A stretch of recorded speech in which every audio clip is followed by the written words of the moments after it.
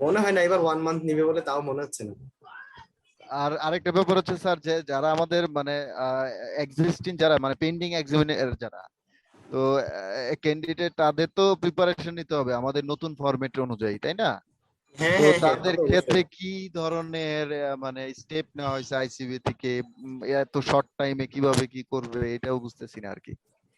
হ্যাঁ, এখন first adapt করতে হবে আর কি, কিছু তো করার নেই। আরেকটা ব্যাপার হচ্ছে স্যার, ওনাদের জন্য যদি কোনো স্টেপ নিতে হয় আমাদের জন্য তো স্টেপ নিতে হবে, তো হ্যাঁ, দুইটা তা কি একসাথেই? এক্সাম যেহেতু হবে সেম প্যাটার্নেই তো পরীক্ষা হবে, কারণ যে রিটেন পরীক্ষা দিত সেও এখন এমসিকিউ দিবে। সো একসাথেই হবে, এখানে কারো আলাদা আলাদা কোনো কিছু থাকবে না মনে হয়।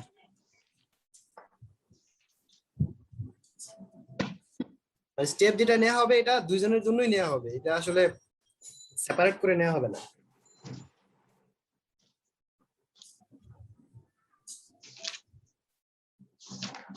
এখন মেইনলি হচ্ছে কি জাস্ট সবাইকে একটু অ্যাওয়্যার করা, কারণ এমসিকিউ নিয়ে আসলে এমসিকিউ এক্সামটা তো সবাই আসলে হেবিচুয়েট, কারণ হচ্ছে সবাই তো এমসিকিউ কোনো না কোনো লেভেলে এমসিকিউ পরীক্ষা দিয়ে আসছে। এসএসসি ইন্টারমিডিয়েট এমসিকিউ পরীক্ষা দিয়ে আসছে, হয়তো আর ভার্সিটি লেভেলে ছিল না, অনেক সময় ভার্সিটি লেভেল গুলোতেও কিন্তু অনেক এমসিকিউ পরীক্ষা কিন্তু হয়, অনেক ধরনের টেস্ট হয়। সো এটা সম্পর্কে সবাই কিন্তু দেখা যাচ্ছে ম্যাক্সিমাম আপনারা কিন্তু এটা সম্পর্কে ফ্যামিলিয়ার। জি স্যার, তা অবশ্য ঠিক, কিন্তু স্যার একটা ব্যাপার কি, আমাদেরকে তো আসলে অনেকেই মানে আমাদের যারা রেসপেক্টেড টিচার আছে তারা তো আমাদের সাজেস্ট করছে যে আইসিএইডব্লিউ এর যেই স্যাম্পল কোশ্চেনটা আছে সেটা এক্সারসাইজ করার জন্য, প্লাস আমাদের যে মানে স্টাডি ম্যানুয়ালের যেই আহ, মানে কন্টেন্ট গুলো আছে ইন্টারেক্টিভ থেকে আমাদের আবার হুম হুম ওই হুম হুম। এগুলো আসলে এক্সারসাইজ করার জন্য। কিন্তু আমি একটা জিনিস দেখলাম যে স্যার, স্যাম্পল কোশ্চেনে আইসিএবি মানে আইসিএইডব্লিউ এর যে স্যাম্পল কোশ্চেন এখানে খুব মানে ইজিলি এবং খুব সুন্দর করে খুব ইজি ইজি কোশ্চেন করা হয়েছে, যেখানে আমাদের মানে অনারেবল টিচাররা অনেক সময় মানে আমাদেরকে আসলে কনফিউজ করে দেয় কোশ্চেন করে। তো স্যার, এইখানে আমাদের মানে এইটা থেকে কতটুকু বেনিফিট হবে আমি বুঝতেছি না স্যার, কারণ অ্যাকচুয়ালি আমাদের আইসিডব্লিউ এটা প্র্যাকটিস করতে বলছে আপনাকে যেন আপনি ফ্যামিলিয়ার হন। আর কোশ্চেনের প্যাটার্ন নর্মালি হচ্ছে একটু ফার্স্টের দিকে যেহেতু কোশ্চেন হবে, খুব কমপ্লেক্স কোশ্চেন হবে না। না হলেই তো বেটার স্যার, কারণ আমরা ফার্স্ট অ্যাডাপ্ট করতেছি একটা নতুন মানে নিউ একটা চেঞ্জ স্যার। তো আইসিবি তা একটা তো অবশ্যই। বড় ধরনের এক্সপেরিমেন্ট করতেছে আমাদের দিয়ে, তো আমাদের জন্য একটু রিল্যাক্স না হলে তো স্যার হয় না। রিল্যাক্স বলে যদি বেশি রিল্যাক্স বেশি বেশি রিল্যাক্স হয়ে গেলে কিন্তু সার্টিফিকেটের দাম কমে যাবে। না স্যার, এট লিস্ট তো স্যার আইসিএইডব্লিউ এর মানে স্ট্যান্ডার্ড হলেই যথেষ্ট, কারণ ওনাদের যে হ্যাঁ, কোশ্চেন প্যাটার্ন দেখলাম যে আসলে আইসিএবি আইসিএবি কিন্তু আইসিএডব্লিউর প্যাটার্নের বাইরে কিন্তু খুব একটা যাবে না, ঠিক আছে। না। আর হ্যাঁ হ্যাঁ আর নর্মালি হচ্ছে কি আমাদের এখানে কোশ্চেনের প্যাটার্ন নর্মালি টিচাররা যে কোশ্চেনের প্যাটার্ন এ পর্যন্ত জমা দিছে খুব কঠিন প্রশ্ন করছে বলে মনে হয় না, আমি মনে করি একটা কোশ্চেন মনে হয় খুব কঠিন করে দিচ্ছে। স্যার, ক্রিটিক্যাল আছে, অনেক কিছুই আছে, অনেক ইস্যু আছে যারা মানে ওনারা খুব আচ্ছা, কনসেপচুয়ালি তুলে আছে। আপনাদের সাথে কি ধরেন ওই যে আমি আপনাদের সাথে যেরকম মানে কোশ্চেনের প্যাটার্ন, তারপরে মানে প্রত্যেকটা ক্লাসের পরে কিছু কিছু এমসিকিউ দেখাই, আপনাদের কি সব টিচাররাই কি এরকম দেখায়?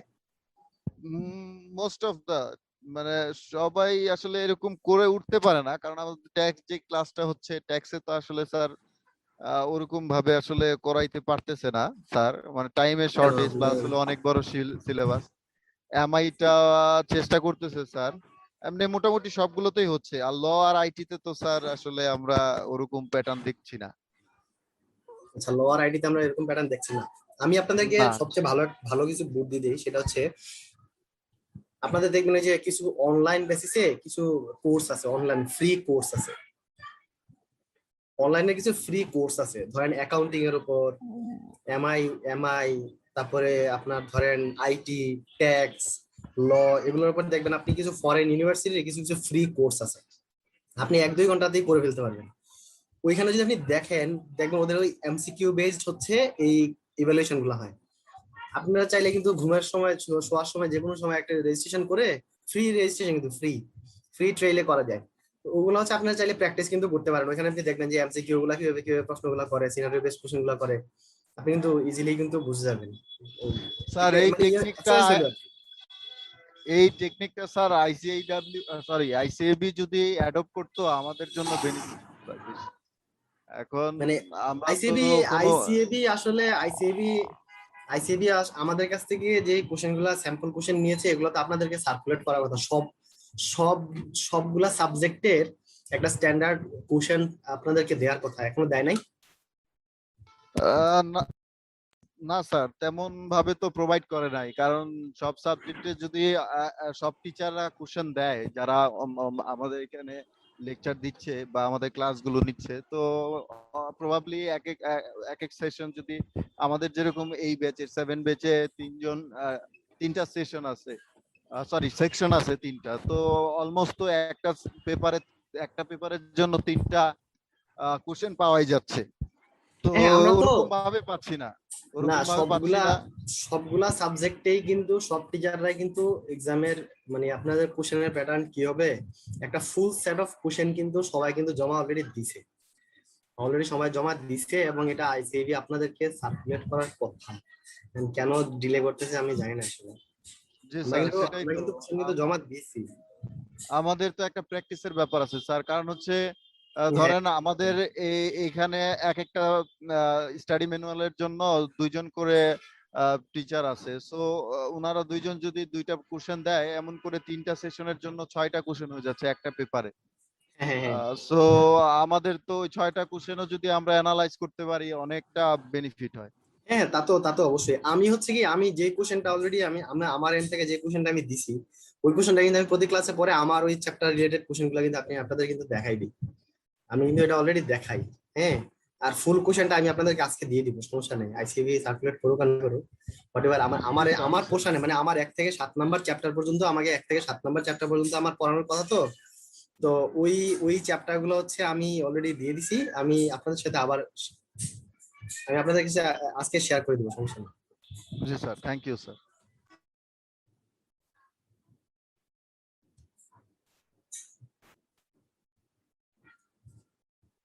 ট্রাভেল হচ্ছে মনে হচ্ছে।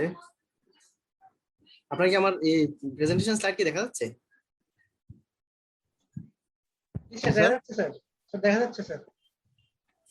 আচ্ছা আচ্ছা, সো ফাইন, দেখা যাচ্ছে না? জি, Fine. আমরা তাহলে শুরু করি, হ্যাঁ? Okay sir. নাহলে পরে আবার কভার দেওয়া যাবে না। আচ্ছা, আজকে আমাদের যে চ্যাপ্টারটা আমরা আলোচনা করব সেটা হচ্ছে চ্যাপ্টার 3। এটা হচ্ছে অর্গানাইজেশনাল এন্ড বিজনেস স্ট্রাকচার নিয়ে। মানে নর্মালি আমাদের বিজনেস, কত ধরনের বিজনেস স্ট্রাকচার হয়, আর বিজনেসের বিটুইন দা বিজনেসে কত ধরনের মানে কত ধরনের ওয়ার্ক স্ট্রাকচার হয়ে থাকে, মানে কত ধরনের ফাংশনাল স্ট্রাকচার হয়, একটা অথরিটি অথবা পাওয়ার, একটা রেসপন্সিবিলিটি কিভাবে ফ্লো হয়, কোন লেভেলে কার রেসপন্সিবিলিটি থাকে, এবং বিভিন্ন ধরনের বিজনেসের আইডিয়া কেমন হয়, মানে বিজনেস প্যাটার্ন কেমন হয়ে থাকে, কত ধরনের বিজনেস অর্গানাইজেশন হতে পারে, তাদের ফাংশন গুলা কি হতে পারে, এবং তারা কিভাবে কাজ করে, এটার অ্যাডভান্টেজ ডিসঅ্যাডভান্টেজ গুলা কি, এগুলা নিয়ে হচ্ছে আজকে আমাদের চ্যাপ্টারটা আলোচনা আর কি। তো চ্যাপ্টারের ইয়েতে মানে চ্যাপ্টার আলোচনার সময় আপনাদের যদি কোনো কোশ্চেন থাকে ডিরেক্ট আমাকে ইন দ্য মিন টাইম করে ফেলবেন, হ্যাঁ? আহ, শোনা যাচ্ছে কথা? জি জি স্যার, স্যার, জি। শোনা যাচ্ছে স্যার। জি জি। সো আমাদের ফার্স্ট যে আলোচনা সেটা হচ্ছে যে অর্গানাইজেশনাল স্ট্রাকচারটা কি। কারণ আমরা যেহেতু আমাদের চ্যাপ্টারটা যেহেতু অর্গানাইজেশনাল এন্ড বিজনেস স্ট্রাকচার নিয়ে, তো প্রথমে আমরা জানবো যে what is organizational structure. Organizational structure টা হচ্ছে this is an form which is the form by grouping of peoples into different departments or section and the allocation of responsibilities and authorities. Organizational structure set out how the various function, that is operation, marketing, HR, are formally arranged. That means কোনো একটা অর্গানাইজেশনের মধ্যে তার in between যত department আছে, একদম operation থেকে শুরু করে একদম মার্কেটিং পর্যন্ত, অপারেশন, মার্কেটিং, এইচআর, ফাইন্যান্স, প্রত্যেকটা ডিপার্টমেন্ট কিভাবে অ্যারেঞ্জ করা হবে, কোন কোন ডিপার্টমেন্টে কতজন লোক থাকবে, হায়ারার্কিটা কি হবে, কে কাকে রেসপন্সিবিলিটি ডেলিগেট করবে, কার রেসপন্সিবিলিটি কি হবে, কার পাওয়ার কতটুকু হবে, এই যে একটা অর্গানোগ্রাম যেটা হবে, এটাই হচ্ছে আমরা ডিফাইন করতে যাচ্ছি this is an organizational structure. যেমন আপনারা যদি অডিটে যান, আপনারা গিয়েই প্রথমে কি বলেন যে আপনাদের অর্গানাইজেশনের অর্গানোগ্রামটা আগে দেন আমাদেরকে। যদি নতুন অডিট ক্লায়েন্ট যদি হয়, ইন দ্যাট কেস সবার আগে আমরা জানার চেষ্টা করি আমাদের কিন্তু আইএসএ যেটাকে বলা আছে আইএসএ তে, যে আপনি এনটিটি সম্পর্কে আগে আপনাকে ইনফর্ম হতে হবে, এনটিটি সম্পর্কে এনটিটি আইডিয়াটা নিতে হবে সবার আগে, দেন আপনি অপারেশন আইডিয়া নেবেন, তারপরে আপনি কাজে যাবেন। দ্য পার্সন যার হচ্ছে অপারেশন এবং এনটিটির আইডিয়া নাই, সে কিন্তু কখনো ভালো অডিটর কিন্তু হতে পারে না। সো ইন দ্যাট কেস আপনি এজ এ অর্গানাইজেশন সম্পর্কে যখন ভালো আইডিয়া নিতে যাবেন, আপনাকে অর্গানাইজেশনের অর্গানোগ্রাম সম্পর্কে আইডিয়া নিতে হবে, যে এখানে কে কার রেসপন্সিবিলিটি পালন করতেছে, কার রেসপন্সিবিলিটি কি, কার কি রোল সে পালন করতেছে, ডিপার্টমেন্ট কয়টা, কোন ডিপার্টমেন্টের কি কাজ, কোন ডিপার্টমেন্টে কে কে অ্যালোকেটেড হয়ে থাকে, কার কি রেসপন্সিবিলিটি, কে কি কাজ করে থাকে। এই যে সাজানোটা, অ্যারেঞ্জমেন্টটা, এটাকে আমরা বলি অর্গানাইজেশনাল স্ট্রাকচার। এখন অর্গানাইজেশনাল স্ট্রাকচারটা কেন দরকার? অর্গানাইজেশনাল স্ট্রাকচারটা দরকার হচ্ছে 5টা কারণে। একটা হচ্ছে লিঙ্ক ইন্ডিভিজুয়াল। লিঙ্ক ইন্ডিভিজুয়াল মানে হচ্ছে যে আমার কোন ডিপার্টমেন্টে কে কাজ করতেছে, যেটা নেটওয়ার্কিং, কমিউনিকেশন এবং রেসপন্সিবিলিটি এবং কন্ট্রোল এবং অথরিটির যেটা নেটওয়ার্কিং, এই নেটওয়ার্কিংটা হচ্ছে আইডেন্টিফাই করা, লিঙ্ক করা, একজন পার্সনের সাথে আরেকজন পার্সনের একটা লিঙ্ক আপ তৈরি করা। অ্যালোকেশন অফ দ্য টাস্ক মানে কার রেসপন্সিবিলিটি কি, কে কি টাস্ক করবে, এটা আইদার ইন্ডিভিজুয়াল লেভেলে অথবা গ্রুপ লেভেলে আমরা এটা অ্যালোকেট করতে পারি, এবং এটা আমরা জানতে পারি যে কাকে কি টাস্ক অথবা রেসপন্সিবিলিটি অ্যালোকেট করা হয়েছে। ফর এক্সাম্পল, একজনের কাজ হচ্ছে ট্যাক্সের কাজ করা, তাহলে ট্যাক্সের কাজ কি, যা সে রিটার্ন সাবমিট করবে, ভ্যাট ট্যাক্সের রিটার্ন জমা দিবে, ট্যাক্স ভ্যাট গুলো ঠিকমতো কমপ্লাই করে কাটা হচ্ছে কিনা সেটা দেখবে, তারপরে অ্যাসেসমেন্টের কাজ সে করবে, কোনো ধরনের আপিল থাকলে এগুলোর কাজগুলো করবে। So this is an allocation of responsibility to tax department. So like finance department, marketing department, procurement department, supply chain. So this are, এখান থেকে আমরা বুঝতে পারবো ইজিলি যে কার রেসপন্সিবিলিটি, কাকে কি টাস্ক অ্যাসাইন করা হয়েছে, either individually or in group.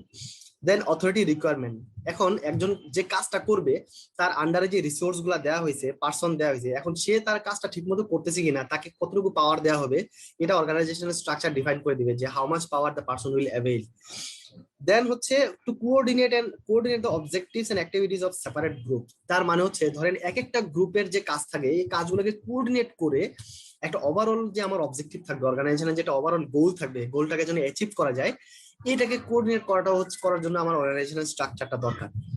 দেন আরেকটা হচ্ছে facilitate to flow of work, যে ফ্লো অফ ওয়ার্ক, ইনফরমেশন এবং রিসোর্সেস, যে কার কাছ থেকে অর্গানাইজেশনের রিসোর্স গুলা, ইনফরমেশন গুলা কার কাছ থেকে কার কাছে ফ্লো হবে, এইটার ফ্যাসিলিটেশনটা কি হবে, এইটাও আমরা অর্গানাইজেশনাল স্ট্রাকচার থেকে জানতে পারি। তার মানে হচ্ছে আমরা যদি সাম আপ করি যে অর্গানাইজেশনাল স্ট্রাকচারটা কি, তার মানে অর্গানাইজেশনাল স্ট্রাকচারটা হচ্ছে একটা অ্যারেঞ্জমেন্ট অফ অর্গানাইজেশনের বিভিন্ন ডিপার্টমেন্ট এবং রিসোর্সেস, এবং যেখানে প্রত্যেকটা পার্সনের রেসপন্সিবিলিটি, তার রোলস এন্ড রেসপন্সিবিলিটি, তার পাওয়ার প্রত্যেকটা ডিফাইন করা থাকবে, এবং কিভাবে অ্যারেঞ্জ করা থাকবে, ফ্লো অফ ওয়ার্ক কি হবে, ফ্লো অফ রিসোর্স কি হবে, ফ্লো অফ পাওয়ার কি হবে, কার রেসপন্সিবিলিটি, এই যে ওভারঅল একটা আইডিয়া হচ্ছে আমরা অর্গানাইজেশনাল স্ট্রাকচার থেকে পাবো। এবং এই আইডিয়াগুলো পাওয়ার জন্য এবং একটা ইফেক্টিভ আউটপুট যেটা আছে অর্গানাইজেশনের ভিশন এবং মিশন যা আছে, ওইটা অ্যাচিভ করার জন্য যা অ্যাক্টিভিটি গুলো করা দরকার, এটা আমি আইডেন্টিফাই করতে পারবো এবং লিঙ্ক করতে পারবো এটা অর্গানাইজেশনাল স্ট্রাকচারের মাধ্যমে। This is all about the organizational structure.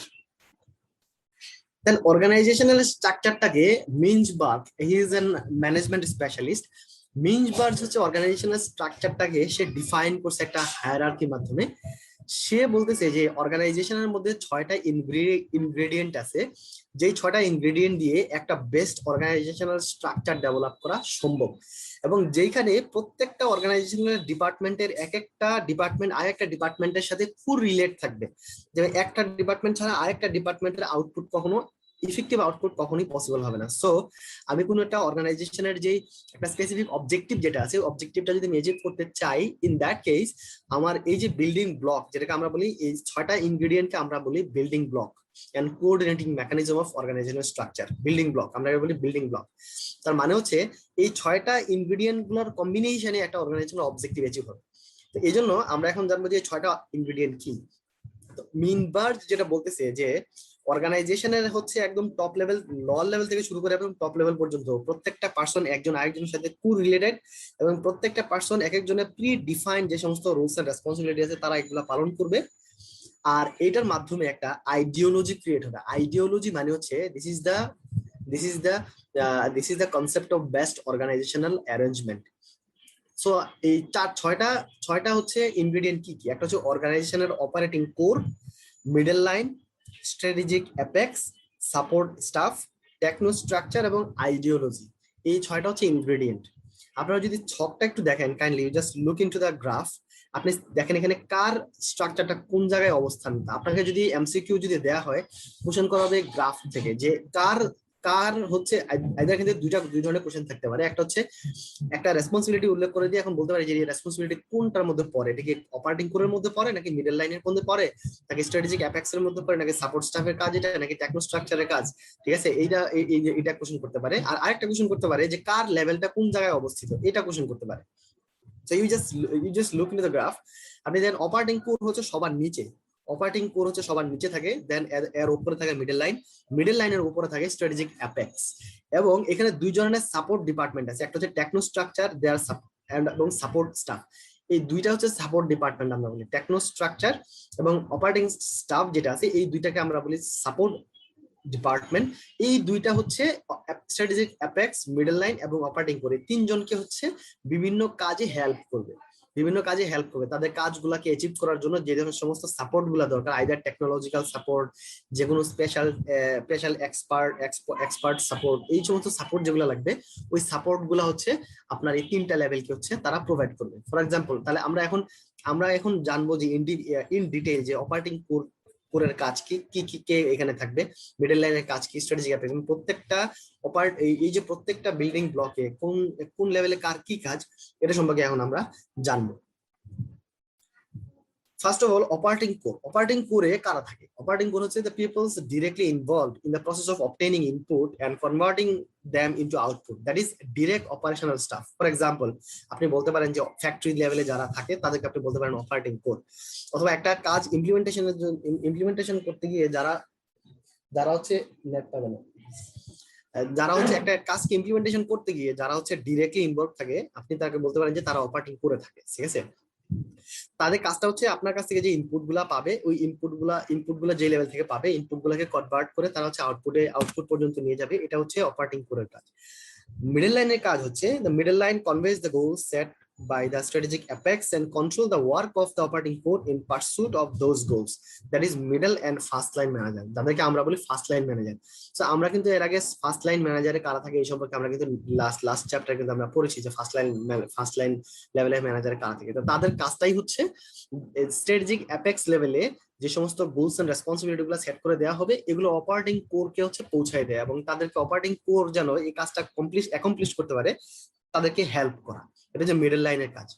Strategic apex এর কাজ হচ্ছে they are the top level manager, for example board of directors, they may be a CEO, they may be an MD, they may be head of internal audit, CFO, COO, they might be on the strategic apex level. এবং তাদের কাজ হচ্ছে তারা হচ্ছে middle লাইনকে হচ্ছে direction দিবে, strategic core কি আছে অর্গানাইজেশন এটা তাকে কমিউনিকেট করে দিবে এবং ওই অনুসারে মিডল লাইন ম্যানেজার অপারেটিং কোরকে দিবে, অপারেটিং কোর এই ইনস্ট্রাকশন অনুসারে আউটপুটটাকে জেনারেট করবে। সাপোর্ট স্টাফের মধ্যে কারা থাকে? Support staff are those ancillary services, for example PR, legal council, then হচ্ছে the cafeteria, security staff. These are the support staff. For example, PR means procurement related staff, or they are mostly procurement related staff. So these are the ancillary department যারা হচ্ছে তাদের কাজই হচ্ছে কোনো একটা standardise function যদি কোনো হেল্পের যদি প্রয়োজন পড়ে অপারেটিং করে দেন তারা হচ্ছে এটা প্রোভাইড করে। ফর এক্সাম্পল কোনো ধরনের লিগ্যাল কনসালটেন্সি যদি প্রয়োজন পড়ে then they will provide the legal consultancy services. ঠিক আছে, ফর এক্সাম্পল আপনার অর্গানাইজেশন যে ক্যাফেটেরিয়া আছে আপনাকে লাঞ্চ প্রোভাইড করতেছে, ক্যাফেটেরিয়াতে যারা থাকে they are the support staff. For example আপনি চা নাস্তা করতেছেন, যে যারা এই যে পিয়ন যারা আছে যারা আপনাকে চা নাস্তা প্রোভাইড করে দেয় they are also your support staff. আপনার যে যারা ফটোকপি করে দিচ্ছে they are the supporting staff. ঠিক আছে, so this are the supporting staff. আর টেকনো স্ট্রাকচার বলতে থাকে, টেকনো স্ট্রাকচারে কারা থাকে? টেকনো স্ট্রাকচারে থাকে হচ্ছে the person who has an expert knowledge in a specific area, একটা স্পেসিফিক এরিয়াতে যাদের একজন এক্সপার্ট নলেজ থাকে। For example taxation, for example IT, information টেকনোলজিতে আপনার অর্গানাইজেশনের যে ইনফরমেশন সার্ভিসটা প্রোভাইড করার জন্য আইটি সার্ভিস প্রোভাইড করার যারা থাকে they have the specialized knowledge, so they are on the techno structure. আবার টেকনো স্ট্রাকচারের আবার আরেকটা কাজ হচ্ছে যখন কোনো ধরনের ট্রেনিং অথবা এক্সপার্ট ডেভেলপমেন্টের কাজ করা যদি প্রয়োজন হয় in that case techno structure হচ্ছে সাপোর্ট কাজটাও প্রোভাইড করে থাকে। সো আইডিওলজিটা কি? এই অপারেটিং কোর থেকে একদম স্ট্র্যাটেজিক অ্যাপেক্স লেভেল পর্যন্ত ইনক্লুডিং সাপোর্ট স্টাফ এবং টেকনো স্ট্রাকচার আপনার এই একটা ওভারঅল হচ্ছে বিলিফ ভ্যালুস এবং ট্রেডিশন ক্রিয়েট করার জন্য একটা যে বিজনেস কালচার ডেভেলপ হবে, এই ওভারঅল বিজনেস কালচারটাকে অথবা অর্গানোগ্রামটাকে আমরা বলি আইডিওলজি। আইডিওলজির মাধ্যমে আমরা এক্সপ্রেস করতে পারবো যে আমার কোন লেভেলে কারা কাজ করছে, কার রেসপন্সিবিলিটি কি, এবং কে কে কি পরিমাণ ভ্যালু এডিশন করছে। ঠিক আছে, সো এই সবটা মিলে যে অর্গানাইজেশনের একটা বিজনেস কালচার ডেভেলপ হবে, এটাকে আমরা বলবো হচ্ছে আইডিওলজি। হ্যাঁ, সঞ্জয় সরকার। স্যার ওই মানে আমাদের ডায়াগ্রামটাতে একটু যাবেন স্যার, মানে আগের পেজে। জি স্যার, এখানে তো স্যার আইডিওলজি কিছু দেখতেছি না, মানে তাহলে আইডিওলজি মানে হচ্ছে এই ওভারঅলটা মিলে হচ্ছে একটা আইডিওলজি। আইডিওলজি এখানে কোনো লেভেল না, ideology is not part of level. Ideology is one of the ingredient of, that is the expression of the overall ingredient of the এই অর্গানাইজেশনাল স্ট্রাকচার। ঠিক আছে, মানে আমরা যেটাকে বলি, ফর এক্সাম্পল আপনি একটা জিনিস খেয়াল করেন, ধরেন আমি একটা কোম্পানি ফর এক্সাম্পল XYZ একটা কোম্পানি। তো কোম্পানি কিন্তু একটা নাম, বাট এটার মধ্যে কিন্তু অনেক কিছু থাকে, পার্সন থাকে, ডিপার্টমেন্ট থাকে। এই যখন এই পার্সন ইন্ডিভিজুয়াল ডিপার্টমেন্ট গুলোকে যখন আমি অ্যালোকেট করবো, তখন আমি এগুলোকে techno structure, organizational core, middle line, techno structure, support staff, strategic apex এগুলোতে ডিভাইড করবো। But as a whole overall যখন আমি বলবো this is an ideology, that is this is XYZ company. ঠিক আছে, ওকে স্যার। মানে হচ্ছে this is the overall expression of the organizational structure. ঠিক আছে স্যার একটা কোশ্চেন স্যার। স্যার স্যার, এই মানে এই যে এখানে স্যার ডায়াগ্রামটা আছে না স্যার, এটার কি স্যার? কোনো এখানে যে ডায়াগ্রামটা আমরা দেখতেছি স্যার, এটার কি কোনো সিগনিফিকেন্স আছে? মানে এই ডায়াগ্রামটা এভাবেই হলো কেন? এটা তো অন্যভাবে হতে পারতো। এটা এই জন্যই হয়েছে, কারণ হচ্ছে সিগনিফিকেন্সটা হচ্ছে যে অপারেটিং টেকনো স্ট্রাকচার এবং সাপোর্ট স্টাফ। এখন যেহেতু মিনবাস সে একজন থিওরিস্ট, সে যখন একজন থিওরিটা প্রোভাইড করছে, তখন সে স্ট্রাকচারটা আসলে এভাবে ডিফাইন করে দিছে, the structure might be look like that. ঠিক আছে, এখন সিগনিফিকেন্সটা কি? সিগনিফিকেন্সটা হচ্ছে যে কোরিলেট করা। একটা হচ্ছে যে আপনার লেভেলটা তো আপনি আইডেন্টিফাই করতেছেন, যে স্ট্র্যাটেজিক অ্যাপেক্স, মিডল লাইন এবং অপারেটিং কোডটা তো আইডেন্টিফাই আপনি করতে পারতেছেন। এখন আপনার যেটা জানা দরকার সেটা হচ্ছে টেকনো স্ট্রাকচার এবং সাপোর্ট স্টাফটা হচ্ছে কেন এই রাইট এবং লেফট সাইডে। কারণ হচ্ছে হ্যাঁ হ্যাঁ তাদের কাজ হচ্ছে পুরো লেভেলটাকেই হচ্ছে ইয়ে করা, সাপোর্ট দেয়া। ঠিক আছে, যখন এই তিনটা লেভেল যখন কোনো ধরনের সাপোর্টের প্রয়োজন হবে, তখন either specialized support or day to day support তারা হচ্ছে সাপোর্ট দিবে। That means both are for 3 level. ঠিক আছে, সো দ্যাটস ওয়াই এটা এইভাবে ডিজাইন করা হয়েছে। কিন্তু এটা অন্যভাবে হলো না কেন, এটা আসলে কোনো অ্যান্সার নাই। কারণ আচ্ছা হচ্ছে স্যার। জি জি জি জি স্যার, মানে আমার জাস্ট মনে হইলো যে এই ডায়াগ্রামটা এরকম কেন করলো, এটা তো অন্যভাবে করতে পারতো আর কি, সেই জন্য জিজ্ঞাসা করছি। হ্যাঁ, তা তো অবশ্যই স্বাভাবিক। এখন আমি আমার থিওরিটা আসলে কিভাবে প্রকাশ করব, এখন এটা ডিপেন্ডস অন দ্য থিওরিস্ট। ঠিক ওকে আছে, sir, okay sir. This is the thing actually. So overall যখন আমরা হচ্ছে এখানে কিন্তু একটা জিনিস খেয়াল করেন, আমাদের থিওরিটার নামই হচ্ছে the building blocks and coordinating mechanism of organizational structure. তাহলে আমরা এখন আইডিয়া নিলাম যে আমাদের 5টা বিল্ডিং ব্লক আছে আর একটা হচ্ছে আইডিওলজি আছে। এখন আমরা যদি কোঅর্ডিনেটিং মেকানিজম গুলো কি কি আছে, কোঅর্ডিনেটিং মেকানিজম সেগুলো আমরা জানবো। কোঅর্ডিনেটিং মেকানিজম মানে হচ্ছে এই যে আমার যে বিল্ডিং ব্লকটা যে হচ্ছে আমি আমি আইডেন্টিফাই করলাম যে এটা আমার বিল্ডিং ব্লক এবং স্ট্রাকচার এরকম হতে পারে। এখান থেকে আমি আউটপুট কি পেতে পারি, what might be my output. আউটপুটটা হতে পারে সেটা হচ্ছে যে ডিরেক্ট সুপারভিশন। মানে হচ্ছে আমি একজনকে যে ডিরেক্ট সুপারভিশন দিচ্ছি, এটা আমি আইডেন্টিফাই এখান থেকে করতে পারছি যে আমি কি অর্ডার দিচ্ছি। সাবঅর্ডিনেট লেভেল থেকে সুপারভাইজার লেভেল থেকে যে সাবঅর্ডিনেট লেভেল পর্যন্ত যে একটা রেসপন্সিবিলিটি যে ফ্লো হচ্ছে, অর্ডার যে ফ্লো হচ্ছে, এটা আমি এখান থেকে ইজিলি আইডেন্টিফাই করতে পারি। এখানে ফোকাস করা হচ্ছে স্ট্যান্ডার্ডাইজেশন অফ ওয়ার্ক, কারণ আপনি দেখেন এখানে সাপোর্ট স্টাফ কি কাজ করবে এখানে ফিক্স করা হচ্ছে, টেকনো স্ট্রাকচারে কে কি কাজ করবে সেটা ফিক্স করা হচ্ছে, অ্যাপেক্স লেভেলে কে কি কাজ করবে সেটাও ফিক্স করা হচ্ছে। That's why we can find that there is an standardization of work, মানে কে কোন লেভেলে কি কাজ করবে এটা স্ট্যান্ডার্ডাইজেশন করা হচ্ছে, প্রসিডিউরাল স্ট্যান্ডার্ডাইজেশন করা হচ্ছে। So we can find the concept that there is an standardization of work concept. আর হচ্ছে standardization of skills. For example এই যে আমরা বললাম যে টেকনো স্ট্রাকচার যারা হাইলি স্কিলড হবে একটা পার্টিকুলার এরিয়াতে, যারা সাপোর্ট স্টাফ তারা একটা পার্টিকুলার কাজ করবে, অ্যাপেক্স লেভেলে তারা স্ট্র্যাটেজি ডেভেলপ করবে, মিড লেভেল ম্যানেজার তারা হচ্ছে তাদের যে অপারেটিং স্ট্র্যাটেজিক লেভেল থেকে যে সমস্ত আইডিয়াগুলো আসবে এগুলোকে ইভালুয়েট করে অপারেটিং করতে দিবে। So this is a standardization of skills. Then standardization of output, তার মানে হচ্ছে আপনি যে একটা টার্গেটেড আউটপুট যেটা আছে এটাকে স্ট্যান্ডার্ড লেভেলের একটা আউটপুট পাওয়ার জন্য আপনি এটা আউটপুট পাওয়ার জন্য আপনি কিভাবে কাজ করবেন এবং একটা আউটপুট যেমন জেনারেট করবেন, এটা আমরা এখান থেকে আইডেন্টিফাই করতে পারছি। আর আরেকটা হচ্ছে মিউচুয়াল অ্যাডজাস্টমেন্ট। মিউচুয়াল অ্যাডজাস্টমেন্ট মানে হচ্ছে যেহেতু একটা লেভেল আরেকটা লেভেলের সাথে রিলেটেড, আমরা এখান থেকে ইজিলি হচ্ছে একটা কমিউনিকেশন নেটওয়ার্ক ডেভেলপ করতে পারতেছি, সেলফ গভর্নেন্স ডেভেলপ করতে পারতেছি, এবং যখন যার সাপোর্ট দরকার আমরা দিতে পারতেছি, এবং যেখানে কারেক্টিভ অ্যাকশন নেওয়া দরকার আমরা করতে পারতেছি। That's why we are calling this A mutual adjustment. So there is an 5 advantages or 5 output we can get from this coordinating mechanism or building blocks. This is the direct supervision, standardization of work, standardization of skills, standardization of output, and mutual adjustment. Now আমরা এখন আলোচনা করব, আপনি যদি দেখেন যে ইন্টারমিডিয়েটে আপনারা পড়ে আসছেন যে হেনরি ফেয়ালের 14 নীতি। সো ইজ देयर এনিওয়ান যে কে হেনরি ফেয়ালের নীতি কেউ পড়েন না এরকম কেউ? পড়ছি স্যার, ফয়েলস ল পড়ছি। হ্যাঁ, সেগুলোকে আপনি দেখেন এখানে classical principles of organizational structure যেটা বলা হয়েছে, এটাও আমাদের এখানে আমরা আলোচনা করবো। সেটা হচ্ছে যে আমাদের 14টা গাইডিং প্রিন্সিপালস আছে, যেটা আমরা যে 14 নীতি বলি আমরা, হেনরি ফেয়ালের 14 নীতি যেটা, এটাও এখানে বলা আছে যে আপনি যখন কোনো একটা অর্গানাইজেশনাল স্ট্রাকচার যখন ডেভেলপ করবেন, এই ক্ষেত্রে আপনার এই 14 principles is very much important.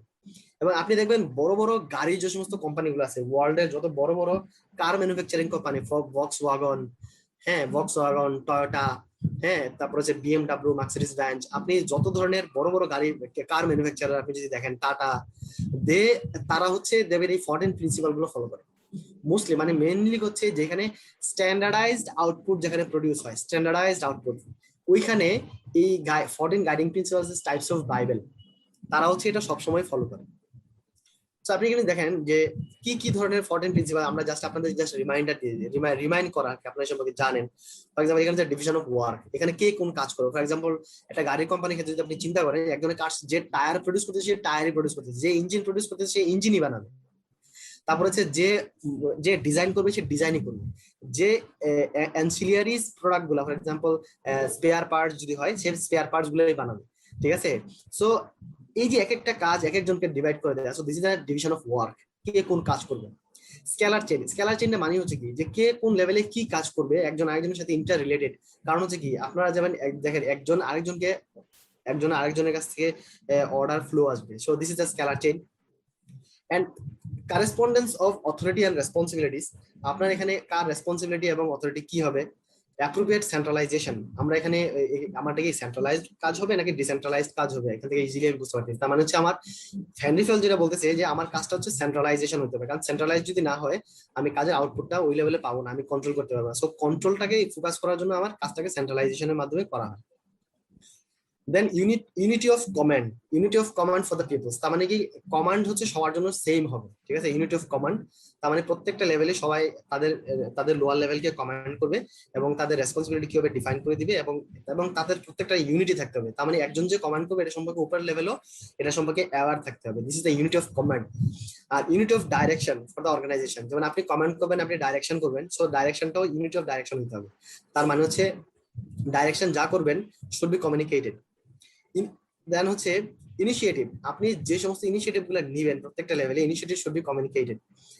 সাবঅর্ডিনেশন of individual interest, তার মানে হচ্ছে কি সাবঅর্ডিনেশন অফ ইন্ডিভিজুয়াল ইন্টারেস্ট মানে হচ্ছে এখানে যখন আপনি একটা কাজ করবেন, কাজ করতে গেলে আপনি প্রত্যেকটা মানুষের যে সমস্ত নিডস গুলো আছে, তার স্যালারি বলেন, বোনাস বলেন, তার আদার ওয়ার্ক এনভায়রনমেন্ট বলেন, সবকিছু আপনাকে কি করতে হবে, রিকনফার্ম করতে হবে। ডিসিপ্লিন, আপনার এখানে কাজের মধ্যে ডেফিনেটলি ডিসিপ্লিন থাকতে হবে। অর্ডার ফ্লো হবে। স্টেবিলিটি অফ পার্সোনাল, তার মানে আপনি এই যে অর্গানাইজেশনের আপনার পার্সোনাল যারা আছে, এমপ্লয়িজ যারা আছে, তাদের মধ্যে যেন টার্নওভারটা যেন কম হয় সেটা দিকে খেয়াল রাখতে হবে। আমার অর্গানাইজেশনের একটা এমপ্লয়ি অর্গানাইজেশনে আসা জয়েন করা থেকে শুরু করে সে যে চলে যাচ্ছে, তার মানে একটা অর্গানাইজেশনের কোম্পানিতে একটা নাম্বার অফ এমপ্লয়িজ বছরে কি পরিমাণ চলে যাচ্ছে, এই জিনিসটা কন্ট্রোল করতে হবে। তার মানে হচ্ছে পার্সন যে এখানে আসবে সে মনে করতে হবে যে company is paying much, company আমাকে স্ট্যান্ডার্ড লেভেলে সবকিছু আমাকে পেমেন্ট করতেছে, দ্যাটস ওয়াই একটা পার্সোনাল একটা স্ট্যাবিলিটি থাকতে হবে। কালচারটা হচ্ছে আমার অ্যাকসেপ্টেবল কালচার হতে হবে, ফ্লেক্সিবল কালচার হবে, অথবা যদি স্ট্রিক্ট কালচারও যদি হয়, but it should be and tolerable to person.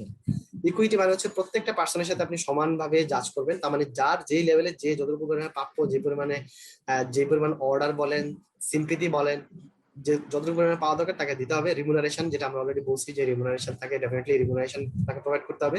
R aspect ডিক্রপস একটা মানেটাই হচ্ছে যে harmonious team work are essential to promote the discipline and containment, মানে হচ্ছে যে আপনার যে সমস্ত টিম ওয়ার্ক যেগুলো হবে, টিম ওয়ার্ক গুলোর মাধ্যমে কি থাকবে, হারমোনি থাকবে, মানে ডিসিপ্লিন, যেটা আমরা বলতে পারি this is a part of discipline, ঠিক আছে। আমরা যেটা এর আগে ডিসিপ্লিন বললাম, so this is N harmony of discipline, মানে হচ্ছে আপনার প্রত্যেকটা ডিপার্টমেন্টে এবং প্রত্যেকটা লেভেলে আপনার ডিসিপ্লিনকে মেনটেন করতে হবে।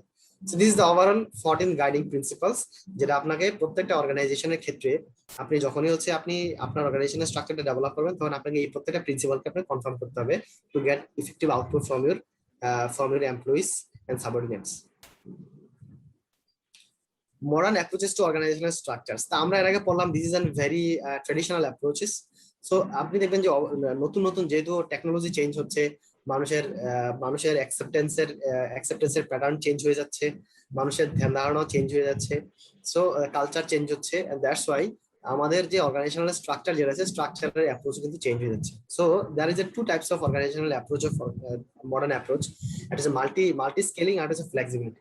তো মাল্টি স্কিলিংটা মানে হচ্ছে যে আপনার অর্গানাইজেশনে শুধুমাত্র একটা এমপ্লয়িকে এক ধরনের স্কিল ডেভেলপ করলে হবে না, আপনি বিভিন্ন মাল্টি স্কিল ডেভেলপ করতে হবে। আপনি এমপ্লয়িদেরকে এবং আপনার অর্গানাইজেশন এবং অ্যাজ এ হোল আপনার এমপ্লয়িজ এবং অ্যাজ এ হোল আপনার organization should have multi scaling in your operation. আর ফ্লেক্সিবিলিটি হচ্ছে ডেফিনেটলি ফ্লেক্সিবল থাকতে হবে, কারণ ফ্লেক্সিবিলিটি যদি না থাকে তাহলে আপনি চেঞ্জকে কখনোই অ্যাডাপ্ট করতে পারবেন না। So your organization should be flexible. আর ফ্লেক্সিবিলিটির ক্ষেত্রে আপনাকে তিনটা জিনিস মাথার মধ্যে রাখতে হবে, যে তিনটা জিনিস হচ্ছে ফার্স্ট অফ অল একটা হচ্ছে smaller multi skilled temporary structure such as project or task force team. আপনাকে ফ্লেক্সিবিলিটির ক্ষেত্রে যদি আপনি যখন আপনি ফ্লেক্সিবিলিটির কথা যদি আপনি চিন্তা করবেন, ইন দ্যাট কেস আপনাকে সবচেয়ে খেয়াল রাখতে হবে আপনার টিমগুলো ছোট ছোট টিমে ডিভাইড করে ফেলতে হবে এবং তাদের মাল্টি স্কিল থাকতে হবে এবং স্ট্রাকচারটা টেম্পোরারি স্ট্রাকচার হতে হবে। কারণ কি, যখনই কোনো একটা চেঞ্জ আসবে সাথে সাথে অ্যাডপ্ট করার ক্যাপাসিটি আপনার থাকতে হবে, দ্যাটস ওয়াই স্ট্রাকচার হবে টেম্পোরারি। যখনই চেঞ্জ আসবে সাথে সাথে নতুন চেঞ্জটাকে অ্যাডপ্ট করার জন্য আবার নতুন স্ট্রাকচার ডেভেলপ হবে। আর ম্যাট্রিক্স অর্গানাইজেশন সম্পর্কে আমরা পরে আলোচনা করব। We have an separate slide about the matrix organization. আর ম্যাট্রিক্স অর্গানাইজেশনের কমন আইডিয়াটা হচ্ছে একটা এখানে মাল্টি ফাংশনাল ইউনিট থাকবে which is facilitating the communication and coordination across departmental boundaries। তার মানে হচ্ছে একটা ডিপার্টমেন্টে অন্য একটা ডিপার্টমেন্টের হেডেরও সুপারভিশন থাকতে পারে, একটা কোম্পানিতে আরেকটা কোম্পানির আরেকটা হোল্ডিং কোম্পানির হচ্ছে ইন্টারেস্ট থাকতে পারে, সো সুপারভিশন থাকতে পারে, অর্ডার থাকতে পারে। So this is the matrix organization. আর flexible deployment of the labour resources, আপনার এখানে যে লেবার রিসোর্স যারা আছে সেটা ফ্লেক্সিবল ডেপ্লয়মেন্ট থাকতে হবে। তার মানে কি, যখন যাকে যেই লেভেলের রিসোর্স আপনার লেবার রিসোর্স দেওয়ার প্রয়োজন তাকে ওই লেভেলের রিসোর্স আপনাকে প্রোভাইড করতে হবে। দিস ইজ ফ্লেক্সিবিলিটি থাকতে হবে। So this is overall the modern approaches of organizational structure. Communicating the organizational structure. Now আমরা এখন জানবো যে আমরা organizational structure এর মধ্যে যদি কমিউনিকেশন যদি বলি তাহলে কমিউনিকেশনের স্ট্রাকচারটা নরমালি কেমন হয়ে থাকে। আপনি দেখেন যে যখন একটা organizational structure যখন কমিউনিকেট যখন করা হয়, there are three main method of communicating the structure of the business. First of all হচ্ছে আপনি দেখেন সবার উপরে কে থাকে, সবার উপরে থাকে অর্গানাইজেশন অফ দ্য বিজনেস। সবার আগে অর্গানাইজেশনের বিজনেসের অর্গানাইজেশন কি হবে, that is the name of the company. Then organizational chart থাকবে, একটা অর্গানাইজেশনাল ম্যানুয়াল থাকবে, জব ডিসক্রিপশন থাকবে। So this is the communication of organizational structure. That means প্রথমে আপনার মেইন কনসেপ্টটা হচ্ছে আপনার অর্গানাইজেশন অ্যাজ এ হোল, এবং অর্গানাইজেশনটা যে কাজ করছে এবং অর্গানাইজেশন কি আউটপুট চায় সেটা ডিভাইড করা থাকবে অর্গানাইজেশনাল চার্টে। তার মানে হচ্ছে কি, কোন লেভেলে কে থাকবে একটা চার্ট আকারে প্রকাশ করা থাকবে। আর অর্গানাইজেশনাল ম্যানুয়ালটাতে যেটা থাকবে সেটা হচ্ছে যে আপনি যে কাজগুলো করছেন আপনার কোন পলিসি এবং প্রসিডিউর ফলো আপনি করতেছেন, দ্যাট ইজ আমরা বলি এসওপি, স্ট্যান্ডার্ড অপারেটিং প্রসিডিউর আমরা যেটা বলি এসওপি বলি আমরা। আপনারা অনেকে বলেন ম্যানুয়াল, ঠিক আছে, যেমন finance manual, HR manual, procurement manual. So this are the organizational manual, যে কোন ডিপার্টমেন্ট কোন ধরনের ম্যানুয়াল পলিসি এবং প্রসিডিউর নিয়ে কাজ করবে এটা ডিফাইন করা থাকবে। আর জব ডিসক্রিপশন, তার মানে হচ্ছে প্রত্যেকটা লেভেলে যে সমস্ত ডিপার্টমেন্ট আছে এবং এখানে যে লোক কাজ করছে তাদের প্রত্যেকের জব ডিসক্রিপশন থাকবে। সো এই তিনটা হচ্ছে মেইন মেকানিজম পুরোটা অর্গানাইজেশনের স্ট্রাকচার ডেভেলপ করতে গেলে, এবং এটাই হচ্ছে আপনি অর্গানাইজেশনে আপনি প্রত্যেকটা লেভেলে আপনাকে কমিউনিকেট করে দিতে হবে।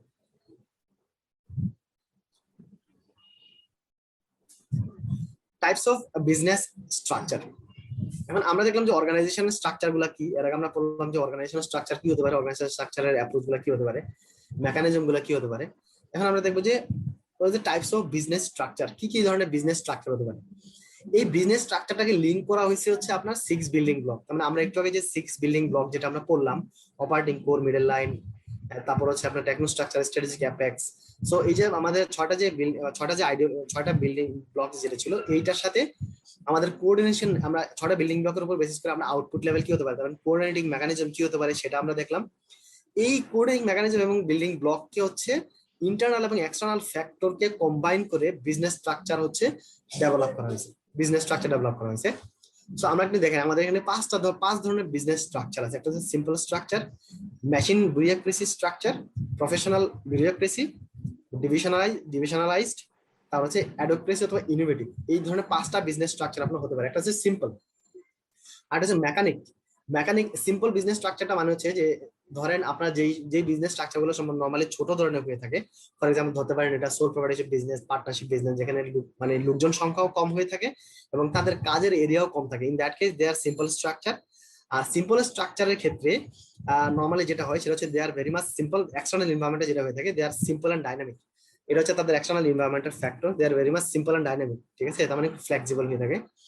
আর ইন্টারনাল ফ্যাক্টর যেটা নিয়ে কাজ করে সেটা হচ্ছে দে আর ভেরি স্মল, তারা হচ্ছে একটু স্মল হয়ে থাকে। ইয়াং বলতে এখানে বোঝানো হচ্ছে যে তাদের নর্মালি হচ্ছে যে আপনি যদি লাইফ সাইকেল অফ অর্গানাইজেশন যদি দেখেন, যেমন প্রোডাক্টের লাইফ সাইকেল থাকে, অর্গানাইজেশনেরও লাইফ সাইকেল থাকে। সো অর্গানাইজেশনের লাইফ সাইকেলের দিকে আপনি যদি দেখেন স্মল স্ট্রাকচার মানে হচ্ছে প্রথম যখন একটা অর্গানাইজেশন শুরু হয় তখন একটা স্মলই থাকে, এই জন্য এটাকে বলা হচ্ছে ইয়াং। তার মানে অ্যাকচুয়ালি এটাকে বোঝা হচ্ছে যে লাইফ সাইকেলের একদম এখনো স্টার্টিং অথবা গ্রোথ লেভেলে আছে, দে আর ইয়াং। আর সিম্পল টাস্ক বলতে বোঝাচ্ছে এখানে যে যেহেতু অর্গানাইজেশনের এনভায়রনমেন্টটা সিম্পল এবং ফ্লেক্সিবল, তাদের টাস্ক যেগুলো আছে এগুলো সিম্পল লেভেলের হয়ে থাকে। সো এখানে বিল্ডিং ব্লক যেটা কাজ করে থাকে, ফর এক্সাম্পল এখানে যারা ওনার এবং ম্যানেজিং ডিরেক্টর যারা আছে, সিইও যারা আছে, তারা সরাসরি ইনভলভ থাকে। সো দ্যাটস ওয়াই এখানে ইনভলভমেন্ট হচ্ছে স্ট্র্যাটেজিক লেভেলের যারা ইনভলভমেন্ট তারা ইনভলভমেন্ট থাকে। আর ডিরেক্ট সুপারভিশন থাকে এখানে, কারণ হচ্ছে স্ট্র্যাটেজিক লেভেল থেকে ওরা ডিরেক্টলি হচ্ছে অর্গানাইজেশনের এমপ্লয়ীদের সুপারভাইজ করে। That's why they are on the direct supervision. Mechanistic then machine bureaucracy আমরা যেটাকে বোঝাই, আপনি যদি এখন টেইলরের থিওরি দেখেন, টেইলর বলছে যে অর্গানাইজেশনের প্রত্যেকটা এমপ্লয়ি হচ্ছে লাইক এন মেশিন, এবং তারা হচ্ছে অলওয়েজ স্ট্যান্ডার্ডাইজড কাজ করে থাকে, and that's why they are machine bureaucracy. এখন মেশিন বিউরোক্রেসি যেহেতু তাদের কাজটা কিন্তু সিম্পল এবং স্ট্যাটিক, কারণ হচ্ছে কি একটা নির্দিষ্ট কাজ থাকে এবং ওরা শুধু ওই কাজটাই করে থাকে। ফর এক্সাম্পল আপনি যদি চিন্তা করেন একটা শু ম্যানুফ্যাকচারিং কোম্পানি, তার কাজ হচ্ছে শুধুমাত্র শুই প্রোডাকশন করবে। ফর এক্সাম্পল একটা ডিপার্টমেন্ট আছে, তার একটা কাস্টমার তাকে যে শুজ হচ্ছে অর্ডার করেছে, সে ওই অর্ডার শুটাই ওই একটা নির্দিষ্ট লেভেলের শুজ, ওই সেম ডাইমেনশনের, সেম লেন্থ এবং ওয়াইডের, সেম ডিজাইনের কাজ সে ওইটাই শুধুমাত্র করছে। ফর এক্সাম্পল আপনি টেক্সটাইল, ফর এক্সাম্পল আপনি একটা টি শার্ট অর্ডার দিলেন, ওই টি শার্ট ওই সেম লেভেলের টি শার্টটাই সে শুধুমাত্র প্রডিউস করবে। So this is static and simple. আর এখানে হচ্ছে বলতেছি ইন্টারনাল ফ্যাক্টরটা যেটা হচ্ছে বলছে এই মেশিন বিউরোক্রেসির ক্ষেত্রে যেটা দেখবেন অর্গানাইজেশনের স্ট্রাকচারটা একটু বড় হয়, একটু ওল্ড হয়, তার মানে হচ্ছে তারা লাইফ সাইকেলের একটু ওল্ড পর্যায়ে মানে ম্যাচুরিটি পর্যায়ে তারা থাকে। আর এখানে সবচেয়ে বেশি পরিমাণে ইনভলভ থাকে হচ্ছে টেকনো স্ট্রাকচার যারা থাকে, তার মানে আপনি দেখেন আইদার ডিজাইনার অথবা যে কাজ করতে থাকে কাজ করতেছে অপারেটর অথবা ডিজাইনার, ঠিক আছে, যারা এখানে কাজ করে তারপর হচ্ছে আপনার যারা থাকে ফর এক্সাম্পল তার মানে ডিজাইনার থাকে, আপনার হচ্ছে ডিজাইনার থাকে, তারপর হচ্ছে প্রোডাকশন এমপ্লয়ি থাকতে পারে, ঠিক আছে, সো টেক্সটাইল ইঞ্জিনিয়ার থাকতে পারে, ঠিক আছে। So they will directly involve, যাদের একটা স্পেশাল এক্সপার্টাইজ আছে, so they will be follow in techno structure. এবং এখানে কাজটা হচ্ছে স্ট্যান্ডার্ডাইজেশন অফ ওয়ার্ক। আপনি একটা জিনিস খেয়াল করেন, এখানে কাজটা আমরা বললাম যেহেতু একই কাজ করবে, যে জন্য এটা আমরা বললাম স্ট্যান্ডার্ডাইজেশন অফ ওয়ার্কের মধ্যে পড়বে। প্রফেশনাল বিউরোক্রেসি মানে হচ্ছে যেখানে প্রোডাকশন লেভেলের কাজ হবে না, এখানে সার্ভিস লেভেলের কাজ হবে। ফর এক্সাম্পল যারা কনসালটেন্সি কোম্পানি আছে, সার্ভিস কোম্পানি, ফর এক্সাম্পল আপনি যদি দেখেন মোবাইল টেলকো অপারেটর যারা আছে, আমরা সিএফএম যারা আছে, কনসালটেন্সি কোম্পানির কাজ যারা করে, ট্যাক্সের কাজ যারা করে, ঠিক আছে। সো দিজ আর লয়ার হতে পারে। So these are the professional বিউরোক্রেসির মধ্যে পড়ে। আর তাদের কাজটা হচ্ছে কমপ্লেক্স টাইপের, কারণ সিনারিও বেসড কাজ থাকে, সো কাজটা একটু কমপ্লেক্স টাইপের থাকে এবং স্ট্যাটিক, কারণ হচ্ছে তাদের কাজটা হচ্ছে সিনারিও বেসড যদিও হয়ে থাকে, but particular law, rules and রেগুলেশনের মাধ্যমে যেহেতু কাজটা হয়ে থাকে, সো দেখা যাচ্ছে যে একই কাজ হয়তো বারবার আসবে, বাট ভেরিয়েশনের কাজ থাকবে, বাট আলটিমেটলি একটা নির্দিষ্ট রুলস এন্ড রেগুলেশন যেহেতু ফলো করে করতে হবে, that's why they are static. আর প্রফেশনাল সিম্পল সিস্টেম, তার মানে কি আমাদের প্রফেশনাল একটা নির্দিষ্ট একটা প্রফেশনাল প্রসিডিউর থাকবে, আমরা প্রফেশনাল প্রসিডিউরের মাধ্যমে আমরা এই ধরনের সার্ভিসগুলো দিয়ে থাকবো। So this are the internal factor. আর এইখানে আপনি প্রফেশনাল সার্ভিস যারা দিতে যায়, ডিরেক্টলি যারা কাজগুলো করে তারা অপারেটিং লেভেলের এমপ্লয়িরাই সরাসরি ইনভলভ থাকে। আর এখানে স্ট্যান্ডার্ডাইজেশন অফ স্কিলস, যেহেতু আপনার সার্ভিস লেভেলে যেহেতু আপনি কাজ করবেন, you need the skills, that's why এখানে স্ট্যান্ডার্ডাইজেশন অফ স্কিলস এর প্রয়োজন হবে এবং আউটপুটটা হবে standardization of skills. Divisionalized structure যেখানে আছে সেখানে হচ্ছে আপনার কোন, হ্যাঁ কামরুল ইসলাম।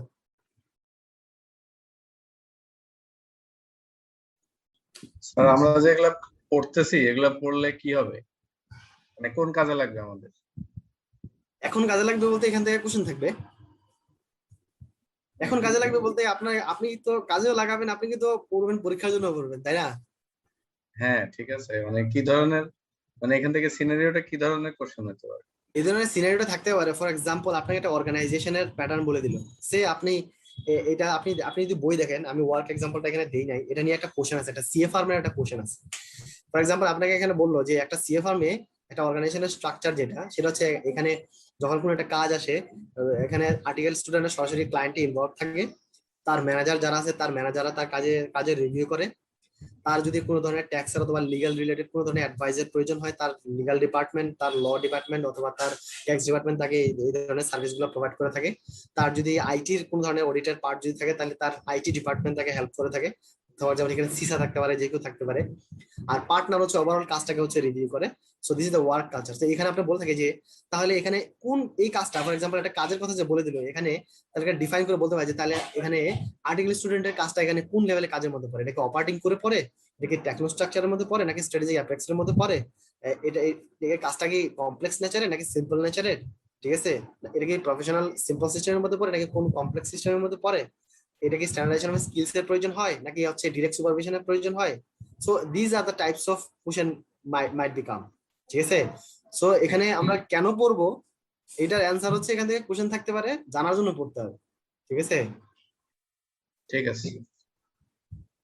দেন হচ্ছে ডিভিশনালাইজড। আপনার কাজ যদি ডিভিশনালাইজড যদি হয়ে থাকে, in that case the external environment যেটা হয়ে থাকে সেটা হচ্ছে যে আপনার কাজটা হচ্ছে সিম্পল, স্ট্র্যাটেজি এবং ডাইভার্স লেভেলের কাজ হয়ে থাকে।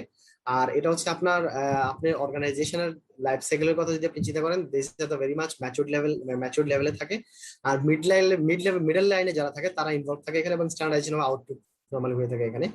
অ্যাডোক্রেসি অথবা ইনোভেশনে যে ইনোভেশন স্ট্রাকচার যেটা হয় সেটা হচ্ছে তাদের কাজগুলো একটু কমপ্লেক্স নেচারের হয়ে থাকে এবং ডাইনামিক চেঞ্জের সাথে সাথে অ্যাডপ্ট করতে হবে, এবং কাজটা একটু কমপ্লেক্স নেচারের হয়ে থাকে। এখানে অপারেটিং পুল লেভেল যারা থাকে they will be involve there, এবং এখানে মিউচুয়াল অ্যাডজাস্টমেন্টের হচ্ছে প্রয়োজন পড়তে পারে। So this is the overall the 5 types of business structure, এবং ইন্টারনাল ফ্যাক্টর, এক্সটার্নাল ফ্যাক্টরস, কি building blocks related to organizational coordinating mechanism. Then management hierarchy. এখন আমরা যদি একটা ম্যানেজমেন্ট হায়ারার্কির কথা যদি চিন্তা করি কোনো একটা অর্গানাইজেশনে, আপনি দেখবেন যে হায়ারার্কি লেভেলে কারা থাকে। তো নর্মালি হচ্ছে উপরের লেভেলে যারা এন্টারপ্রেনিয়র, যারা for example the owner or entrepreneur যারা, তারা থাকে উপরের লেভেলে, তারাই থাকে, এবং তাদের সুপারভিশনে তাদের এমপ্লয়ি গুলা থাকে, ঠিক আছে। সো ক্যারেক্টারিস্টিক্স গুলা কি হয়ে থাকে ম্যানেজমেন্ট হায়ারার্কি, নরমালি এন্টারপ্রেনিয়ররা যে সমস্ত কাজগুলো থাকে এখানে ক্যারেক্টারিস্টিক্স গুলা কি হয়ে থাকে। ফর এক্সাম্পল এখানে entrepreneur has specialist knowledge of product and services. এখানে যারা এন্টারপ্রেনিয়র থাকে তার একটা প্রোডাক্ট এবং সার্ভিস সম্পর্কে তার একটা স্পেশাল নলেজ থাকে। The entrepreneur has total control over running of the business. এখানে যারা হচ্ছে মানে হায়ারার্কিটা যদি স্মল হয়ে থাকে, এখানে যারা ওনার যারা থাকে ফর এক্সাম্পল তারা সরাসরি হচ্ছে বিজনেসের কন্ট্রোলটা তাদের হাতেই থাকে। The entrepreneurial structure is most suitable where there is one product or group of similar product। যদি একটা ধরনের প্রোডাক্ট নিয়ে যদি কাজ করে অথবা গ্রুপ অফ সিমিলার প্রোডাক্ট যদি হয়, ইন দ্যাট কেস এন্টারপ্রেনিউরাল স্ট্রাকচার যেটা আছে ইট ইজ মোস্ট সুইটেবল। তার মানে ম্যানেজমেন্ট হায়ারার্কিতে আমরা এখন পড়তেছি এন্টারপ্রেনিউরাল স্ট্রাকচারটা কি হতে পারে। তাহলে এন্টারপ্রেনিউরাল স্ট্রাকচার যেটা ছোট বিজনেসের ক্ষেত্রে, এবং যেখানে সিমিলার প্রোডাক্ট বা গ্রুপ অফ সিমিলার প্রোডাক্ট থাকবে, অথবা একটা প্রোডাক্ট নিয়ে যদি ডিল করে ওই সমস্ত এন্টিটি যদি হয়, they will be traded as entrepreneurial structure.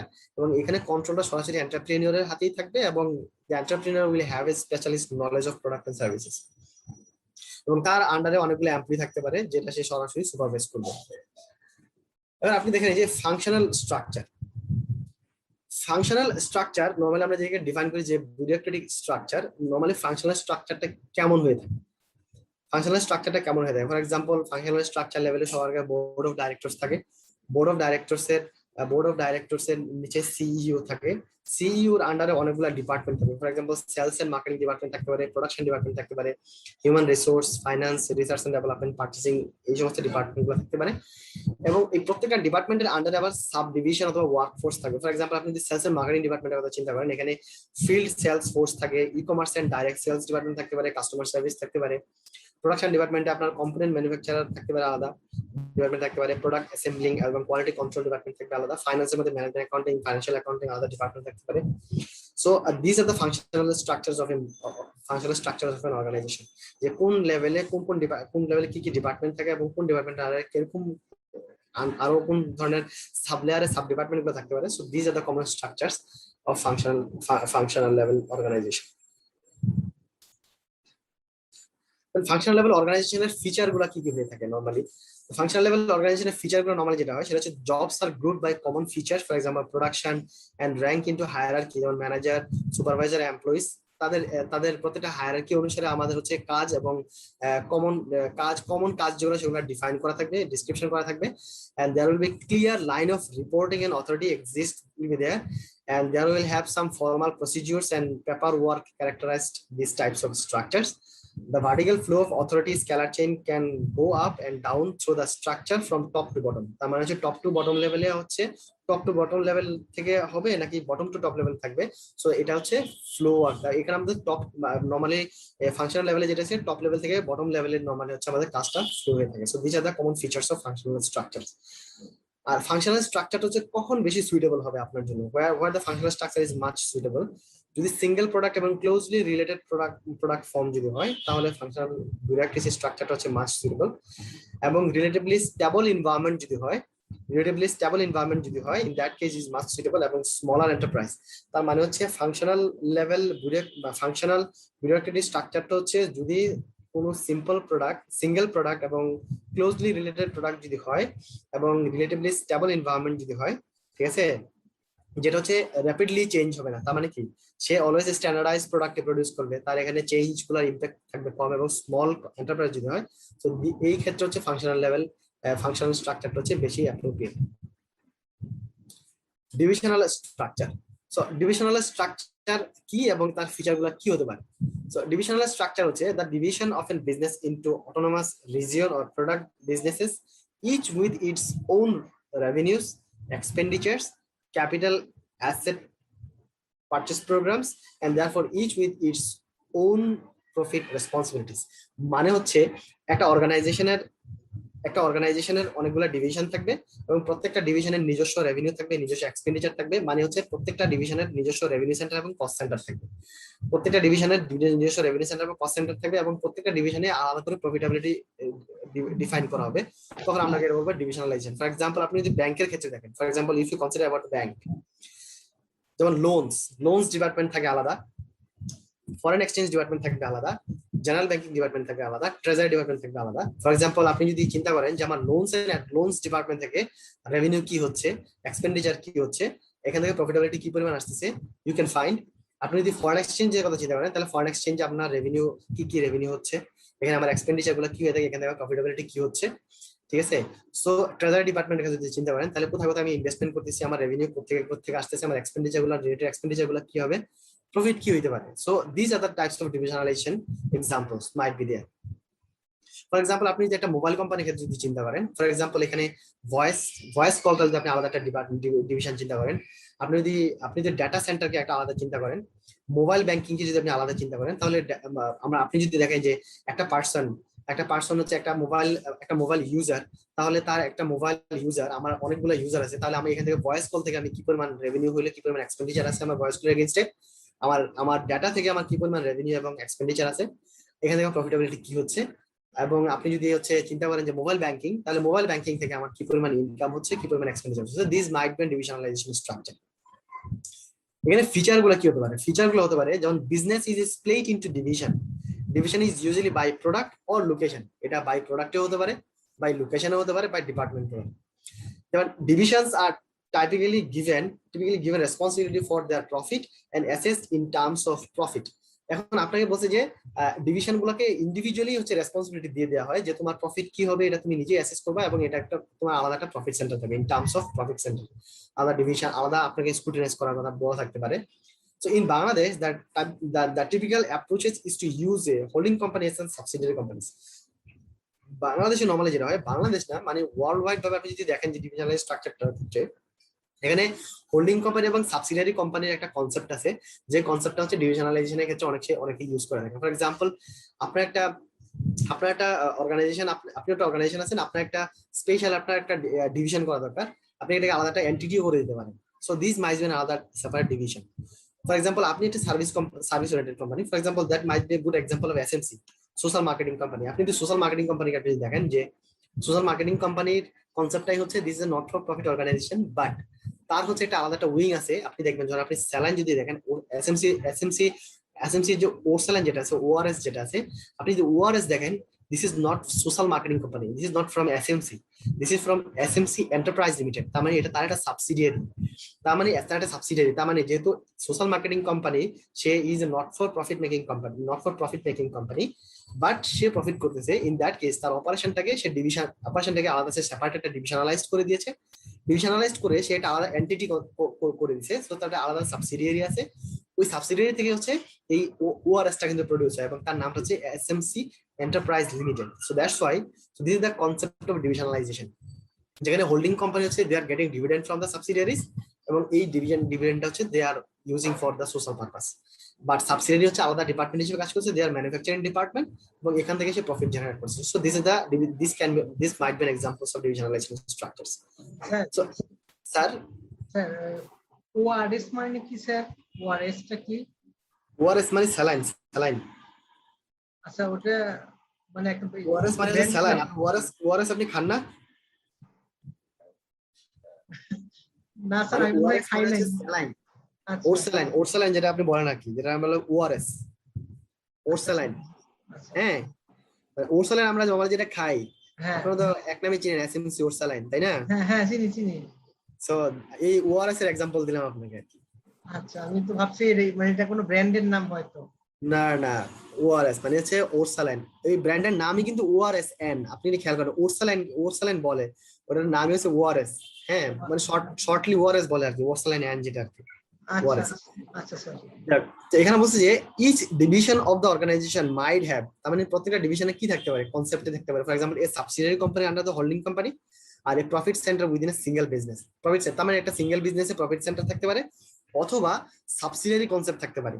তা একটা খেয়াল করেন, ডিভিশনাল কনসেপ্টটা কিন্তু এক উইদিন দ্য বিজনেস হতে পারে, আউটসাইড দ্য বিজনেস হতে পারে। তার মানে উইদিন দ্য বিজনেসে একটা সেপারেট ডিপার্টমেন্ট হতে পারে, সেপারেট প্রফিট সেন্টার হতে পারে। আর আপনি যদি কোম্পানির ক্ষেত্রে যদি চিন্তা করেন, তার একটা সাবসিডিয়ারি বা হোল্ডিং কোম্পানি কনসেপ্ট হতে পারে। So do you have the idea about subsidiary and holding company concept? Anyone can anyone from you all can explain the concept of subsidiary and holding company concept? Sir আমার একটু idea আছে sir, কিন্তু sir ওভাবে হয়তো মানে গুছিয়ে বলতে পারবো না। Just can you explain? যেটাই হোক, জাস্ট। স্যার আমাদের হোল্ডিং কোম্পানি হচ্ছে স্যার আমাদের মেইন কোম্পানি স্যার, মানে হচ্ছে আমাদের যে হচ্ছে আমাদের কোম্পানিকে বলে, জি প্যারেন্ট কোম্পানি যে হোল্ড করে, হ্যাঁ সেটাই হ্যাঁ, তাকে প্যারেন্ট কোম্পানি বলে বা হোল্ডিং কোম্পানি। আর যে কোম্পানিটা হোল্ডিং কোম্পানি যখন অন্য একটা কোম্পানিকে মোর দেন 50% শেয়ার হোল্ডিংটা ওন করে বা কন্ট্রোল করে, ভোটিং রাইট থাকে, তখন ওকে সাবসিডিয়ারি বলা হয়। এক্স্যাক্টলি। সো তার মানে হচ্ছে একটা কোম্পানি যখন একটা কোম্পানিকে হোল্ড করে তাকে আমরা বলি হোল্ডিং কোম্পানি, যেটা আমরা ইন জেনারেল যেটা আমরা প্যারেন্ট কোম্পানি নামে জানি আমরা। সো যার শেয়ার হোল্ড করে সে হচ্ছে সাবসিডিয়ারি কোম্পানি, যে হোল্ড করে সে হচ্ছে হোল্ডিং কোম্পানি আর parent company. So it might be concept of divisionalization, ঠিক আছে? সো ডিভিশনাল স্ট্রাকচারটা হচ্ছে কোথায় সবচেয়ে বেশি অ্যাপ্রোপ্রিয়েট? তো ডিভিশনাল স্ট্রাকচারটা হচ্ছে যদি লার্জ এন্টিটি যদি হয়, that is a larger more divisionalized business. তার মানে হচ্ছে আপনার ডাইভার্সিফাইড বিজনেস যদি অনেক হয়, ফর এক্সাম্পল একটা এন্টিটিতে অনেক ধরনের বিজনেস, ফর এক্সাম্পল কনগ্লুমিরেট যেগুলো আছে, কনগ্লুমিরেট ফর এক্সাম্পল আপনি আবুল খায়ের দেখেন, আপনি যে আকিজ গ্রুপ দেখেন, কনগ্লুমিরেট। ফর এক্সাম্পল তাদের দেখবেন স্টিল আছে, তাদের ফুড এন্ড বেভারেজ আছে, ওয়াটার আছে, ঠিক আছে? তাদের ধরেন এই যে বিভিন্ন ডিফারেন্ট লাইন অফ বিজনেস যাদের আছে, ঠিক আছে? তো তাদের অর্গানাইজেশন অনেক বড় হয়ে থাকে। তো ইন দ্যাট কেস আপনি দেখবেন এক একটা ডিভিশন দেখবেন, এক একটা এন্টিটি ওরা করে ফেলে, স্টিল সেপারেট, স্টিল একটা আলাদা ডিপার্টমেন্ট, আলাদা একটা এন্টিটি ওরা করে ফেলে, আলাদা ডিপার্টমেন্ট করে স্টিল। অথবা যদি ফুড এন্ড বেভারেজ যদি হয়, দেখবেন Akij food and beverage, Akij steel, ঠিক আছে? আকিজ দেখবেন ওয়াটার, আলাদা ওয়াটার করে ফেলতেছে, unify.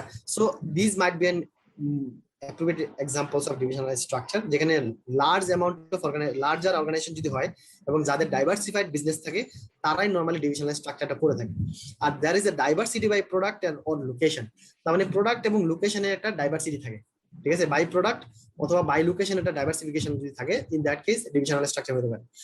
Do you have any idea about the diversification of location of Coca-Cola? Who have an idea about this? Do you have any idea from you all about the locational diversification of Coca-Cola? Anyone? কোকাকোলার বাংলাদেশে দুইটা ইয়ে আছে আমার যতটুকু জানি আর কি।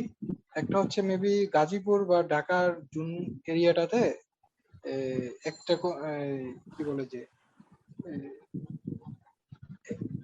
Gazipur maybe সম্ভবত, আরেকটা হচ্ছে চট্টগ্রাম জুনের ওই দিকের জন্য একটা ম্যানুফ্যাকচারিং সেন্টার আছে যেখানে ওই জুনটাতে ওই দিকের প্রোডাক্টটা দেয়। আর ইভেন মেবি বাংলাদেশে কোকাকোলা দুইটা ইয়ে আছে, ফ্র্যাঞ্চাইজি নেওয়া আছে। একটা হচ্ছে মনে হয় ট্রান্সকমের, আরেকটা মেবি কার, এটা সঠিক আমার মনে নাই জিনিসটা। এক্স্যাক্টলি। সো আপনি এখানে দেখেন কোকাকোলা বাংলাদেশে কিন্তু আগে আগে নিজে ছিল না, এখন বাংলাদেশে নতুন ভাবে নিজে আসছে। ইন্টারন্যাশনাল বেভারেজের নাম তো শুনুন, ইন্টারন্যাশনাল বেভারেজ। আপনি যখন কোকাকোলা খাবেন, আপনি দেখবেন কোকাকোলাতে, আপনি যদি ঢাকা যদি আপনি কোকাকোলা খান, আপনি এখনো যদি দেখেন, দেখবেন প্রস্তুতকারক দেখবেন আইদার ইট মাইট বি প্রাণ, আপনি দেখবেন মাঝে মাঝে প্রাণ ডেইরি কোকাকোলা প্রডিউস করে। প্রাণ ডেইরি ঢাকাতে, প্রাণ ডেইরি হচ্ছে কোকাকোলা প্রডিউস করে।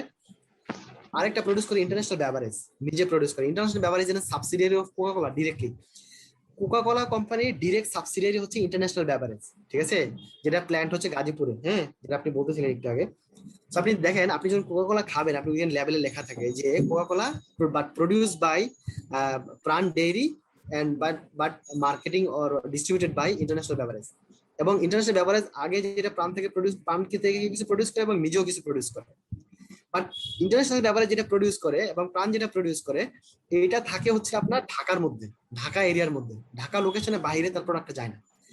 আর আরেকটা ফ্রাঞ্চাইজি তার আছে, সেটা হচ্ছে আব্দুল মোনেম ডিস্ট্রিবিউশনের সাথে। হ্যাঁ, আব্দুল মোনেম ডিস্ট্রিবিউশনের সাথে তার একটা ফ্রাঞ্চাইজি আছে। তারটা প্ল্যানটা হচ্ছে কুমিল্লাতে। আর কুমিল্লাতে যে প্রোডাক্টটা প্রডিউস হয়, এটা চিটং রিজিয়নে, মানে চিটং ডিভিশনে শুধুমাত্র এই প্রোডাক্টটা শুধুমাত্র ডিস্ট্রিবিউট হয়, আর কোথাও কিন্তু যায় না। আপনি দেখবেন মোনেম ডিস্ট্রিবিউশনের মোনেমের কোনো মোনেমের যে প্ল্যান্টের যে কোকাকোলা, এটা আপনি ঢাকাতে কিন্তু পাবেন না আপনি। So these also types of divisionalization structure, যেখানে diversification of মেবি যতটুকু জানি, মেবি এখানে ফ্র্যাঞ্চাইজি নিয়ে বাংলাদেশে একটা ইয়ে চলতেছিল এই মোনেম গ্রুপ আর ইয়ের সাথে, ট্রান্সকম, হ্যাঁ, একটা লসুট চলতেছিল এটা নিয়ে, মনে হয় ফ্র্যাঞ্চাইজিটা নিয়ে। মানে আমাদের এখানে বাংলাদেশের সাথে কোকাকোলার যে ফ্রাঞ্চাইজি গুলো আছে, সেই ফ্রাঞ্চাইজি গুলো হচ্ছে বাই প্রোডাক্ট এবং বাই লোকেশনে হচ্ছে ডিভিশনালাইজড করা। কেউ কোন একটা কোম্পানিকে দেওয়া হয়েছে পার্টিকুলার একটা লোকেশন কভার দেওয়ার জন্য, আর কোন একটা লোকেশন কাউকে দেওয়া হয়েছে পার্টিকুলার একটা প্রোডাক্টের জন্য। ফর এক্সাম্পল, কাউকে দেওয়া হয়েছে কিনলে কাউকে দেওয়া হয়েছে, 7up কাউকে দেওয়া হয়েছে, যেমন কোকাকোলা কাউকে দেওয়া হয়েছে, কারণ সবই তো কোকাকোলা কোম্পানির প্রোডাক্ট, ঠিক আছে। So this are the types of divisionalization structure, হ্যাঁ, অফ মাল্টিন্যাশনাল কোম্পানিজ। তাহলে ডিভিশনাল স্ট্রাকচারটাকে যদি সাকসেসফুল আমরা করতে চাই, if we wants to, divisional structure কিন্তু একটা ওয়াইডলি ইউজড একটা কনসেপ্ট, এখানে কোশ্চেন ডেফিনেটলি থাকবে। সো ডিভিশনাল স্ট্রাকচারকে যদি আপনি চিন্তা করেন, তাহলে হোয়াট আর দ্য কি conditions to make the divisionalization structure successful? আপনি যদি ডিভিশনাল স্ট্রাকচারটা যদি সাকসেসফুল করতে চান, তাহলে হোয়াট মাইট বি দ্য কি কন্ডিশনস? কি হতে পারে? First of all, each division must have properly delegated authority and must be held properly accountable to the group board for profit earned. তার মানে আপনি যে প্রফিট আর্ন করেন, আপনার যে গ্রুপ অফ কোম্পানি থাকে, ফর এক্সাম্পল কোকাকোলা ইটসেলফ যদি একটা গ্রুপ হয়, তাহলে সে যে ডিভিশন করে দিছে, ফর এক্সাম্পল ট্রান্সকমকে দিছে, আব্দুল মুনেমকে দিছে, প্রাণকে দিছে, তো তাদের একটা প্রত্যেকটা কোম্পানির নিজস্ব একটা অ্যাকাউন্টেবিলিটি থাকতে হবে কোকাকোলা বরাবর, যে আমি কি পরিমাণ প্রফিট আর্ন করবো, তাদের প্রফিটের টার্গেট দেওয়া থাকবে, তার ওই প্রফিটের টার্গেট অ্যাচিভ করতে পারতেছে কিনা, প্রফিট আর্ন করতে পারতেছে কিনা, তাদের একটা অ্যাকাউন্টেবিলিটি থাকতে হবে, ডেলিগেশন থাকতে হবে, ঠিক আছে, to the group. Each division must be larger enough to support the quality and quantity of the management it needs. তার মানে প্রত্যেকটা ডিভিশনে যে পরিমাণ কোয়ালিটি এবং কোয়ান্টিটি সাপোর্ট দেওয়া প্রয়োজন, প্রত্যেকটা ডিভিশনে তাদের থাকতে হবে, এনাফ সাপোর্ট থাকতে হবে। The division must not rely on head office for excessive management support. এখন আপনি কোনো হেড অফিসের উপর এক্সেসিভ লেভেলের সাপোর্টের জন্য বসে থাকতে পারবেন না। আপনাকে যেহেতু আলাদা একটা ডিভিশনালাইজ করে দেওয়া হয়েছে, আলাদা একটা ফ্র্যাঞ্চাইজি করে দেওয়া হয়েছে, so your management is responsible for the accomplishment of the targeted task that is assigned to a department, ঠিক আছে? So each division must have a potential for growth in its own area of operation। তার মানে আপনার area of অপারেশনে আপনার যে responsibility, আপনার যে গ্রোথের যে পটেনশিয়ালিটি আছে, ওই গ্রোথের পটেনশিয়ালিটিটাকে আপনাকে এটা এক্সপ্লোর করতে হবে, ঠিক আছে? Then there should be scope and challenge in the job for management of each division। প্রত্যেকটা ডিভিশনাল ম্যানেজমেন্টে আপনার জব এবং চ্যালেঞ্জের স্কোপ থাকতে হবে, ঠিক আছে? তার মানে এটা একটা কম্পিটিটিভ একটা এনভায়রনমেন্ট ক্রিয়েট করতে হবে, যেন এক একজনের সাথে কম্পিটিশন করে ইনোভেশন ডেভেলপ করতে পারে। Each division deals with each other. It should be an arm's length transaction. There should be no insistence for preferential treatment to be given to a fellow division by another division of the overall organization। এখানে arms লেন্থের কথা বলা হয়েছে কারণ হচ্ছে যেহেতু ডিভিশনালাইজেশন গুলোর মধ্যে অনেক ধরনের ট্রানজাকশন হয়ে থাকে। ফর এক্সাম্পল যেটাকে আমরা বলি IS 24 অনুসারে রিলেটেড পার্টি ট্রানজাকশন। তার মানে এখানে ডিভিশন গুলোর মধ্যে ফর এক্সাম্পল কোকাকোলার সাথে আব্দুল মুনেমের সাথে প্রাণের সাথে ধরেন যদি ট্রান্সকম বেভারেজের যদি ইন্টার কোনো ধরনের ট্রানজাকশন যদি হয়ে থাকে, তাহলে এটাকে আর্মস লেন্থের মাধ্যমে ট্রানজাকশন হইতে হবে। তার আর্মস লেন্থ ট্রানজাকশন হইতে হবে এবং শুড বি প্রপারলি ডিসক্লোজ থাকতে হবে। এবং এখানে আপনার হচ্ছে কোন ধরনের মিস ট্রিটমেন্ট দেওয়া যাবে না। তার মানে সব ট্রিটমেন্ট গুলা, তার মানে গ্রুপের মধ্যে যত ধরনের ইন্টার ট্রানজাকশন হবে, সব ধরনের ইন্টার ট্রানজাকশনের মধ্যে কমন একটা পার্টিকুলার ট্রিটমেন্ট থাকতে হবে। এখানে কেউ বেশি পরিমাণে প্রফিট দেখাবে, কেউ কম প্রফিট দেখাবে, এটা হবে না, ঠিক আছে? Margin should be equivalent. So these are the overall key condition for the divisional structure to make the divisional structure successful। আপনার কি আর্মস লেন্থ ট্রানজাকশন সম্পর্কে আপনাদের গুড আইডিয়া আছে কিনা? Do you have anyone who have this idea of arms length transaction? Sir আছে sir মানে arms length সারিয়া বলতে স্যার আমাদের সাধ্যের মধ্যে যতটুকু আমরা করতে পারি সেটাকে মিন করে আর কি। Not these types actually. Arm's length transaction is different thing. Arm's length টা মানে হচ্ছে যে আর কেউ আছেন এখানে যে who can explain arm's length transaction? Anyone? Sir related পার্টির সাথে যে ট্রানজাকশন গুলো হয় ওগুলো যাতে অ্যাজ ইউজুয়াল নর্মাল যে থার্ড পার্টির সাথে যেভাবে হয় ট্রানজাকশন গুলো ওভাবে যাতে এটা মেনটেন করা হয় আর কি, আমার যতটুকু ধারণা আর কি। এক্স্যাক্টলি।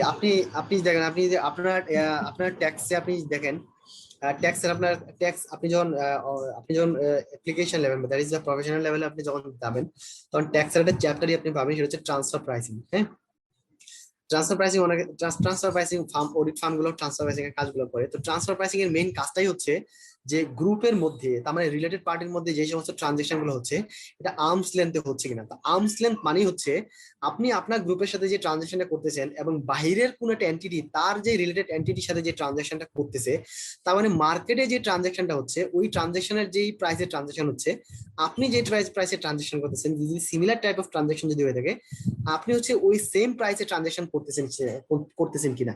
তো this are the concepts of arms length. তার মানে মার্কেটে একটা প্রোডাক্ট হচ্ছে, for example let's have an example, say দুটা textile company, for example Partex textile, say Beximco textile. তো পার্টেক্স টেক্সটাইলের দুটা সাবসিডিয়ারি আছে যেটা ইয়ার্ন এবং ফ্যাব্রিক সাপ্লাই দেয় তার garments K, say for example. So yarn এবং ফ্যাব্রিক্সটা যেটা হচ্ছে either yarn or fabrics, for example let's say this the fabrics. তো ফ্যাব্রিক্স হচ্ছে সাপ্লাই দেয় হচ্ছে তার গার্মেন্টস কোম্পানিকে, ফর এক্সাম্পল যে পার মিটার হচ্ছে 10 টাকা করে পার মিটার পার্টেক্স এর মধ্যে। এখন আপনি একটা জিনিস দেখেন, যেটা ভ্যাক্সিমকো যদি এরকম হয়, ফর এক্সাম্পল ভ্যাক্সিমকো টেক্সটাইলে ফর এক্সাম্পল তার যে রিলেটেড সাবসিডিয়ারি গুলো আছে তাদের মধ্যে পার মিটার হচ্ছে ট্রানজাকশন হচ্ছে 15 টাকা করে, আর পার্টেক্স এর মধ্যে ট্রানজাকশন হচ্ছে 10 টাকা করে। এখন আপনি যদি এখন আর্মস লেন্থের কথা চিন্তা করেন, the arms length price should be 15 টাকা। কারণ হচ্ছে মার্কেটে যদি পার্টেক্স এর এখন যদি আপনি চিন্তা করেন পার্টেক্স এর আর্মস লেন্থ ট্রানজাকশন কত হওয়া উচিত, তাহলে পার্টেক্স এর ক্ষেত্রে সে আর্মস লেন্থ ট্রানজাকশনটা যেহেতু ব্যাকসিমটু যেহেতু 15 টাকা করে করতেছে, তাহলে আপনাকেও 15 টাকা করে করতে হবে, আপনার গ্রুপের মধ্যে 15 টাকা করে করতে হবে।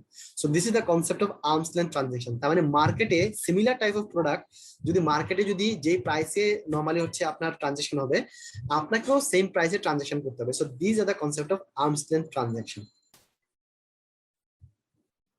আপনারা কি বুঝতে পারছেন? স্যার মানে স্যার তাহলে স্যার খুব সংক্ষেপে স্যার আমরা এটার আপনার ডেফিনেশনটা কি বলতে পারি আর্মস লেন্থ ট্রানজাকশনে? সংক্ষেপে আমরা যেটা বলতে পারি যে আপনি among the organization between the organization যেই প্রাইসে একটা ট্রানজাকশন হবে, যে প্রাইসে ট্রানজাকশন হবে it should be in line with the transaction of market। মানে অন্যান্য এন্টিটি মার্কেটে অন্যান্য এন্ট্রি যারা আছে তারা যে প্রাইসে ট্রানজাকশন করতেছে আপনাকেও সেম প্রাইসে ট্রানজাকশন করতে হবে। So this is the concept of arms length transaction. Sir জি sir, thank you sir. So এখন আমরা বলবো এই যে ডিভিশনালাইজেশন স্ট্রাকচার যে আমরা পড়বো, ডিভিশনাল স্ট্রাকচার যে আমরা পড়লাম, তার ডিভিশনাল স্ট্রাকচারটা কেমন হতে পারে, what might be the divisional structure look like. এই ডিভিশনাল স্ট্রাকচারের প্যাটার্নটা এরকম হতে পারে। ফর এক্সাম্পল উপরে সিইও থাকবে, এখানে ডিভিশন ফর এক্সাম্পল এটা যদি একটা কোম্পানির ইন বিটুইন এ কোম্পানি যদি হয়, একটা কোম্পানির ভিতরে যদি ডিভিশনাল স্ট্রাকচার যদি হয় তাহলে এরকম হবে। উপরে সিইও থাকবে, division A B C D এরকম একটা ডিভিশন থাকবে। ডিভিশন এ এর আন্ডারে আবার কিছু ডিভিশন থাকবে, for example operation department, marketing, finance. So this are the departments. Division B এর আন্ডারে আবার সেম একটা ডিপার্টমেন্ট থাকতে পারে, operation, marketing and finance. C এর আন্ডারে সেম ডিপার্টমেন্ট থাকতে পারে, ডি এর আন্ডারে সেম ডিপার্টমেন্ট থাকতে পারে। তাহলে প্রত্যেকটা ডিভিশনে আলাদা আলাদা অপারেটিং, মার্কেটিং এবং ফাইন্যান্স ডিপার্টমেন্ট থাকে। So this are the divisional concept. আর যদি হচ্ছে আপনি ইন পার্সন যদি আপনি চিন্তা করেন, this might be the left side. আর আপনি যদি কোম্পানির ক্ষেত্রে যদি আমি যদি একটা কোম্পানির ক্ষেত্রে যদি আমরা চিন্তা করি, তাহলে উপরে থাকবে প্যারেন্ট কোম্পানি, নিচে থাকবে হচ্ছে সাবসিডিয়ারি কোম্পানি। ঠিক আছে, আমি যেটা দেখাচ্ছি সেটা হচ্ছে উইদিন অ্যান অর্গানাইজেশন কি হতে পারে, ডিভিশন কি হতে পারে। আর যদি উইদিন অ্যান এন্টিটি যদি আপনি বলেন তাহলে হচ্ছে সাবসিডিয়ারি এবং ইভেন অ্যাসোসিয়েট কোম্পানিও হতে পারে। তার মানে parent company, subsidiary company, associate company. তাহলে উপরে প্যারেন্ট কোম্পানি থাকবে, আবার নিচে থাকবে subsidiary and associate company. Matrix structure. Matrix structure কেমন, ম্যাট্রিক্স স্ট্রাকচারটা কেমন হয় এটা আমরা আগে একটু দেখি যে হোয়াট ম্যাট্রিক্স স্ট্রাকচারটা কেমন। ম্যাট্রিক্স স্ট্রাকচারটা আগে কি হবে সেটা আমরা কিন্তু বোঝার চেষ্টা করি। সেটা হচ্ছে একটা অর্গানাইজেশনে যখন সেপারেট ডিপার্টমেন্ট থাকবে অথবা সেপারেট এন্টিটি থাকবে, একটা কনগ্লোমিনেটের মধ্যে সেপারেট এন্টিটি যদি থাকে, তাহলে একটা এন্টিটির সাথে যখন আরেকটা এন্টিটির যদি কোনো কমন কন্ট্রোল থাকে, কমন সুপারভিশন থাকে, কমন ইনস্ট্রাকশন থাকে, অথবা উইদিন এন এন্টিটি যদি সেপারেট ডিপার্টমেন্ট থাকে, তাহলে এক একটা ডিপার্টমেন্টের সাথে যখন আরেকটা ডিপার্টমেন্টের কোনো সুপারভিশন থাকে, কন্ট্রোল অথরিটি থাকে, এই স্ট্রাকচার মেকানিজমটাকেই আমরা বলবো হচ্ছে ম্যাট্রিক্স স্ট্রাকচার। এটার এক্সাম্পল কি হতে পারে এটা আমরা পরে দেখবো যে এটার স্ট্রাকচারটা কেমন হতে পারে। We will show it by an organogram. তো ফিচার কি হতে পারে ম্যাট্রিক্স স্ট্রাকচারের ক্ষেত্রে, নরমালি ফিচার গুলা কি হতে পারে, এই আমরা যেটা আমাদের পড়াচ্ছি যে আপনার divisional structure, departmental structure, matrix structure প্রত্যেকটা অ্যাডভান্টেজ ডিসঅ্যাডভান্টেজ আছে। আমি অ্যাডভান্টেজ ডিসঅ্যাডভান্টেজ গুলো আমি আলোচনা করলাম না, আর অ্যাডভান্টেজ ডিসঅ্যাডভান্টেজ গুলো কাইন্ডলি আপনার হচ্ছে বই থেকে একটু পড়ে নিন। তো ম্যাট্রিক্স স্ট্রাকচারের ক্ষেত্রে ফিচার গুলো কি হতে পারে, ফর এক্সাম্পল আপনার এখানে this is the formalize structure, যেখানে vertical and literal line of communication, একটা ভার্টিক্যাল কমিউনিকেশন থাকবে এবং ল্যাটারাল লাইন অফ কমিউনিকেশন। তার মানে হচ্ছে আপনার এখানে অথরিটেটিভ কমিউনিকেশন থাকবে এবং ভার্টিক্যাল কমিউনিকেশন থাকবে। তার মানে এখানে বলতে বোঝাচ্ছে এখানে ভার্টিক্যাল এবং হরিজন্টাল দুই ধরনের কমিউনিকেশনই হতে পারে। Managers appointed for project or customers, project or customers manager liaise with managers from each functional manager। এখানে যেটা বলতেছে, এখানে আপনার ম্যানেজার যারা থাকে তারা হচ্ছে either appointed for a project or for a particular customers. আর এখানে প্রজেক্ট এবং কাস্টমার্স হচ্ছে আপনার managers liaise with the manager for each function. তার মানে এই প্রজেক্ট এবং কাস্টমারদের কাজ করতে গেলে প্রত্যেকটা ফাংশনাল লেভেলে এই ম্যানেজার যারা থাকে তাদের একজন আরেকজনের সাথে হচ্ছে আপনার হচ্ছে লিয়াজু থাকে। They might be on temporary basis for one of contract, মানে ম্যাট্রিক্স স্ট্রাকচারটা টেম্পোরারি বেসিসে হতে পারে। So this are the common features of matrix structure. Matrix স্ট্রাকচারটা নরমালি একটু কমপ্লেক্স টাইপের হয়। তাহলে আমি যদি সাম আপ করি, matrix structure is an formalize structure যেখানে ভার্টিক্যাল এবং হরিজন্টাল কমিউনিকেশন থাকতে পারে আর ম্যাট্রিক্স স্ট্রাকচারের ম্যানেজার যারা অ্যাপয়েন্টেড হয়, they might be appointed for a particular project or for a particular accomplishment of customer services. এবং এখানে প্রজেক্ট এবং কাস্টমারদের মধ্যে ম্যানেজার যারা থাকবে, তাদের যে ইন বিটুইন এমপ্লয়িজ যারা থাকবে, তাদের মধ্যে হচ্ছে ইন্টার লিয়াজু থাকবে, কমিউনিকেশন থাকবে, নেটওয়ার্কিং থাকবে। এবং এটা টেম্পোরারি বেসিসে হতে পারে। For example might be one of contract, মানে একবারই হবে, এবং যখন কাজটা অ্যাকমপ্লিশ হয়ে যাবে এই স্ট্রাকচারটা will be vanished. For example এটা কেমন হতে পারে? এক্সাম্পল আপনি বলতে পারেন, ফর এক্সাম্পল আপনি বলতে পারেন যে মেট্রো রেলের যেটা কাজ হচ্ছে, মেট্রো রেলের কাজটা হচ্ছে টাইপস অফ ম্যাট্রিক্স স্ট্রাকচার। এখানে তবে মেট্রো রেলের যারা কাজ করতেছে দে আর মোস্টলি ফরেন এন্টিটিস। তো বাংলাদেশেও তাদের লিয়াজো অফিস থাকে। তো বাংলাদেশে তাদের লিয়াজো অফিস থাকে এবং এক একজন এক একটা প্রজেক্টের জন্য অ্যাপয়েন্টেড থাকে। যে লিয়াজো অফিসটা একটা প্রজেক্টের জন্য অ্যাপয়েন্টেড থাকে।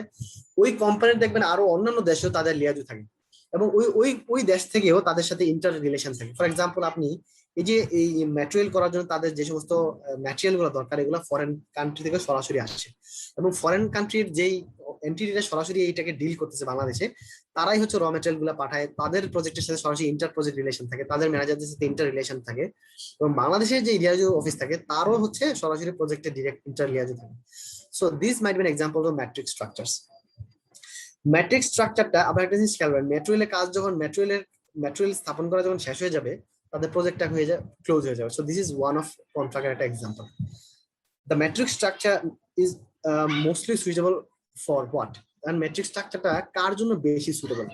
আপনি যদি দেখেন যে কমপ্লেক্স এবং হাইটেক ইন্ডাস্ট্রি, ফর এক্সাম্পল আপনি যদি দেখেন, ফর এক্সাম্পল রেফ্রিজারেটর ম্যানুফ্যাকচারিং, তারপর হচ্ছে কার ম্যানুফ্যাকচারার্স, এই যে তারপর হচ্ছে আপনার যে মোবাইল ম্যানুফ্যাকচারার্স, তারপর হচ্ছে দেন আপনি বলতে পারেন যে এই যে আমি যেটা বললাম material project. So these are the these are the suitable for matrix structures. Educational establishment where there may be lecturers reporting to both subject and course head. Educational, for example, আপনি যদি এটা ইউনিভার্সিটির ক্ষেত্রে চিন্তা করেন, ইউনিভার্সিটিতেও ম্যাট্রিক্স স্ট্রাকচার হয়ে থাকে। R&D department, research and development department যদি হয়, তাহলে এখানেও আপনার ম্যাট্রিক্স স্ট্রাকচার হতে পারে। ম্যাট্রিক্স স্ট্রাকচার কেমন হয়? You just look into the graph.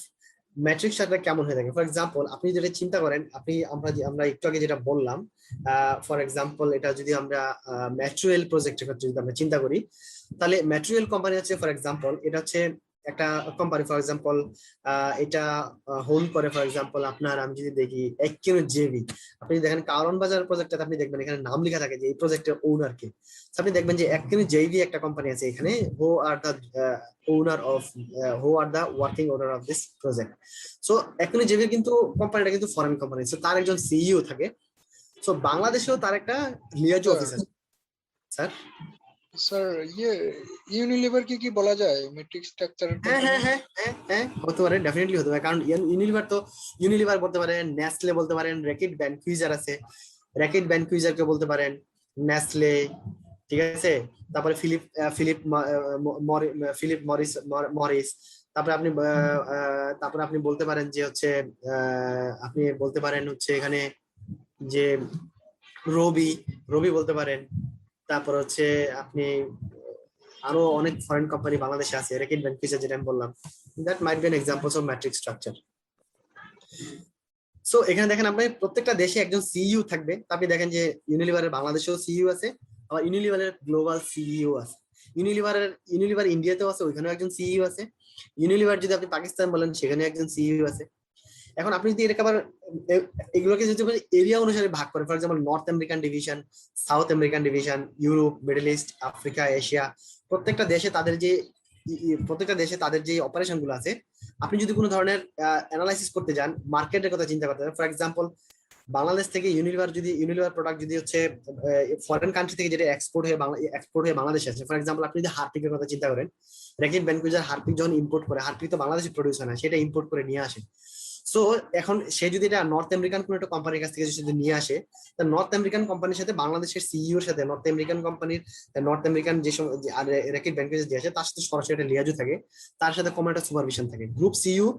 Group CEO যে থাকে, ফর এক্সাম্পল ইউনিলিভার একদম র্যাকেট ভ্যানকুইজারের গ্রুপ সিইও যে থাকে, সে ফর এক্সাম্পল ধরেন সে এটা আমেরিকা থেকে নিয়ে আসছে, সো নর্থ আমেরিকান সিইও তার সাথে সরাসরি তার লিঙ্ক আপ থাকতে পারে, বাংলাদেশের সিইওর সাথে সরাসরি লিঙ্ক আপ থাকতে পারে। এখন সে যদি একটা কমন একটা ইনফরমেশন যদি চায়, for example finance related information যদি চায়, ফর এক্সাম্পল সে বললো যে বাংলাদেশের ফাইন্যান্সিয়াল, বাংলাদেশে কোন কোন মার্কেটে ফর এক্সাম্পল বাংলাদেশের রিজিওনাল প্রফিট গুলা কি তাকে রিপোর্ট করতে বলা হতে পারে।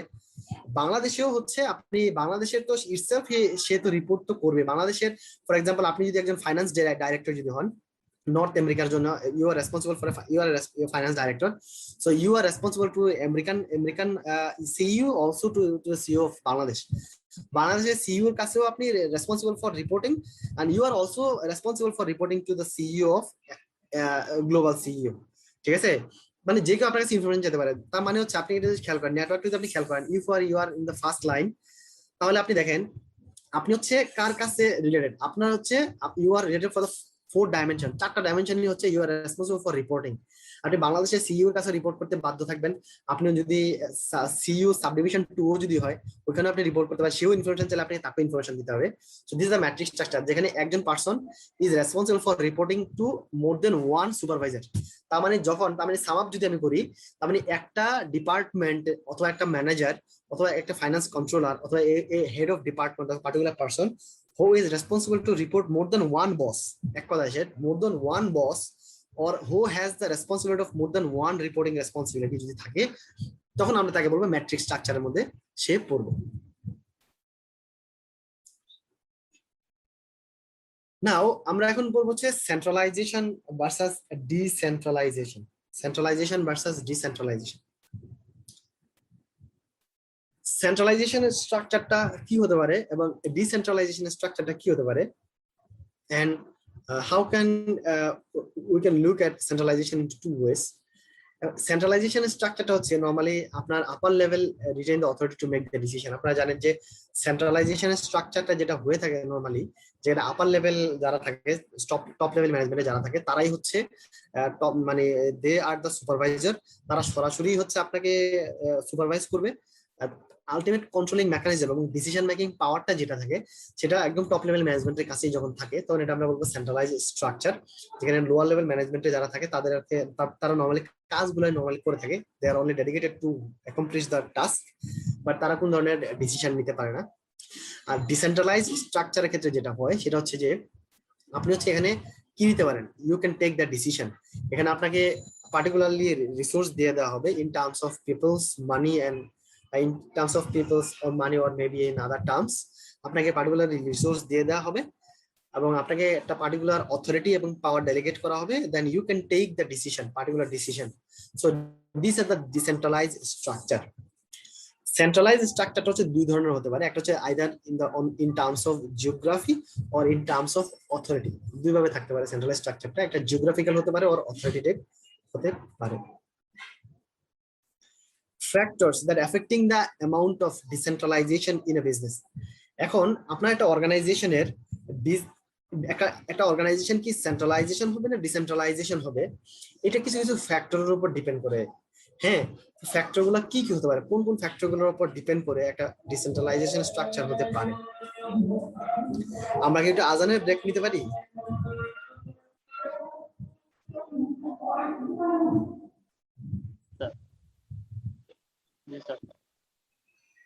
Thank you.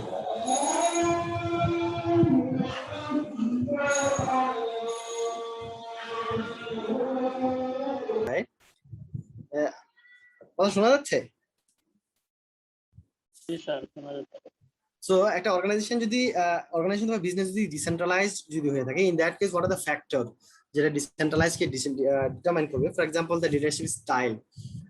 লিডারশিপ স্টাইলটা যদি হয়, if it is authoritative, the business will be more centralise. তার মানে হচ্ছে কি, ধরেন একজন ওনার অথবা ওনাররা যারা আছে টপ লেভেল ম্যানেজমেন্টে যারা থাকে, তারা যদি তাদের লিডারশিপ স্টাইলটা যদি এমন হয় যে তারা সরাসরি কন্ট্রোল করবে, তারা হচ্ছে কোনো ধরনের ডেলিগেশন করবে না, তাদের কোনো পাওয়ার হচ্ছে আইসোলেট করবে না, ইন দ্যাট কেস এটা সেন্ট্রালাইজড হবে, ডিসেন্ট্রালাইজড হবে না। আর যদি এটা যদি পার্টিসিপেটিভ হয়, যদি হচ্ছে এরকম হয় যে না আমরা হচ্ছে আমাদের প্রেসারটা কিছু হচ্ছে লোয়ার লেভেল ম্যানেজমেন্টে ডেলিগেট করে দেবো, in that case it will be decentralized. ঠিক আছে, size of organization, as size increases decentralization tend to increase. তার মানে হচ্ছে আপনার অর্গানাইজেশনের সাইজ যত বড় হবে, সেন্ট্রালাইজেশনের টেন্ডেন্সি তত বেশি হবে। এক্সটেন্ড অফ অ্যাক্টিভিটি ডাইভার্সিফিকেশন, আপনি যদি মোর ডাইভার্সিফাইড বিজনেস যদি হন, ফর এক্সাম্পল আমরা বলি by diversified product, diversification by product, diversification by location যদি হয়, ইন দ্যাট কেস এটা ডিসেন্ট্রালাইজেশন বেশি হবে। Effectiveness of communication, decentralization will not work if information is not communicated downward. এখন আপনি যদি ডিসেন্ট্রালাইজেশন যদি হয়, তা ডিসেন্ট্রালাইজেশনের ক্ষেত্রে ডেফিনেটলি হচ্ছে আপনাকে কমিউনিকেশন হচ্ছে ইফেক্টিভ কমিউনিকেশন হতে হবে। যদি ইফেক্টিভ কমিউনিকেশন যদি না হয়, ইন দ্যাট কেস হচ্ছে কখনোই ডিসেন্ট্রালাইজেশন ইফেক্টিভ মানে ফ্রুটফুল হবে না। আর ability of management, there is a more able, the more decentralization will be happen। তার মানে হচ্ছে আপনি যদি ম্যানেজমেন্ট যদি ক্যাপাবল হয় যে না, we are capable of delegation, we have enough resources, in that case decentralization is better. আর হচ্ছে speed of technological advancement, lower managers are likely to be more familiar with changing technology, therefore decentralized। তার মানে হচ্ছে আপনার speed of technological change যদি বেশি হয়, technological change যদি খুব বেশি হয়, অ্যাডাপশন করতে হয় যদি খুব আর্লি অ্যাডাপশন যদি করতে হয় technology, in that case decentralization is better. আর জিওগ্রাফি অফ লোকেশনস, তার মানে লোকেশন যদি আপনার যদি মার্কেটটা যদি পুরো ওভারঅল বাংলাদেশ যদি হয়, ফর এক্সাম্পল আপনি বাংলাদেশ ছাড়াও যদি গ্লোবাল ইকোনমিতেও যদি আপনি আপনার বিজনেস যদি এক্সপান্ড করেন, in that case you should have decentralization of your business। আর extent of local knowledge needed, তার মানে হচ্ছে আপনি যদি দেখেন যে না, আপনার হচ্ছে লোকাল নলেজ দরকার, যেই লোকেশনে আপনি বিজনেস করতে যাচ্ছেন ওই লোকেশনে আপনার সেপারেট নলেজ দরকার, মার্কেট নলেজ দরকার, ইন দ্যাট কেস বিজনেসটা হচ্ছে ডিসেন্ট্রালাইজড হইলেই সবচেয়ে ভালো হবে। So leadership style, size of organization, extent of activity diversification, effectiveness of communication, ability of management, speed of technological advancement, geography of location, extent of local knowledge needed, এটার উপর basis করে হচ্ছে আপনার ডিসেন্ট্রালাইজেশন হতে পারে। So what are the advantages or disadvantages, অথবা pros and cons of centralization and decentralization? Which one is better? এখানে আছে অ্যাকচুয়ালি আমরা কোনটা বেটার সেটা আমরা কখনো ডিরেক্টলি আপনাকে যদি প্রশ্ন করা হয় যে which one is better, either decentralization or centralization, you can directly say, in that case আপনাকে হচ্ছে 2-4 লাইন লেখার জন্য অপশন দিতে পারি যে which one is better, either centralization or decentralization, write some write within 2 or 3 line, এরকম থাকতে পারে। কারণ আপনাদের কিন্তু বলা হয়েছে যে 2-3 লাইনে লেখার অপশন আপনাদের দেয়া থাকতে পারে, টাইপ করা লাগতে পারে। সো ইন দ্যাট কেস আপনাকে যদি প্রশ্ন করা হয় যে which one is better, either centralization or decentralization, আপনি ডিরেক্টলি হচ্ছে অ্যানসার দিতে পারবেন না। In that case you should answer either some pros and cons, মানে কিছু অ্যাডভান্টেজ এবং ডিসঅ্যাডভান্টেজ দিতে হবে, যে সেন্ট্রালাইজেশনের কিছু অ্যাডভান্টেজ, ডিসেন্ট্রালাইজেশনের কিছু অ্যাডভান্টেজ দিতে হবে, যে বাট আপনি ডিরেক্টলি বলতে পারবেন না যে কোনটা বেটার। আমরা যদি একটু এক্সপ্লেইন করি যে সেন্ট্রালাইজেশনের এবং ডিসেন্ট্রালাইজেশনের কোন ধরনের অ্যাডভান্টেজ এবং ডিসঅ্যাডভান্টেজ গুলো আছে, মোস্টলি অ্যাডভান্টেজ গুলো আছে। মানে অ্যাডভান্টেজ ডিসঅ্যাডভান্টেজ চাইলে একটা অপশন দিলে এরকম, আমি বুঝতে পারিনি। আর বলতেছি যদি অ্যাডভান্টেজ ডিসঅ্যাডভান্টেজ আসে তাহলে কি টাইপ করতে হইব? এখানে টাইপ করতে হবে না, টাইপ করা থাকতে পারে, আপনাকে প্রশ্ন করতে পারে। ফর এক্সাম্পল আপনাকে 4টা অপশন দিয়ে দিল, which one of the following are the advantage of centralization, 5টা ধরনের আপনাকে অপশন দিয়ে দিল, আপনাকে বলা হতে পারে যে more than one option. For example আপনি জানেন যে এখানে 5টা অপশনের মধ্যে 4টাই হচ্ছে advantage, you will select 4 option and will press the next button, ওকে, মানে এরকম অপশন থাকতে পারে আপনার, ঠিক আছে। অথবা এটা থাকতে পারে যে which one of the following is an advantage of centralization, 5টা অপশন দিয়ে দিলে এর মধ্যে কোনটা হচ্ছে অ্যাডভান্টেজ থাকতে পারে, এরকম আইদার থাকতে পারে একটা অপশন চুজ করতে, অথবা থাকতে পারে more than one option choose করতে, অথবা থাকতে পারে এরকম একটা অ্যাডভান্টেজের কথা বলে দিল যে greater control and coordination is applicable for centralization, is it true or false, বলে দিল যে গ্রেটার কন্ট্রোল এবং কোঅর্ডিনেশন থাকে সেন্ট্রালাইজেশনের ক্ষেত্রে, এটা ট্রু নাকি ফলস। আপনি যদি বলেন যে না এটা true, you select the option true, আর যদি এটা যদি ফলস হয়ে থাকে তাহলে আপনি ফলস সিলেক্ট করবেন, ঠিক আছে। সো এই ধরনের অপশন আপনার এখান থেকে থাকতে পারে। সো আমরা যদি দেখি যে সেন্ট্রালাইজেশনের প্রো এবং ডিসেন্ট্রালাইজেশন প্রো গুলো কি হয়ে থাকে, ফর এক্সাম্পল এখানে গ্রেটার কন্ট্রোল এন্ড কোঅর্ডিনেশন থাকে, আপনার সেন্ট্রালাইজেশনের ক্ষেত্রে গ্রেটার কন্ট্রোল এন্ড কোঅর্ডিনেশন থাকে, আর হচ্ছে ডিসেন্ট্রালাইজেশনের ক্ষেত্রে হচ্ছে ফ্লেক্সিবিলিটি বেশি থাকে, গ্রেটার ফ্লেক্সিবিলিটি থাকে বেশি। আর সেন্ট্রালাইজেশনের ক্ষেত্রে this is easy and one point solution decision, মানে যেহেতু একটা পয়েন্ট থেকে ডিসিশন আছে, টপ লেভেল ম্যানেজমেন্টই যেহেতু হচ্ছে ডিসিশন দেয়, সো তার জন্য এটা ডিসিশন দিতে খুবই ইজি, এবং আপনি 1 পয়েন্ট ডিসিশন পেয়ে যাবেন। সো এখানে লোয়ার লেভেল ম্যানেজমেন্টটা ডেলিগেশন করার প্রয়োজন পড়ে না। আর ডিসেন্ট্রালাইজেশনের ক্ষেত্রে যেহেতু আপনার কন্ট্রোলটা এবং অথরিটিটা পাওয়ারটা যেহেতু ডিলেগেট করে দেওয়া হয় লোয়ার লেভেল ম্যানেজমেন্টে, দ্যাটস ওয়াই টপ লেভেল ম্যানেজমেন্টের ওভার বার্ডেন থাকে না, ওভার বার্ডেন এবং প্রেশারটা একটু কমে যায়। ডিসেন্ট্রালাইজেশনের ক্ষেত্রে ডিমোটিভেট এমপ্লয়িদের ক্ষেত্রে অনেকে ডিমোটিভেট হতে পারে। কারণ কি? কারণ অনেক লোয়ার লেভেল ম্যানেজমেন্ট থাকে যারা সরাসরি মার্কেটের সাথে যারা রিলেটেড থাকে, কাজের সাথে যারা ইনভলভ থাকে। ফর এক্সাম্পল টপ লেভেল ম্যানেজমেন্টে যারা থাকে তারা কাজের সাথে ইনভলভ নরমালি থাকে না। সো তারা মার্কেটের উপর বেসিস করে, অ্যানালাইসিসের উপর বেসিস করে তারা ডিসিশন দেয়। ইন দ্যাট কেস তো লোয়ার লেভেল ম্যানেজমেন্ট যে কাজটা করে সে যদি ডিসিশন নিতে না পারে সে ডিমোটিভেটেড হতে পারে। আর যেহেতু ডিসেন্ট্রালাইজেশনের ক্ষেত্রে এই অ্যাডভান্টেজটা থাকে যে এমপ্লয়ি মোটিভেটেড থাকে, যেহেতু তার নিজস্ব ডিসিশন মেকিং পাওয়ার থাকে। আর balance of function and resources, সেন্ট্রালাইজেশনের ক্ষেত্রে ওরা ব্যালেন্স ফাংশন এবং রিসোর্সের ব্যালেন্স করতে পারে, যেহেতু ওয়ান ম্যান কন্ট্রোল, সেখানে ফাংশন এবং রিসোর্সের ইজিলি সে ব্যালেন্স করতে পারে। আর আর ডিসেন্ট্রালাইজেশনের ক্ষেত্রে যদি এখানে আমার ফাংশন এবং রিসোর্সের ক্ষেত্রে যেহেতু আমার বলছে যে পার্টিকুলার একটা মার্কেট যদি হয়, মার্কেট অথবা লোকেশন অনুসারে যেহেতু ডিভিশনালাইজড করা থাকে, in that case local problem সলিউশনের ক্ষেত্রে হচ্ছে আপনার ডিসেন্ট্রালাইজেশনটা হচ্ছে বেশি applicable. Senior manager keep control, আর এখানে জেনারেলি সিনিয়র লেভেল ম্যানেজাররাই হচ্ছে সেন্ট্রালাইজেশনের ক্ষেত্রে তাদের কন্ট্রোলটাই হাতে রাখে, আর ডিসেন্ট্রালাইজেশনের ক্ষেত্রে লোয়ার লেভেল ম্যানেজমেন্টকেও কিছু কন্ট্রোল দিয়ে দেওয়া হয়। দ্যাটস ওয়াই তারা হচ্ছে ডিসিশন মেকিং দিতে পারে খুব তাড়াতাড়ি। আর control of decision is better, quality of decision is better. তার মানে সেন্ট্রালাইজেশনের ক্ষেত্রে আপনার ডিসিশন মেকিং এর কোয়ালিটিটা হচ্ছে ভালো থাকবে। আর লোয়ার লেভেল ম্যানেজমেন্ট ডিসেন্ট্রালাইজেশনের ক্ষেত্রেও যে ভালো থাকবে না তা না। লোয়ার লেভেল ডিসেন্ট্রালাইজেশনের ক্ষেত্রে যেটা বলা হয় সেটা হচ্ছে যে জুনিয়র ম্যানেজাররা হচ্ছে বেশি হাইলি স্কিলড হবে, যেহেতু তারা নিজেরা ডিসিশন মেকিং নিতে শিখবে, তারা অ্যানালাইসিস করবে, ডিসিশন মেকিং নিতে হলে অনেক অ্যানালাইসিস করতে হবে, তাদের নিজস্ব স্কিল ডেভেলপ হবে, যেটা হচ্ছে সেন্ট্রালাইজেশনের ক্ষেত্রে যেটা হবে না। আর more likely to produce congruent decision, তার মানে টপ লেভেল ম্যানেজমেন্ট যে ডিসিশনটা যেটা চায়, যেহেতু টপ লেভেল ম্যানেজমেন্ট নিজেই হচ্ছে একটা ডিসিশন নিচ্ছে, সো তার এখানে এই ডিসিশনে কনগ্রান্স থাকতে পারে। তার মানে যেটা সে অ্যাচিভ করতে চায়, টার্গেট যেটা আছে, সে এটা চাইলেই সে কি করতে পারে, ডিসিশন মেকিং নিয়ে এটাকে অ্যাচিভ করতে পারে। আর separate spheres of responsibility can be identified, এখানে ডিসেন্ট্রালাইজেশনের ক্ষেত্রে যেহেতু আমরা বলছি যে রেসপন্সিবিলিটি আলাদা থাকবে, সো তার ডিসিশন মেকিং পাওয়ার আলাদা থাকবে। দ্যাটস ওয়াই সে ডিসিশন যেহেতু আলাদা নিচ্ছে, সো তার আউটপুটটা ওই তার পার্সোনাল লেভেল থেকেই হবে। সো এখানে মোর কনগ্রান্স হতে পারে। পসিবলি চিপার, তার মানে হচ্ছে এখানে যেহেতু তাড়াতাড়ি ডিসিশন মেকিং নিচ্ছেন, সময় লাগতেছে না, সো আপনার কস্ট কম হবে। আর এখানে হচ্ছে আপনার লোকাল ডিসিশন মেকিং হবে, এবং এখানে ডিসিশন মেকিং এর কস্টটা একটু হাই হতে পারে। আর crisis decision are taken more quickly, আর হচ্ছে এখানে ক্যান বি ডিলেড, তার মানে ক্রাইসিস যদি হঠাৎ করে কোনো একটা ডিসিশন নেওয়ার প্রয়োজন পড়ে, ক্রাইসিস ম্যানেজমেন্ট ডিসিশন। তো আপনাদের কি এর মধ্যে কেউ কি আছেন যে ক্রাইসিস ম্যানেজমেন্ট সম্পর্কে কোনো আইডিয়া আছে? ক্রাইসিস ম্যানেজমেন্টের খুব ভালো একটা এক্সাম্পল চলতেছে এখন, good example of crisis management, anyone?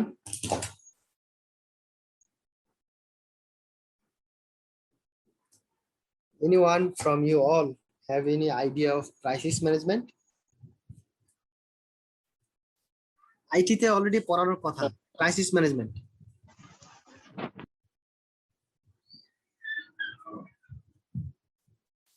If anyone can explain or can write in chat box, আপনাদের যদি কেউ বলতে ইচ্ছা না করে তাহলে চ্যাট বক্সে প্লিজ লিখতে পারেন অ্যানসার। এটা কি বিজনেস পার্সপেক্টিভের কথা বলতেছেন নাকি এনিথিং? ক্রাইসিস ম্যানেজমেন্ট শুধু বিজনেসের ক্ষেত্রে হবে তা না, এটা বিজনেসের বাইরে হতে পারে, but definitely within the business. যেহেতু আমরা একটা বিজনেসের স্ট্রাকচারে আলোচনা করতেছি, crisis management should be within the বিজনেসের মধ্যে হইলে ভালো।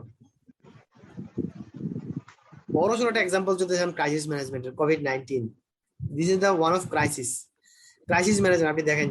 আপনি দেখেন টেক্সটাইল কোম্পানিগুলোর ক্ষেত্রে থেকে শুরু করে অনেক কোম্পানি আছে যারা হচ্ছে সার্ভিস মেকিং কোম্পানি যেগুলো আছে, সার্ভিস প্রোভাইডার কোম্পানিগুলা, টেক্সটাইল ম্যানুফ্যাকচারিং, টেক্সটাইল কোম্পানিগুলো, অনেক কোম্পানি আছে যারা ক্রাইসিস ম্যানেজমেন্ট আছে বর্তমানে। সো তাদের এখন দেখেন ফান্ডিং ক্রাইসিস, কারণ হচ্ছে তাদের এক্সপোর্ট হচ্ছে না, ওই যে মাঝখানে যে প্রবলেম ছিল, এক্সপোর্ট বন্ধ হয়ে গেছিল। So this is the crisis.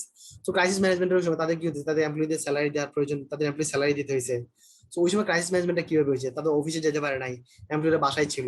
So how this is management? So এই যে ম্যানেজমেন্টটা যেটা, এটাই হচ্ছে ক্রাইসিস ম্যানেজমেন্ট। ফর এক্সাম্পল আপনি বাসা থেকে কাজ করছেন, either you are working from home or you are, তাদের শাফলিং থাকতেছে, তাদের হচ্ছে ধরেন এক্সপোর্ট হচ্ছে না, তাহলে তারা কি লোকাল প্রোডাকশন করতেছে, তারা হচ্ছে ইনভেন্টরি যেটা ছিল, ইনভেন্টরি ম্যানেজমেন্ট করতেছে। So this are the crisis management. ঠিক আছে, আপনার হাতে ফাইন্যান্স নাই, টাকা নাই, আপনি কিভাবে এখন কিভাবে এমপ্লয়ীদের স্যালারি দিবেন, আপনি কিভাবে প্রোডাকশন করবেন, আপনার এতদিন যে প্রোডাকশন হয় নাই, মাঝখানে তো ধরেন 6 মাস 1 বছর আপনার কোনো প্রোডাকশন হয় নাই, এক্সপোর্ট হয় নাই, এখন আপনি যদি এক্সপোর্ট করতে যান আপনার তো এখন হাতে টাকা নাই, তাহলে আপনি টাকা ফান্ডিং করবে গেছে। This is one of the crisis, financial crisis. এই যে crisis management, this are the crisis management. তাহলে টপ লেভেল ম্যানেজমেন্ট যদি হয়, সেন্ট্রালাইজেশনের ক্ষেত্রে ক্রাইসিস ম্যানেজমেন্টটা খুব ফাস্টার হবে, আর ডিভিশনালাইজেশনের ক্ষেত্রে ক্রাইসিস ম্যানেজমেন্টটা নরমালি ডিলে হয়। কারণ যেহেতু ডিভিশনালাইজের ক্ষেত্রে যদি হয়, তাহলে এখানে ক্রাইসিস ম্যানেজমেন্টটা একটু ডিলে হতে পারে। পলিসি প্রসিডিউর এবং documentation can be standardized business wide আর ক্যান বি ম্যাল ফাংশন। আপনি নর্মালি যদি ডিসেন্ট্রালাইজের ক্ষেত্রে চিন্তা করেন তাহলে ম্যাল ফাংশন করতে পারে, কারণ পলিসি প্রসিডিউর এবং ডকুমেন্টেশন গুলো সেন্ট্রালাইজড যদি হয়ে থাকে তাহলে খুব ভালো হবে, আর ডিসেন্ট্রালাইজেশন হলে এটা এখানে ভালো হতে পারে বা ম্যাল ফাংশনও করতে পারে।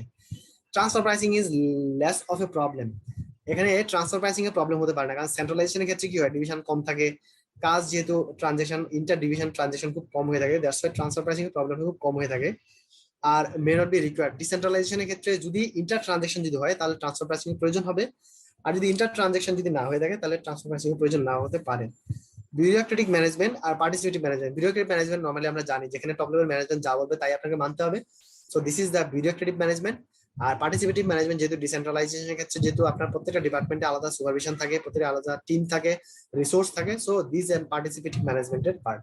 So this are the normally agreement against or for, অথবা বলতে পারেন অ্যাডভান্টেজ ডিসঅ্যাডভান্টেজ or হচ্ছে ফিচার্স আপনি বলতে পারেন of centralization and decentralization. So which one is better, এখানে ডিরেক্টলি বলা যাবে না হুইচ ওয়ান ইজ বেটার, প্রত্যেকের এগেইনস্টেই কিছু যুক্তি আছে এবং যুক্তির বিপরীতে কিছু এখানে বলা আছে। সো যদি আপনাকে কিছু লিখতে দেয় যে which one is better, centralisation decentralisation, you shouldn't write directly either centralization or decentralization. You should write that either centralization or decentralization is better based on some parameter. For example, this. For example, either size, control, responsibility, resources. So এই আপনি কয়েকটা লিখে দিতে পারেন, decision making, ঠিক আছে, location, product, function. So এই এর উপর বেসিস করে আসলে এটা ডিপেন্ড করবে এটা সেন্ট্রালাইজেশন হবে না ডিসেন্ট্রালাইজেশন হবে। সো আপনি just use right by this way. So আমরা হচ্ছে তারপরে আমরা পড়বো স্প্যান অফ কন্ট্রোল। এর মধ্যে আমরা মনে হয় একটা 10 মিনিটের একটা ব্রেক নিতে পারি, তাই না? স্যার 15 মিনিট দিলে ভালো হয় স্যার। আচ্ছা 15 মিনিট, আচ্ছা ঠিক আছে, তাহলে আমরা 15 মিনিটের তাহলে আমরা একটা ব্রেক নিচ্ছি। এরপরে হচ্ছে আমরা বাকি যে পোর্শনটা যেটা আছে সেটা হচ্ছে আমরা শেষ করব। তাহলে আমরা হচ্ছে এখন ব্রেক নিচ্ছি হচ্ছে আমরা ঠিক 8:55 তাহলে আমরা শুরু করব, ঠিক আছে? Okay, so we will have a break till 8:55, then we will start again. Okay, thank you so much.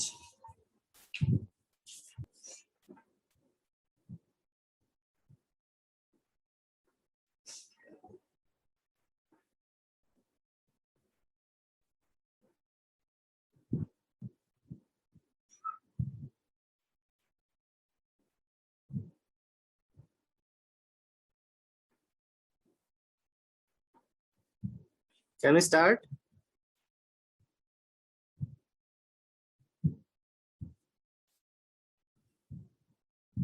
Is everybody there?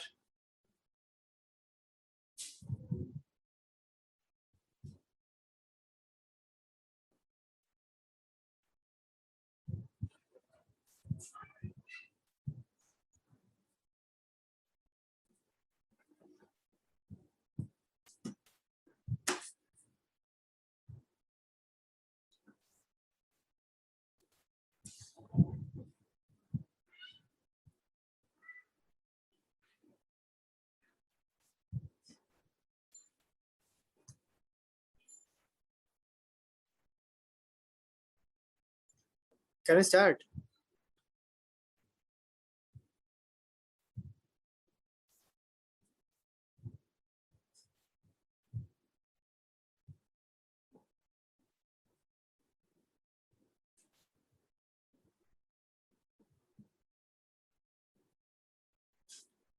Anybody from you all, can we start? जी sir. Thank you.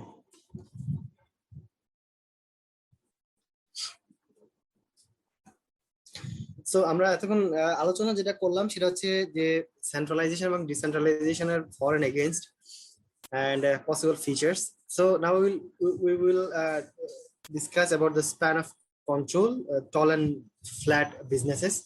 That means that আমাদের একটা অর্গানাইজেশনের মধ্যে একটা subordinate লেভেলে কতজন person হচ্ছে একটা পার্সনকে রিপোর্ট করবে, the number of person that will report to a single person. So this is the span of control. For example, একটা ডিপার্টমেন্ট যদি থাকে, for example ফাইন্যান্স ডিপার্টমেন্টের যদি ম্যানেজার থাকে, তাহলে একজন ম্যানেজারের আন্ডারে কতজন স্টাফ থাকবে যে তাকে হচ্ছে রিপোর্ট করবে। If you just look into the staff, there is a two types of span of control. One is the tall span of control and one is a flat span of control. So আপনি যদি tall span of control আপনি যদি দেখেন, তাহলে এখানে normally অনেক hierarchy লেভেলটা অনেক বেশি থাকে। তার মানে হচ্ছে এখানে অনেক লেভেল অফ হায়ারার্কি থাকে। ফর এক্সাম্পল সে যদি একজন ডাইরেক্টর যদি হয়, ডাইরেক্টর আন্ডার, ফর এক্সাম্পল আপনি যদি সিএফ এর মতো চিন্তা করেন, এক ডাইরেক্টর থাকবে, ডাইরেক্টর আন্ডার অনেকগুলো ম্যানেজার থাকবে, কিছু ম্যানেজার আন্ডার কিছু ডেপুটি ম্যানেজার থাকবে, কিছু ডেপুটি ম্যানেজার আন্ডার কিছু সিনিয়র ম্যানেজার থাকবে, কিছু সিনিয়র ম্যানেজার আন্ডার কিছু আর্টিকেল স্টুডেন্ট থাকবে। So this are the tall span of control. তার মানে যখন একজন পার্সনের আন্ডার যখন কিছু ম্যানেজার থাকবে, তারপর তাদের আন্ডার কিছু সাব ম্যানেজার থাকবে। সো যখন অনেক ধরনের ডিভিশনালাইজেশন যদি হয়, নাম্বার অফ লেয়ারটা যদি অনেক বেশি হয়, in that case the tall span of control যদি হয়ে থাকে। আর ফ্ল্যাট স্প্যান অফ কন্ট্রোল যেটা হয়ে থাকে, তার এখানে আমাদের লেয়ারটা অনেক কম থাকে, but number of employees working in a single supervision অনেক বেশি হয়ে থাকে। For example you just look into the graph of flat span of control. এখানে দেখেন 3টা লেয়ার মাত্র এখানে আছে, শুধুমাত্র প্রথম জন থাকে, তার আন্ডারে দেখেন 5 জন আছে, এবং প্রত্যেকটা পার্সনের আন্ডারে 5 জন করে লোক আছে। So this is the flat span of control.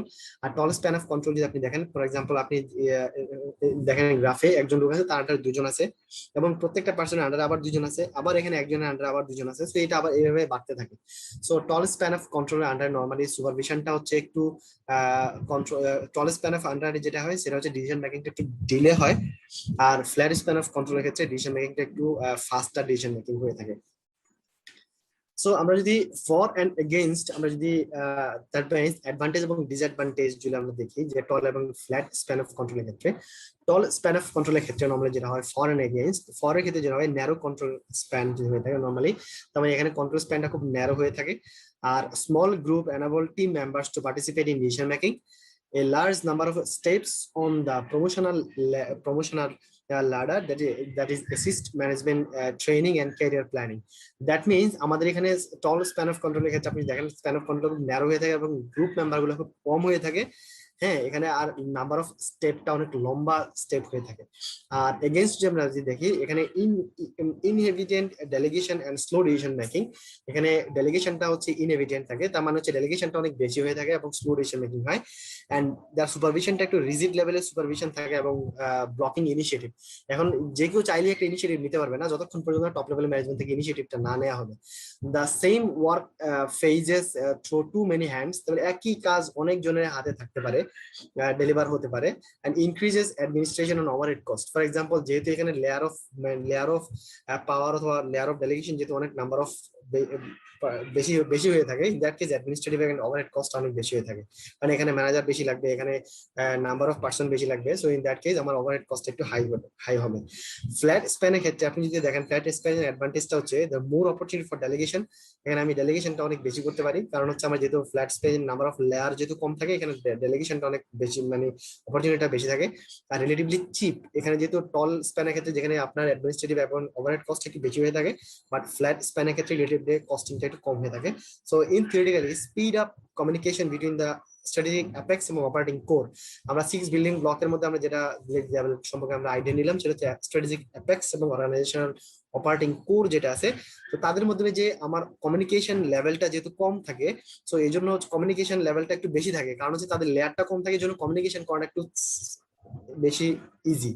কারণ টপ লেভেল ম্যানেজমেন্ট আপনি দেখেন স্প্যানে আপনার টল স্প্যানে যেহেতু লেয়ারটা অনেক বেশি থাকে, তো এখানে যদি আপনার টপ লেভেল ম্যানেজমেন্টে কোনো কিছু কমিউনিকেশন করতে চান, তাহলে আপনাকে আপনার উপরের লেয়ারে যেতে হবে, সে আবার উপরের লেয়ারে যাবে। সো এই কমিউনিকেশনটা একটু স্লো হয়ে থাকে। ফ্ল্যাট স্প্যানে যেহেতু লেয়ারটা কম থাকে, এই জন্য কমিউনিকেশনটা একটু স্পিড আপ হয়। আর ফ্ল্যাট স্প্যানের ডিসঅ্যাডভান্টেজ যেটা, সেটা হচ্ছে more time for crisis management. তার মানে যদি কোনো ধরনের ক্রাইসিস ম্যানেজমেন্টের ক্ষেত্রে আপনার লেয়ারটা যেহেতু আপনার কম থাকে, ক্রাইসিস ম্যানেজমেন্টের ক্ষেত্রে আপনি অ্যাডাপ্টেবিলিটিটা একটু মানে করতে একটু বেশি সময় লাগে, কারণ হচ্ছে যেহেতু নাম্বার অফ পার্সন যেহেতু একটা লেয়ারে বেশি থাকে, নাম্বার অফ পার্সনটা বেশি থাকার কারণে সবারই যেহেতু ক্রাইসিস ম্যানেজমেন্টটাকে অ্যাডাপ্ট করার প্রয়োজন পড়ে। ইন দ্যাট কেস যদি কোনো ধরনের ক্রাইসিস ম্যানেজমেন্টের পরে কোনো organisation, in that case they take more time to adapt for the crisis management. Our manager may only get an superficial idea of what goes on. তার মানে হচ্ছে এখানে ম্যানেজাররাই শুধুমাত্র হচ্ছে ম্যানেজাররা সবসময় তাদের কে অনেক মানে যেহেতু নাম্বার অফ এমপ্লয়ি অনেক তাদেরকে হ্যান্ডেল করতে হয়, ইন দ্যাট কেস তাদের মধ্যে অনেক ধরনের ইনোভেটিভ আইডিয়া যেটা আছে, ইনোভেটিভ আইডিয়াটা কম আসতে পারে। যেখানে যেখানে নাম্বার অফ পার্সন যদি কম হয়, তাদের ইনোভেটিভ আইডিয়াটা একটু বেশি হতে পারে, কারণ তাদের কাজের লোডটা একটু কম থাকে, তাদের থিঙ্ক করার ক্যাপাসিটিটা অথবা টাইমটা বেশি থাকে। ইন দ্যাট কেস তাদেরকে টল স্পানে হচ্ছে আমার নাম্বার অফ পার্সন কম হয়ে থাকে এবং তাদের টাইমটা অনেক বেশি থাকে। সো তারা হচ্ছে আপনার থিঙ্ক করার টাইমটাও পায়, রিসোর্সও পায়। ইন দ্যাট কেস তাদের ইনোভেশন ক্যাপাসিটি বেশি থাকে টপ ফ্ল্যাট স্প্যানের ক্ষেত্রে, মানে ফ্ল্যাট স্প্যান থেকে। আর দে স্যাক্রিফাইস কন্ট্রোলের লো স্কুপ অফ স্ট্র্যাটেজিক আউটপুট। এখানে আমরা যেহেতু তাদের ইনোভেশন ক্যাপাসিটিটা কম থাকে, সো তাদের স্ট্র্যাটেজিক আউটপুট তাদের কাছ থেকে কম আসতে পারে। So this are the advantage and disadvantage of flat span and narrow tall span. So mechanistic and organic structure. এখানে আরো কিছু স্ট্রাকচারের কিছু আইডিয়া আছে। একটা হচ্ছে মেকানিস্টিক এবং অর্গানিক স্ট্রাকচার। সো মেকানিস্টিক এবং অর্গানিক স্ট্রাকচার জিনিসটা কি আমরা একটু জানবো। সেটা হচ্ছে if we define the mechanic structure, that is this is the stable, efficient and suitable for slow changing operating environment। তার মানে হচ্ছে যে সমস্ত অর্গানাইজেশনটা একটু রিজিড হয়ে থাকে, তাদেরকে চেঞ্জ গুলা স্লোলি অ্যাডাপ্ট করতে হয় এবং তাদের মোস্ট অফ দ্য অ্যাক্টিভিটি গুলা স্টেবল হয়ে থাকে এবং তাদের কাজগুলো এফিশিয়েন্ট লেভেলে হয়ে থাকে এবং স্টেবল লেভেলের কাজ হয়ে থাকে। সো ইন দ্যাট দিস অর্গানাইজেশনের ক্ষেত্রে আমরা বলতে পারি এটা হচ্ছে মেকানিস্টিক বিজনেস অর্গানাইজেশন। আর যে সমস্ত অর্গানাইজেশন গুলো খুবই ফ্লেক্সিবল হয়ে থাকে এবং খুব ফাস্টার চেঞ্জিং এর প্রয়োজন পড়ে, ফর এক্সাম্পল আইটি কোম্পানি যেগুলো আছে, আপনি আইটি কোম্পানিকে বলতে পারেন they are the organic business IT কোম্পানিগুলোর ক্ষেত্রে। সো তাদের টেকনোলজি যত ফাস্টার চেঞ্জ হবে, তাদের অর্গানাইজেশন এনভায়রনমেন্ট যত চেঞ্জ হবে, ফাস্টার এনভায়রনমেন্ট চেঞ্জের সাথে তাদেরকে অ্যাডপ্ট করতে হয়। So that's why they are more flexible business organization. So these are the organic business organization. They are mostly flexible, adaptive এবং suitable for fast changing and dynamic operational environment. আর task গুলোর ক্ষেত্রে আপনি যদি দেখেন যে task are broken down on sub task. Mechanistic বিজনেসের ক্ষেত্রে তাদের প্রত্যেকটা টোটাল টাস্কটাকে সাব টাস্কে নরমালি ডিভাইড করা হয়। আর অর্গানিক বিজনেসের ক্ষেত্রে যেটা হয় সেটা হচ্ছে specialist and expert knowledge to common task. একটা কাজই থাকে এখানে এবং এইখানে তাদের এক্সপার্ট এবং স্পেশালিস্ট নলেজ থাকে ওই একটা কমন কাজ করার জন্য। সো একটা টিম ওয়ার্ক যেটা বলা চলে সেটা হচ্ছে আপনি অর্গানিক বিজনেসের ক্ষেত্রে যেটা পাওয়া যাবে, ইনোভেটিভ টিম ওয়ার্ক। আর how the task fit in, এখানে peoples are work oriented than the effective output. তার মানে আপনি বলতে পারেন যে এখানে মেকানিস্টিক বিজনেস ক্ষেত্রে আপনার কাছে স্ট্যান্ডার্ড প্রসিডিউর দেওয়া আছে, পলিসি দেওয়া আছে, আপনি শুধু ওই কাজটাই করবেন। হ্যাঁ, সো এখানে নরমালি পিপলস হচ্ছে তাদের কাজটা অ্যাকমপ্লিশ করতে পারলেই হয়। এখানে আউটপুট লেভেলটা কি হচ্ছে, এখানে আউটপুট লেভেল কি হবে, ইফেক্টিভ আউটপুট হচ্ছে নাকি ইনএফেক্টিভ আউটপুট হচ্ছে, এটা চিন্তা আপনারা নরমালি করে না। বাট অর্গানিক বিজনেসের ক্ষেত্রে they are mostly task effectiveness focus oriented. কারণ হচ্ছে তারা হচ্ছে টাস্কটাকেই বেশি ফোকাস করে, আউটপুট লেভেলটাকে বেশি ফোকাস করে। কারণ হচ্ছে আউটপুট লেভেলটা আলটিমেটলি কি হবে, যদি আমি টাস্ক ওরিয়েন্টেড যদি হই তাহলে আউটপুট লেভেলটা অটোমেটিক্যালি হয়ে যাবে। So that's why they are focus on task effectiveness. But মেকানিস্টিকের ক্ষেত্রে টাস্ক ইফেক্টিভনেস এর ক্ষেত্রে বেশি ফোকাস করা হয় না। আর কোঅর্ডিনেশনের ক্ষেত্রে যেটা আমি যদি বলতে পারি, ম্যানেজার্স আর রেসপন্সিবল। আর অর্গানাইজিংয়ের ক্ষেত্রে peoples in himself is responsible and redefine task. People himself বলতে আমি বুঝাচ্ছি এখানে যে একটা টিমের প্রত্যেকটা পার্সন নিজেই হচ্ছে রেসপন্সিবল থাকে এবং নিজেই হচ্ছে একটা ইনোভেশনের মাধ্যমে নিজেই ডিফাইন করতে পারে যে আমার কাজ কি করতে হবে। ফর এক্সাম্পল, আপনি যদি একটা প্রবলেম দিয়ে দেন, আপনি বলে দিলেন যে you just solve out the problem.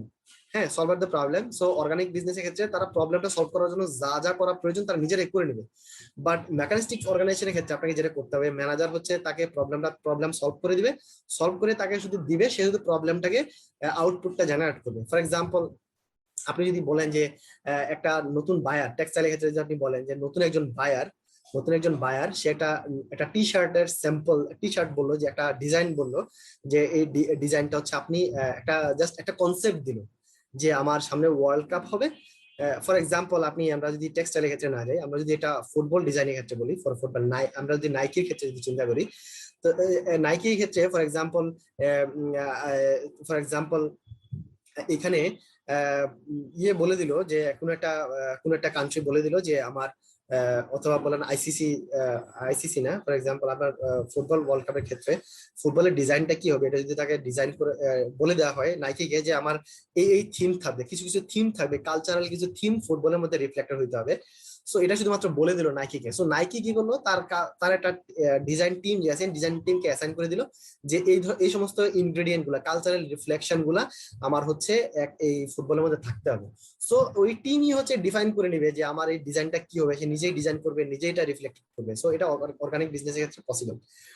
But এটা যদি মেকানিস্টিক বিজনেসের ক্ষেত্রে যদি হয়, মেকানিস্টিক বিজনেসের ক্ষেত্রে ম্যানেজার এটাকে ডিজাইন করে দিবে, ডিজাইন করে প্রোডাকশন ডিপার্টমেন্টে দিবে, প্রোডাকশন ডিপার্টমেন্ট শুধু তার এই ডিজাইন অনুসারে শুধু কাজ করবে। So this are the difference between the work responsibilities. Job ডিসক্রিপশনের ক্ষেত্রে আপনি যদি চিন্তা করেন, তাহলে এখানে স্পেসিফিক জব ডিসক্রিপশন থাকে মেকানিস্টিকের ক্ষেত্রে, আর অর্গানিকের ক্ষেত্রে এখানে কোনো ধরনের স্পেসিফিক জব ডিসক্রিপশন থাকে না। এখানে ওরা অর্গানাইজেশনের এমপ্লয়িরা হচ্ছে সেলফ মোটিভেটেড, তার নিজেরাই হচ্ছে কাজ ডিফাইন করে নেয় এবং নিজেরাই হচ্ছে এই কাজটাকে হচ্ছে উঠাই নেয়। আর কন্ট্রোলের ক্ষেত্রে আমি যদি দেখি যে হায়ারার্কিক্যাল স্ট্রাকচার অফ কন্ট্রোল, আর এখানে নেটওয়ার্ক স্ট্রাকচার অফ কন্ট্রোল থাকে। আর ডিসিশনটা taken by the senior manager আর এনিওয়্যার অফ দ্য স্ট্রাকচার। এখানে অর্গানিক বিজনেসের ক্ষেত্রে যে কোনো স্ট্রাকচারে যে কোনো লেভেলে হচ্ছে ডিসিশন নিতে পারে।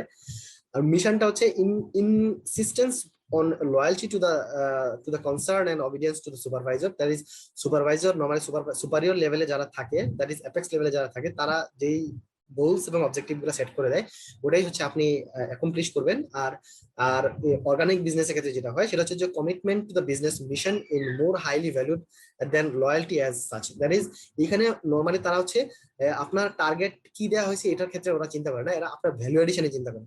সো যেখানে ভ্যালু এডিশন হবে, এখানে ইনোভেশন হবে, সেখানে হচ্ছে মোর আউটপুট ওখানেই হবে। সো ইন দ্যাট কেস আমরা বলতে পারি যে organic business is much suitable than the mechanistic business. But যদি স্ট্যান্ডার্ডাইজড প্রোডাক্ট যদি হয়, আমরা বলতে পারি যদি স্ট্যান্ডার্ডাইজড প্রোডাক্ট যদি হয়, in that case mechanistic business is much appropriate. But যদি হচ্ছে ফ্লেক্সিবল যদি হয় এবং কাস্টমাইজ প্রোডাক্ট যদি হয়, এবং আইটি ওরিয়েন্টেড বিজনেস যদি হয়, in that case organic businesses is much appropriate. So what is the characteristics of mechanistic structures, that is a bureaucratic structure? Mechanistic structure আমরা যদি characteristics গুলো দেখি, you say these are mostly the hierarchy of role, এখানে একটা specific hierarchy থাকে, এখানে specialisation and training এর প্রয়োজন পড়ে, যেহেতু আমরা স্ট্যান্ডার্ডাইজড বিজনেস সেখানে স্পেশালাইজেশন এন্ড ট্রেনিংটাও স্ট্যান্ডার্ডাইজড হয়ে থাকে। প্রফেশনাল নেচার অফ এমপ্লয়মেন্ট, এখানে প্রফেশনাল নেচার অফ এমপ্লয়মেন্ট হয়ে থাকে যেহেতু স্ট্যান্ডার্ডাইজড কাজ হয়ে থাকে। ইম্পার্সোনাল নেচার বলতে বোঝাচ্ছে এখানে মোস্টলি মেশিন ওরিয়েন্টেড কাজগুলো হয়ে থাকে। এখানে রেশনালিটি মিনস হচ্ছে এখানে ইউনিটি অফ কমান্ড থাকে, ইউনিট অফ অর্ডার থাকে, আর there is a uniformity in the performance of the task, technical competencies and stability. So these are the common characteristics of mechanistic structure.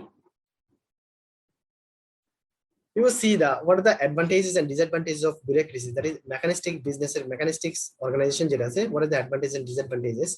So we can see that advantages are these are the standardized and routine tasks.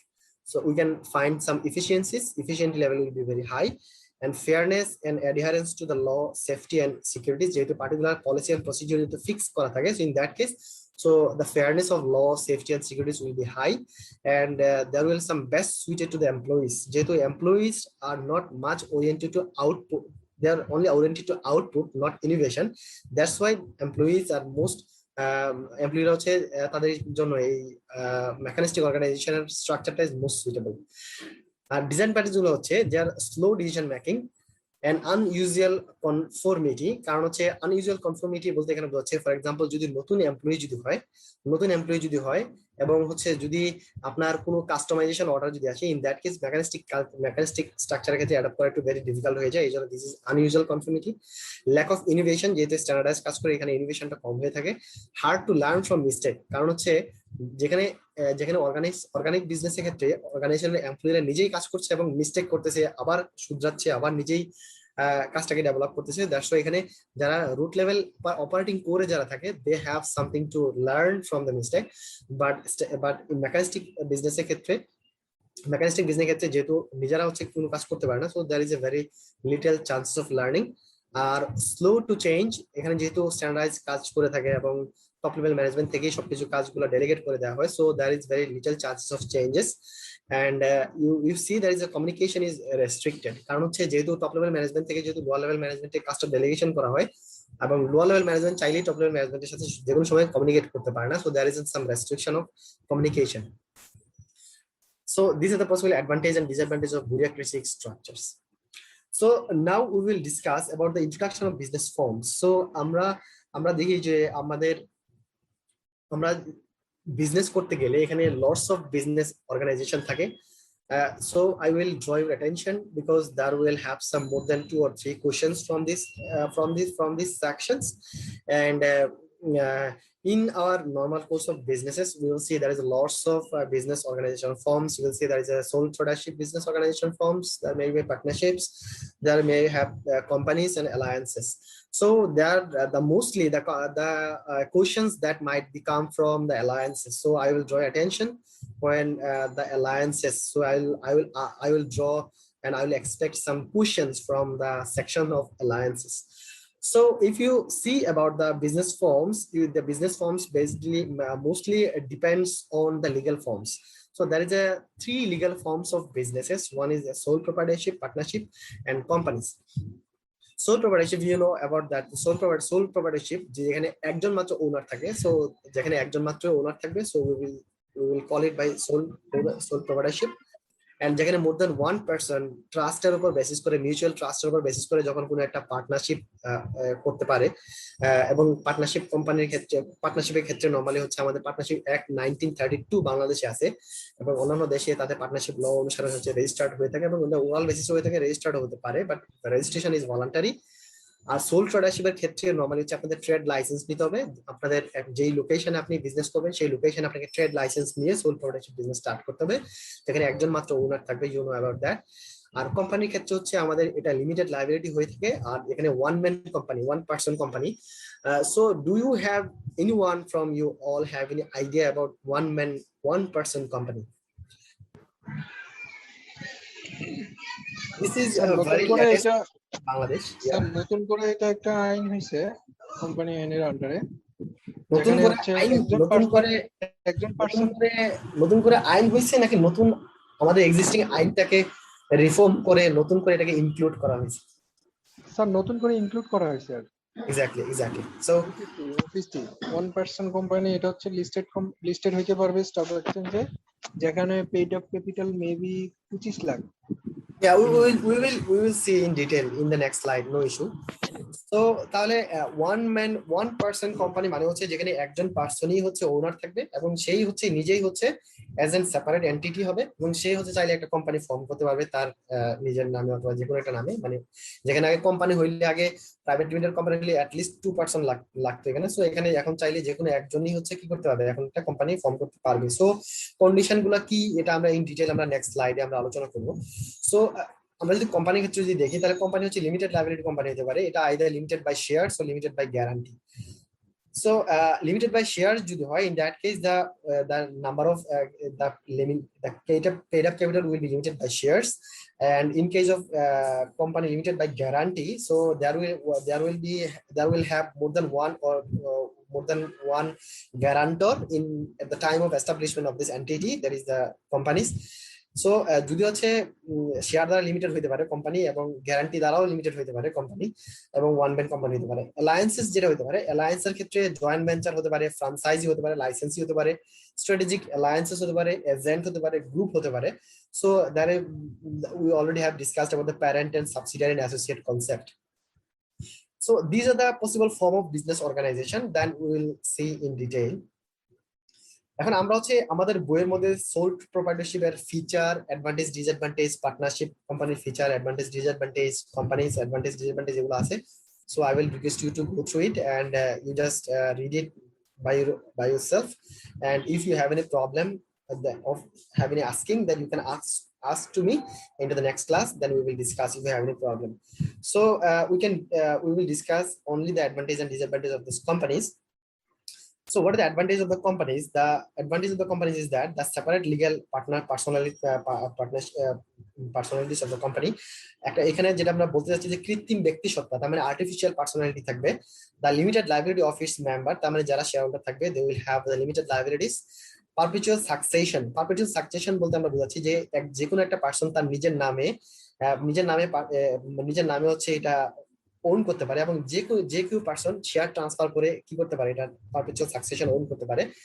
এবং ট্রান্সফারেবিলিটি of interest, তার মানে যে কোনো একজন person যদি চায় তার তার ইন্টারেস্ট, তার মানে তার স্টেক, তার মানে তার যে ওনারশিপ যেটা সে চাইলে ট্রান্সফার করতে পারে বাই শেয়ার ট্রান্সফার করার মাধ্যমে।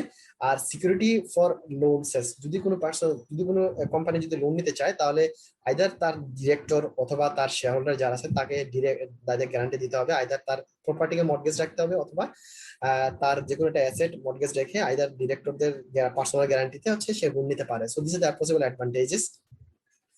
আর ডিসঅ্যাডভান্টেজ গুলোর মধ্যে যেটা আছে সেটা হচ্ছে separation of ownership and control. যেহেতু আমরা বুঝি যে কোম্পানির ক্ষেত্রে হচ্ছে ওনার এবং বিজনেস হচ্ছে separate entity, that's why we can define the ownership and control and ownership of asset. এখানে কোম্পানি তার নিজের নামে হচ্ছে, কোম্পানি যেহেতু তার নিজের নামে বিজনেসের ওনারশিপটা থাকে, সো এখানে যে ওনার যে আছে, যে পার্সোনাল ওনার যে আছে তার নিজের নামে যেহেতু থাকতেছে না, সো দ্যার ইজ এন ওনারশিপটা আইসোলেশন হয়ে যায়।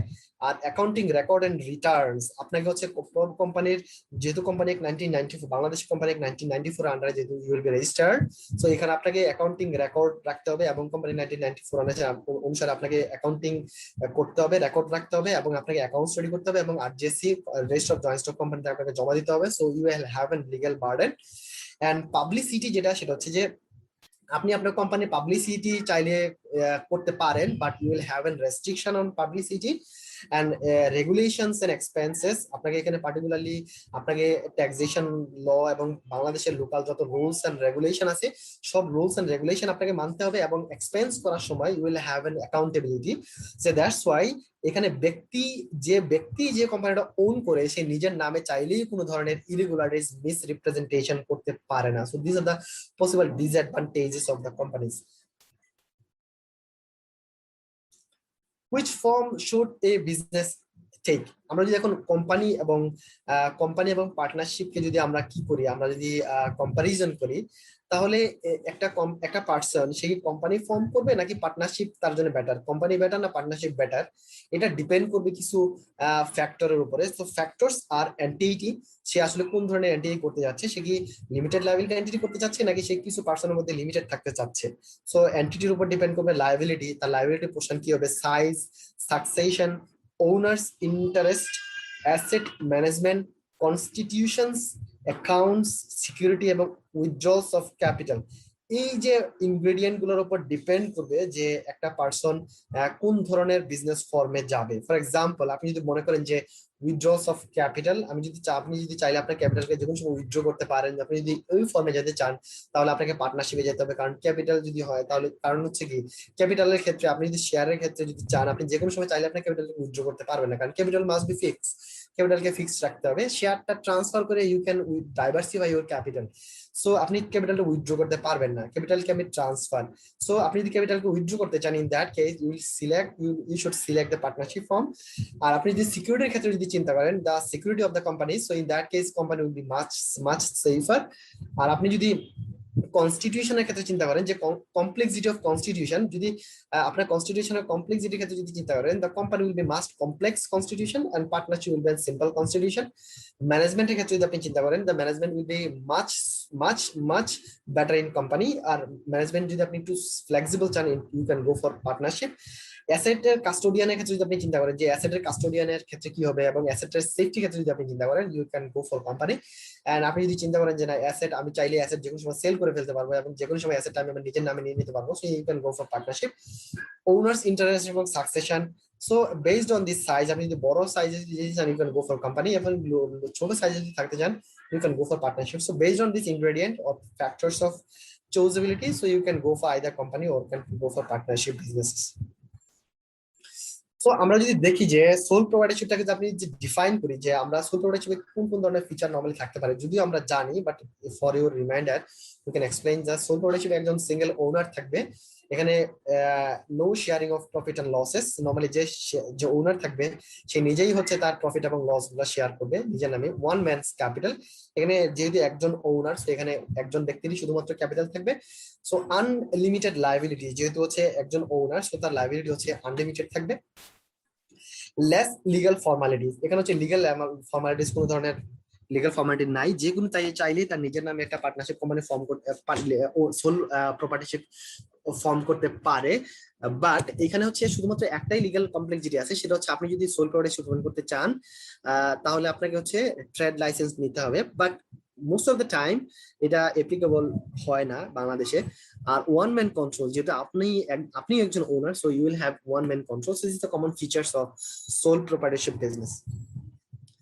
Partnership business, if you just look into the graph, you will see in partnership business এর ক্ষেত্রে নরমালি যেটা হয়, নরমালি আপনার মেম্বারশিপটা লিমিটেড থাকে, এখানে ভলান্টারি রেজিস্ট্রেশন হয়, আর বিজনেস কন্টিনিউইটি হচ্ছে আপনার খুব বেশি ভেরি ইজি, আর কন্ট্রাকচুয়াল রিলেশনশিপ থাকে, আপনার যারা পার্টনার থাকে তাদের মধ্যে কন্ট্রাকচুয়াল রিলেশনশিপটাই থাকে এখানে।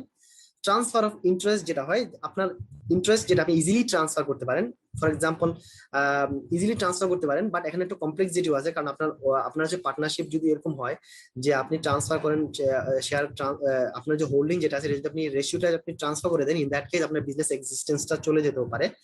মিউচুয়াল এজেন্সি, এখানে যেহেতু পার্টনাররা যারা থাকবে তারা মিউচুয়ালি তাদের এগ্রিমেন্টের মাধ্যমে তারা কাজ করতে পারে, আর প্রফিটটা হচ্ছে তারা নরমালি তাদের মধ্যেই নরমালি শেয়ার করে থাকে, এবং তাদের লাইবিলিটি হচ্ছে আনলিমিটেড। তার মানে হচ্ছে তাদের যতটুকু পরিমাণে তারা ওনার, সো তাদের লাইবিলিটি হচ্ছে তাদের ওনারশিপ এর রেশিও অনুসারে their liability will be unlimited.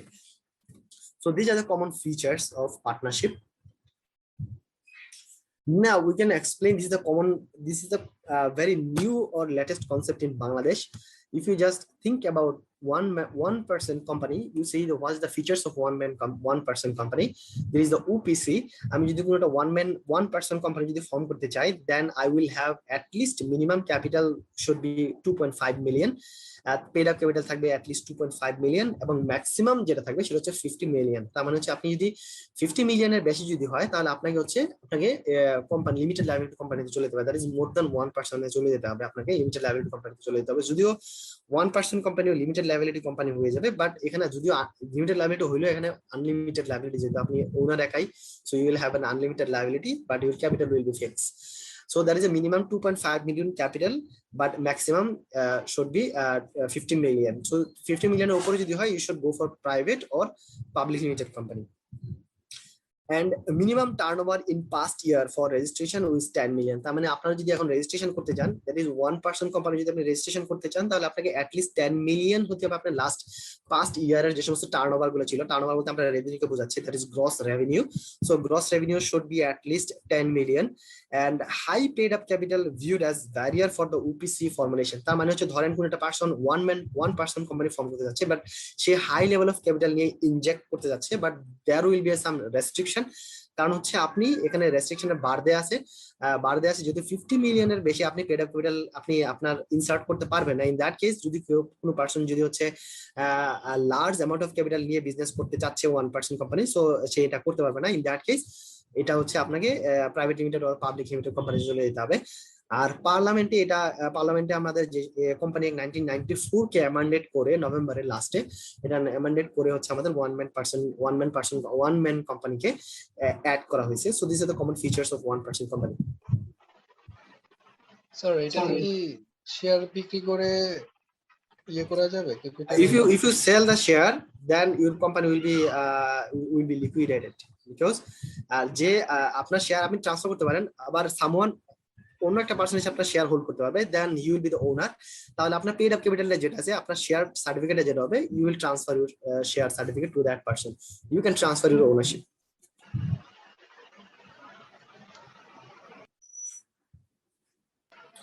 So this is the very OPC ইয়েতে থাকবে বাংলাদেশে 1% কি এটা ওপিসির আন্ডারে থাকবে? যদি ওপিসির আন্ডারেই থাকবে, ওপিসির আন্ডারেই থাকবে। কারণ হচ্ছে আপনি যদি আপনার বিজনেস যদি সেল করে দিতে চান, আপনি একজন পারসন আপনার বিজনেস সেল করে দিতে চান, আপনি একজনের কাছে সেল করে দিবেন, এবং সে ওই একজনই শুধুমাত্র আপনার ওনার হবে, সে তখনই ওনার হবে, একজনই পারচেজ বায়ার থাকবে এবং সেই আপনার ওনার হবে।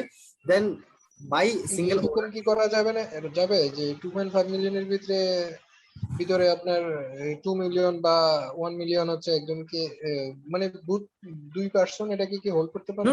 না অন্য পারসন 2% তো অপশনই না, আপনার কোম্পানির নামই তো 1% কোম্পানি, এখানে ওনারই থাকবে একজন, সেল করলে ওনার ফুল সেল থাকবে করে দিতে হবে, ওনার থাকবে ডেফিনেটলি শেয়ার এক্সচেঞ্জ করে দিতে হবে।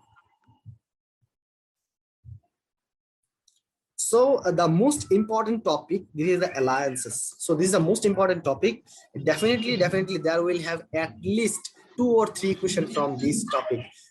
Join these alliances. This is a very important topic, and this is a very drastically used topic by the multinational companies, and mostly This is vulnerably used by the airline companies.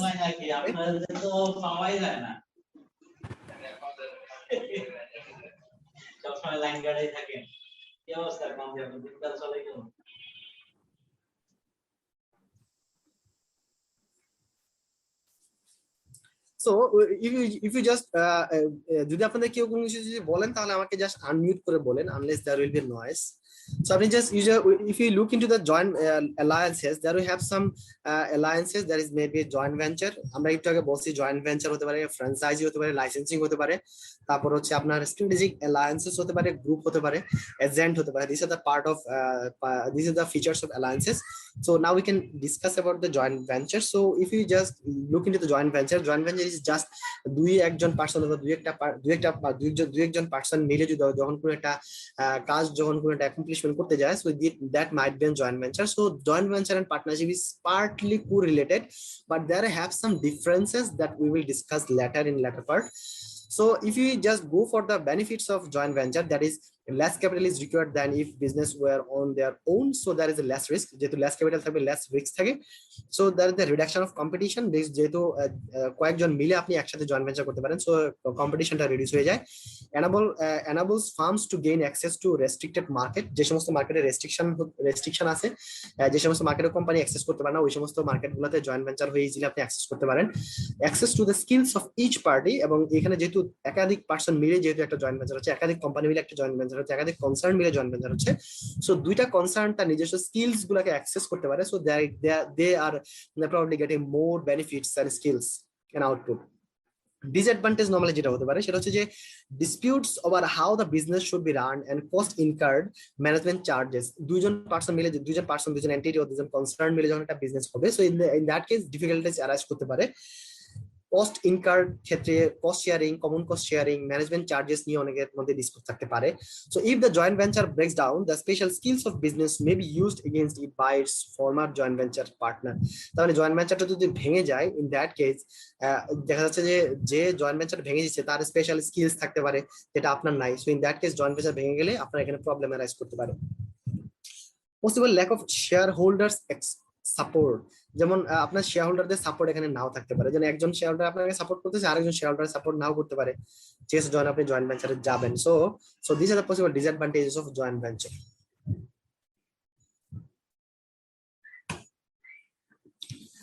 Licensing, আমি যদি licensing যাই, so what is the licensing? Licensing is an agreement is a permission to another companies to manufacturers or sells a product or to use a brand name. For example, আপনি যদি দেখেন Pizza Hut, KFC, so these are the common forms of licensing and also franchising. So the common differences between the licensing and franchising is that in case of licensing, the direct owner of the product will not control your quality, but in case of franchisee, he will directly control the quality of your product. So these are common differences between the licensing and franchising. But these both cases হচ্ছে একটা agreement থাকবে, এবং যেখানে একটা company, for example Pizza Hut যে main on করে Pizza Hut, সে হচ্ছে আপনাকে তার প্রোডাক্ট প্রডিউস করতে এবং সেল করতে আপনাকে পারমিশন দিবে, লাইসেন্স দিবে, তাকে একটা পার্টলি একটা ফি, তাকে প্রতি বছর একটা লয়্যালটি ফি তাকে দিতে হবে, ঠিক আছে? So but in case of licensing এর ক্ষেত্রে পিৎজা হাট গ্লোবাল হচ্ছে আপনার ডিরেক্টলি আপনার প্রোডাক্ট যেটা প্রডিউস করতেছেন ডিরেক্টলি কোয়ালিটি আপনাকে কি করবে না, কোয়ালিটি কন্ট্রোল করবে না. বাট ইন কেস অফ ফ্র্যাঞ্চাইজিং সে হচ্ছে কোয়ালিটি হচ্ছে কি করবে, কোয়ালিটি হচ্ছে কন্ট্রোল করবে.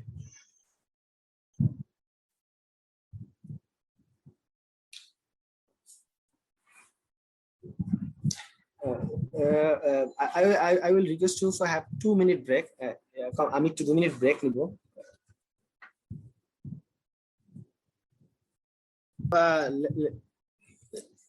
আমরা ডিসকাস করছিলাম হচ্ছে লাইসেন্সিং এবং ফ্র্যাঞ্চাইজিং কথা. সো লাইসেন্সিংটা হচ্ছে আমরা যেটা বলতেছিলাম সেটা হচ্ছে দিস ইজ অ্যান এগ্রিমেন্ট, যেখানে হচ্ছে আপনার মেইন ওনার যে আছে, মেইন ওনার হচ্ছে আপনাকে এখানে হচ্ছে আপনাকে পারমিট করবে to use his product patent, এবং এখানে আপনি তার প্রোডাক্টের ফর্মুলা ইউজ করবেন, এখানে আপনার তার প্রোডাক্টটা প্রডিউস করবেন এবং আপনি সেল করবেন, বাট এখানে আপনার কোয়ালিটি কন্ট্রোল করা হবে না. বাট ফ্র্যাঞ্চাইজিং এর ক্ষেত্রে যে এগ্রিমেন্ট থাকবে সেটা হচ্ছে আপনি তার প্রোডাক্ট প্রডিউস করবেন, ইন দ্যাট কেস ফ্র্যাঞ্চাইজি হচ্ছে তার প্রোডাক্টের কোয়ালিটি ঠিক হচ্ছে কিনা, কন্ট্রোল ঠিক হচ্ছে কিনা, এটা সে হচ্ছে চেক করবে। So this is common distinction between licensing and franchising. Strategic alliances, যেটা হচ্ছে সবচেয়ে বেশি important, strategic alliances. So what is a strategic alliance? A strategic alliance is an informal or weak contractual agreement between parties or a minority cross shareholding agreement. A cross shareholding is where each party takes a small number of shares in other parties. Strategic অ্যালায়েন্সের ক্ষেত্রে normal আমরা যেটা বুঝি normal হচ্ছে একটা পার্টির সাথে আরেকটা পার্টির কন্ট্রাক্ট থাকবে, যেখানে মেজরিটি এবং মাইনরিটি ক্রস হোল্ডিং থাকতে পারে। ফর এক্সাম্পল এটা হচ্ছে স্ট্র্যাটেজিক অ্যালায়েন্সেস হচ্ছে সাবসিডিয়ারি এবং গ্রুপ হতে, সাবসিডিয়ারি এবং প্যারেন্ট কোম্পানির হোল্ডিংও হতে পারে, প্যারেন্ট কোম্পানির প্যাটার্নও হতে পারে, গ্রুপ হতে পারে, যেটা আমরা গ্রুপ যেটা বোঝাচ্ছি। আর আরেকটা হচ্ছে দুজনের সাথে দুজনের এগ্রিমেন্ট থাকতে হবে, মিউচুয়াল এগ্রিমেন্ট থাকতে হবে, যেখানে তারা প্রফিট শেয়ার করবে, আইদার প্রফিট শেয়ার করতে হবে, সার্ভিস শেয়ার করবে, এবং তাদের নিজস্ব প্রফিট আর্ন করবে এখান থেকে। So this is the strategic alliances. তো স্ট্র্যাটেজিক অ্যালায়েন্সেস ইন এডিশন, আমরা যদি স্ট্র্যাটেজিক অ্যালায়েন্সেস এবং স্ট্র্যাটেজিক অ্যালায়েন্সেস এর নরমালি অ্যাডভান্টেজ এবং ডিসঅ্যাডভান্টেজ গুলো, নরমালি জয়েন্ট ভেঞ্চারের যে সমস্ত অ্যাডভান্টেজ ডিসঅ্যাডভান্টেজ গুলো হয়, স্ট্র্যাটেজিক অ্যালায়েন্সের ক্ষেত্রেও সেম অ্যাডভান্টেজ ডিসঅ্যাডভান্টেজ গুলো হয়ে থাকে। কারণ হচ্ছে জয়েন্ট ভেঞ্চার, পার্টনারশিপ এবং স্ট্র্যাটেজিক অ্যালায়েন্সেস এই types of common concept. But strategic alliances এর ক্ষেত্রে একটু ডিস্টিংশন আছে, যেটা আমরা একটু পরে বলছি। সেটা হচ্ছে আরো ইন এডিশন যদি আমরা স্ট্র্যাটেজিক অ্যালায়েন্স করতে যাই, the looser agreement arrangement is easier to break. For example strategic অ্যালায়েন্সের ক্ষেত্রে আরো যেটা ডিস্টিং পার্ট যেগুলো আছে, সেটা হচ্ছে স্ট্র্যাটেজিক অ্যালায়েন্সের ক্ষেত্রে আমি চাইলে ইজিলি আমার এগ্রিমেন্ট যেটা আছে আমি এগ্রিমেন্ট ব্রেক করতে পারি। এগ্রিমেন্ট ব্রেক করলে যেটা হবে সেটা হচ্ছে আমার মার্কেট লুজ হতে পারে। They may contravene the competition law, that is be viewed as an illegal cartel. Cartel সম্পর্কে আইডিয়া আছে কিনা আমি জানি না আপনাদের। কার্টেল মানে হচ্ছে আপনাদেরকে কার্টেল সম্পর্কে পড়ানো হয়েছে লতে? Cartel, anyone from you cartel, do you have any idea about cartel? Anyone?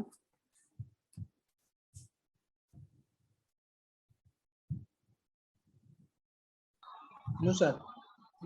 Okay, so cartel মানে হচ্ছে যখন দুইজন কম্পিটিটর, ফর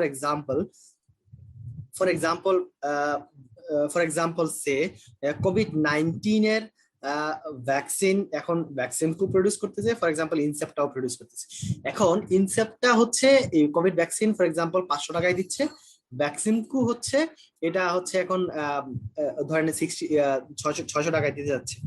এখন তাদের মধ্যে এখন কম্পিটিশন, তাদের মধ্যে একটা ইয়ে হলো, তাদের মধ্যে একটা মিউচুয়াল এগ্রিমেন্ট হলো যে না আমরা হচ্ছে সেম প্রাইসে হচ্ছে আমরা হচ্ছে এই ভ্যাকসিন মার্কেটে ছাড়বো, এবং এর বাহিরে আমরা এই প্রাইসের বাহিরে আমরা যাব না, আমিও কম সেল করবো না, আপনিও এই প্রাইসের কম সেল করবেন না। তাহলে কি হবে, মার্কেটটা ফ্ল্যাট হয়ে গেল। যেই কিনুক না কেন তা এখানে আপনি সেম প্রাইস আপনাকে কিনতে হবে। So this is the cartel.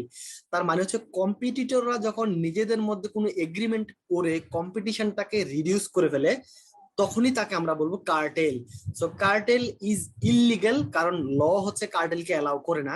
কারণ কার্টেল হওয়ার কারণে যে মার্কেটে কাস্টমার যারা আছে, কাস্টমাররা হচ্ছে কম্পিটিটিভ প্রাইসে প্রোডাক্ট পায় না, so they are getting loser. কারণ হচ্ছে অনেকেই সেম কোয়ালিটির প্রোডাক্ট আরো লো প্রাইসে দিতে পারতো, কিন্তু এখন কার্টেলের কারণে হচ্ছে তারা লো প্রাইসে এখন প্রোডাক্ট কিনতে পারবে না। That's why this illegal from the view point of law. So that's why এই স্ট্র্যাটেজিক অ্যালায়েন্সের মাধ্যমে কিন্তু কার্টেল হয়, এবং এখানে কম্পিটিশনটা কিন্তু কমে যাচ্ছে। সো এটা ল ভায়োলেট হচ্ছে। There may be less commitment than to joint venture, so the benefits are not as great. তার মানে হচ্ছে এখানে জয়েন্ট ভেঞ্চারের মতো কমিটমেন্ট থাকে না। এখানে হচ্ছে আপনি ওনার থাকবে, তারা নিজেরাই ওনার থাকবে। জয়েন্ট ভেঞ্চারের ক্ষেত্রে যেরকম প্রফিটটা শেয়ার হয়, বাট কার্টেলের ক্ষেত্রে কিন্তু মানে স্ট্র্যাটেজিক অ্যালায়েন্সের কিন্তু প্রফিটটা কিন্তু শেয়ার হয় না। এখানে হচ্ছে আমি ওনার থাকবো, আমি সার্ভিস দিব, ইন দ্যাট কেস প্রফিটও আমার, মার্জিনও আমার, সার্ভিস রেভিনিউ আমার, but there will have an agreement. ঠিক আছে, সো এটা জয়েন্ট ভেঞ্চারের ক্ষেত্রে যেখানে প্রফিট শেয়ারিং হয়, বাট কার্টেলে মানে স্ট্র্যাটেজিক অ্যালায়েন্সের ক্ষেত্রে প্রফিট শেয়ারিংটা হয় না। ইন দ্যাট কেস এখানে বিশাল বড় যে জয়েন্ট ভেঞ্চারের মতো আপনার বেনিফিট হবে তা না, but you are getting market. So this is the strategic alliances. How? Then I will give you an example.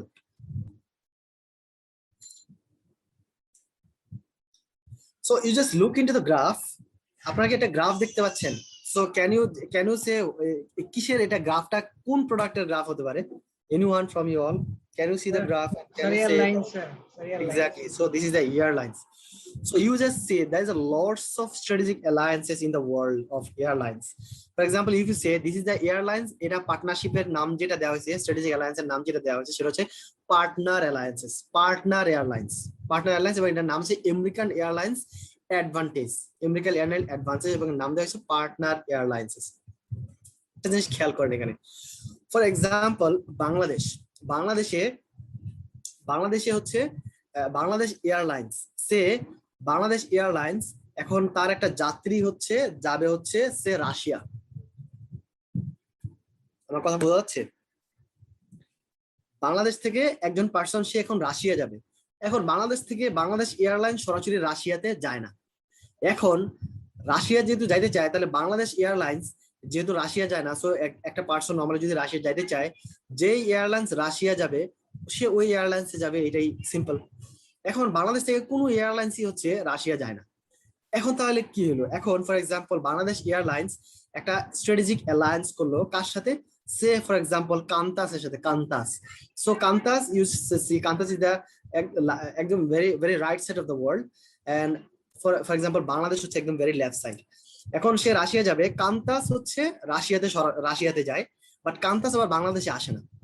So in that case কান্তাস এবং বাংলাদেশ হচ্ছে কোথায় যায়? বাংলাদেশ ফর এক্সাম্পল বাংলাদেশ হচ্ছে কাতার যাচ্ছে, বাংলাদেশ এয়ারলাইন্স কাতার যাচ্ছে, কাতার থেকে কাতারে হচ্ছে আসে, এবং কাতার থেকে কান্তাস হচ্ছে রাশিয়া যায়। তাহলে বাংলাদেশ এয়ারলাইন্স কান্তাসের সাথে একটা এগ্রিমেন্ট করলো যে আমি হচ্ছে রাশিয়াতে যে ক্লায়েন্ট হচ্ছে রাশিয়াতে যাবে, এয়ারলাইন প্যাসেঞ্জার রাশিয়াতে যাবে, সে বাংলাদেশ এয়ারলাইন্সের টিকিট কাটবে, তাকে আমি কাতার পর্যন্ত পৌঁছাই দিব, এবং তুমি কাতার থেকে তাকে রাশিয়াতে নিয়ে যাবা। কান্তাস এয়ারলাইন্সের সাথে আমার এগ্রিমেন্ট হলো। সো এই যে এগ্রিমেন্টটা হলো, জয়েন্ট ভেঞ্চার এগ্রিমেন্টটা হলো, এটাকেই আমরা বলি হচ্ছে স্ট্র্যাটেজিক অ্যালায়েন্সেস, যেখানে আমি হচ্ছে ওই কাস্টমার হারাচ্ছি না। তার মানে কি, বাংলাদেশ এয়ারলাইন্স হচ্ছে দুবাই পর্যন্ত তাকে পাচ্ছে, দুবাই থেকে তার ট্রানজিট হয়ে সে তখন কান্তাস এয়ারলাইন্সের মাধ্যমে সে রাশিয়া চলে যাচ্ছে। So this are the strategic alliances, যেখানে একটা এয়ার প্যাসেঞ্জার সে বাংলাদেশ থেকে রাশিয়া পৌঁছে যাচ্ছে, কিন্তু কি হলো, এখানে দুজনের মার্কেট ক্রিয়েট হলো। বাংলাদেশ এয়ারলাইন্সের মার্কেট ক্রিয়েট হলো, এখানে কান্তাস এয়ারলাইন্সের মার্কেট ক্রিয়েট হলো। কিভাবে? একটা অ্যালায়েন্সের মাধ্যমে, যে আমার প্যাসেঞ্জারটাকে তুমি হচ্ছে for example this is the ultimate passenger হচ্ছে কান্তাসের আমি এখন বাংলাদেশ আমার এখানে দুইটা টিকিট কাটতে হবে, যেই অথবা একটা টিকিট কাটবেন, একটা টিকিটের মাধ্যমেই একটা টিকিটের মধ্যে ট্রানজিট থাকবে, যে প্যাসেঞ্জার তুমি হচ্ছে এখান থেকে বাংলাদেশ থেকে তুমি কাতার যাবা বাংলাদেশ এয়ারলাইন্সের মাধ্যমে, এবং কাতার থেকে কান্তাস তোমাকে নিয়ে যাবে রাশিয়াতে, একটা টিকিটের মাধ্যমে কভার হয়ে যাবে। So this are the patterns of strategic alliances. So আপনারা কি স্ট্র্যাটেজিক অ্যালায়েন্সটা আমি বুঝাইতে পারছি কিনা? জি স্যার, বুঝতে পারছি sir. It is not only for applicable for airlines only, এটা বাংলাদেশের ওয়ার্ল্ড এর যত ধরনের কুরিয়ার সার্ভিস আছে, ফর এক্সাম্পল হতে পারে ফর কুরিয়ার সার্ভিসের জন্য, হতে পারে এটা ফর এক্সাম্পল হতে পারে এটা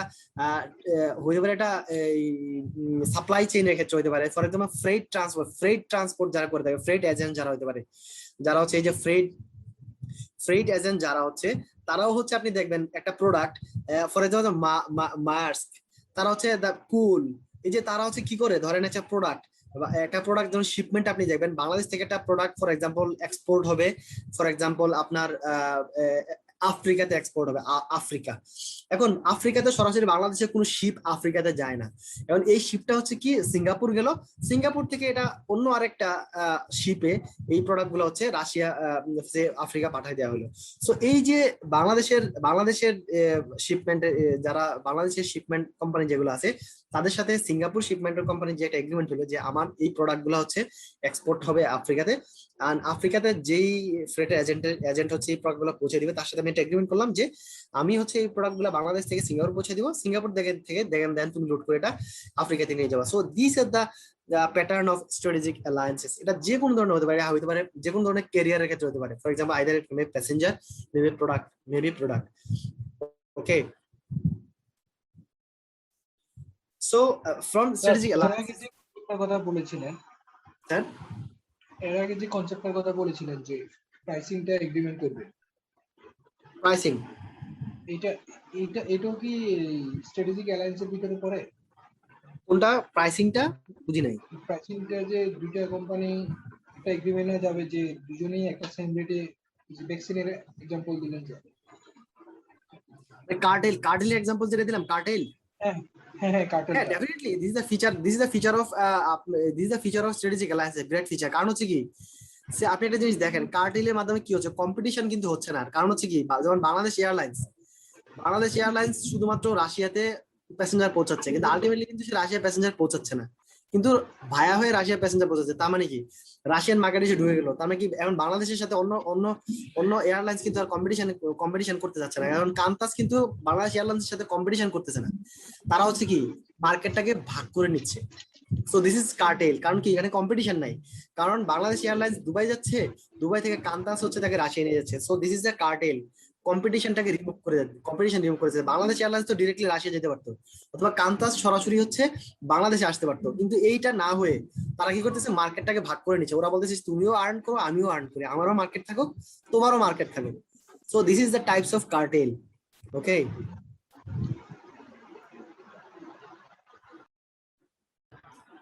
এজেন্ট। সো এজেন্ট আমরা জানি, এজেন্ট হচ্ছে ওই প্রিন্সিপাল। ক্ষেত্রে স্যার হ্যালো স্যার স্যার ওই ক্ষেত্রে যদি সেম প্লেসে প্রোডাক্টের ক্ষেত্রে যদি হয়, তখন তো যে কোম্পানির ব্র্যান্ড ভ্যালু ভালো, ওই কোম্পানি তো কখনো মনে হয় এই এগ্রিমেন্টে যাইতে যাবে না। না না, কম্পিটিশন রিমুভ করার জন্য আপনি জিনিস খেয়াল করেন, যদি কেউ চায় যে না আমরা হচ্ছে মার্কেটে উইন উইন সিচুয়েশনে থাকবো, আমরা ছাড়া কোনো গতি নাই, এই ধরনের প্রোডাক্ট যদি হয়ে থাকে। ফর এক্সাম্পল আমি আপনাকে বলি, আপনি যদি we can talk about electricity producing company, say for example বাংলাদেশের যারা হচ্ছে পল্লী বিদ্যুৎ মানে আরইবি, মানে rural electrification board and Bangladesh power development board, এই দুইটাই হচ্ছে ইলেকট্রিসিটি কন্ট্রোল অথরিটি, তাই না, বাংলাদেশে। ঠিক আছে, এখন পল্লী বিদ্যুতের নিজস্ব প্ল্যান্ট যেগুলো আছে, পিডিবির নিজস্ব প্ল্যান্ট যেগুলো আছে, ওগুলাতে কিন্তু সে বাংলাদেশকে ইলেকট্রিসিটিতে সাফিসিয়েন্ট করতে পারতেছে না।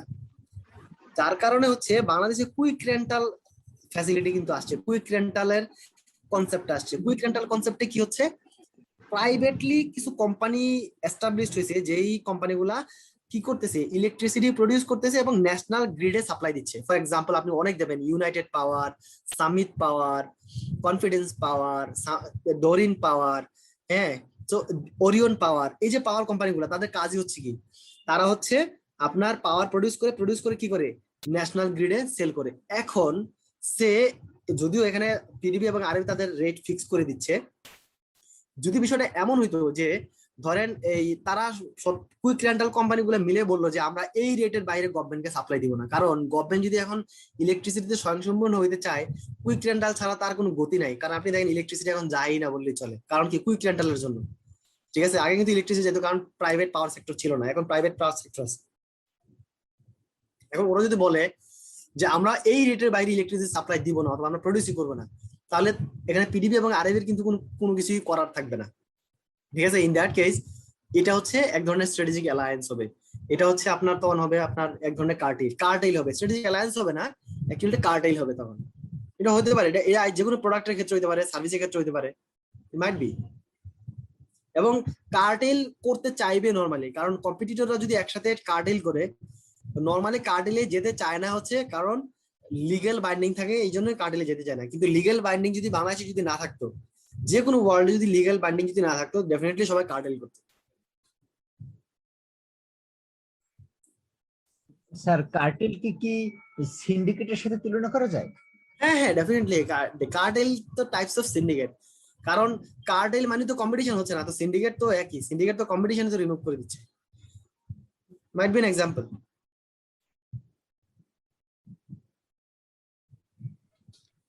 নাও এজেন্ট হচ্ছে আপনার হচ্ছে যে ওনার অথবা প্রিন্সিপাল হয়ে প্রোডাক্ট সেল করে, তাকে আমরা বলি এজেন্ট। তো এজেন্ট যেটা করে সেটা হচ্ছে কাস্টমারকে হচ্ছে তার প্রোডাক্টটা, কাস্টমার হচ্ছে ওনারের কাছ থেকে কিছু কমিশন নিয়ে এসে কাজ করে, এবং এজেন্ট হচ্ছে সরাসরি কাস্টমারের সাথে তার ডিরেক্ট কন্ট্রোল থাকে, অথবা নাও থাকতে পারে। ঠিক আছে, সো এজেন্ট হচ্ছে সরাসরি কোনো একটা রিটেইলার অথবা সাপ্লায়ারকে দিতে পারে, এবং তারপরে রিটেইলার এবং সাপ্লায়ার কাস্টমারকে দিতে পারে। So this must be an concept of agent. আর গ্রুপ যেটা হচ্ছে গ্রুপ নিয়ে আমরা অলরেডি আলোচনা করছি, হোল্ডিং কোম্পানি এবং সাবসিডিয়ারি কোম্পানির যে কনসেপ্ট যেটা আছে এটাই হচ্ছে গ্রুপ। তো গ্রুপ যেটা হচ্ছে, গ্রুপের অ্যাডভান্টেজ গুলো হচ্ছে এখানে ফ্রি মুভমেন্ট অফ ফান্ড, এখানে distinct part and culture in a single group, একটা সিঙ্গেল গ্রুপে অনেক ডিস্টিং কালচার এবং আপনার পার্ট থাকে। Risk of failure can be spread, minority share holding থাকতে পারে, skills expertise equipment administration matters can be shared and centralised. আর এখানে ডিসঅ্যাডভান্টেজ যেটা হয়ে থাকে সেটা হচ্ছে ফিনান্সিয়াল রিপোর্টিং কমপ্লেক্সিটি থাকতে পারে, অনেক কমপ্লেক্সিটি থাকতে পারে, কনসলিডেশন ইস্যু থাকতে পারে, হিউজ অ্যাডমিনিস্ট্রেটিভ প্রেসার থাকতে পারে এবং detrimental effect of failure of one or to another. গ্রুপের একটা কনসার্ন যদি কখনো ফেল করে এটার ইম্প্যাক্ট অন্য কনসার্নে গিয়ে পড়তে পারে। So this are the common disadvantages of group. আরেকটা জিনিস হচ্ছে আমরা বলছি জয়েন্ট ভেঞ্চার এবং পার্টনারশিপ, জয়েন্ট ভেঞ্চার পার্টনারশিপ এবং strategic alliances, this is a very very নিয়ারার concept, but joint venture এবং পার্টনারশিপের মধ্যে কিছু কমন ডিস্টিংশন আছে, কিছু ডিফারেন্সেস আছে। ডিফারেন্সেস গুলো হচ্ছে জয়েন্ট ভেঞ্চার ক্ষেত্রে এটা স্পেসিফিক ভেঞ্চার, বাট পার্টনারশিপ হচ্ছে not limited two specific venture, এটা স্পেসিফিক ভেঞ্চার মধ্যে লিমিটেড নাও থাকতে পারে। আর হচ্ছে কু ভেঞ্চারার্স, এখানে নরমালি হচ্ছে জয়েন্ট ভেঞ্চার হচ্ছে কু ভেঞ্চারার থাকে, আর পার্টনারশিপ আমরা বলি পার্টনার। জয়েন্ট ভেঞ্চার আমরা ওনারদের বলি কু ভেঞ্চারার, পার্টনার দেখে বলবে পার্টনার্স। আর জয়েন্ট ভেঞ্চার ক্ষেত্রে profit and loss at the end of venture, normally হচ্ছে যখন বিজনেসটা ক্লোজ হয়ে যায় তখন প্রফিটটা শেয়ার করা হয়, প্রফিট অথবা লস শেয়ার করা হয়। আর পার্টনারশিপের ক্ষেত্রে প্রতি বছরই হচ্ছে profit and loss account share করা হয়। আর নো ফার্ম নেম, এখানে জয়েন্ট ভেঞ্চারের ক্ষেত্রে কোনো ফার্ম নেম থাকতে পারে না, এখানে জয়েন্ট দিয়ে এটা নাম থাকে। দুইটা এন্টিটি অথবা দুইটা পার্সন মিলে যদি একসাথে একটা এন্টিটি যদি ফর্ম করে, ইন দ্যাট কেস কম্বাইন্ড নাম হয়ে থাকে। পার্টনারশিপের ক্ষেত্রে মাস্ট হ্যাভ ফার্ম নেম, একটা পার্টিকুলার নাম থাকতে হবে। No need for separate set of books, এখানে সেপারেট সেট অফ বুকস এর প্রয়োজন পড়ে না। আর এখানে পার্টনারশিপের ক্ষেত্রে যেহেতু একটা লিগালি একটা এন্টাইটেল বডি থাকে এখানে, এবং পার্টনারশিপ একটা 1932 এর আন্ডার রেজিস্টার্ড হতে হয়, in that case you will have to maintain separate books of accounts and should be reported.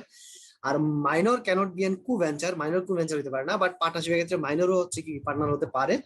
R accounting on liquidation basis, এখানে হচ্ছে লিকুইডেশন বেসিস অ্যাকাউন্টিং করা হয়, আর এটা হচ্ছে পার্টনারশিপ হচ্ছে গোয়িং কনসার্ন বেসিসে অ্যাকাউন্টিং করা হয়, ঠিক আছে। So this is the common distinction between the joint venture and partnership. So this is all about the presentation. So যদি কারো কোনো কোশ্চেন থাকে তাহলে you can ask, unless we can go for some MCQ question. Sir আমার joint lecture টা venture আমরা পাবো versus কিভাবে? পার্টনার নিয়ে একটা কোশ্চেন আছে স্যার।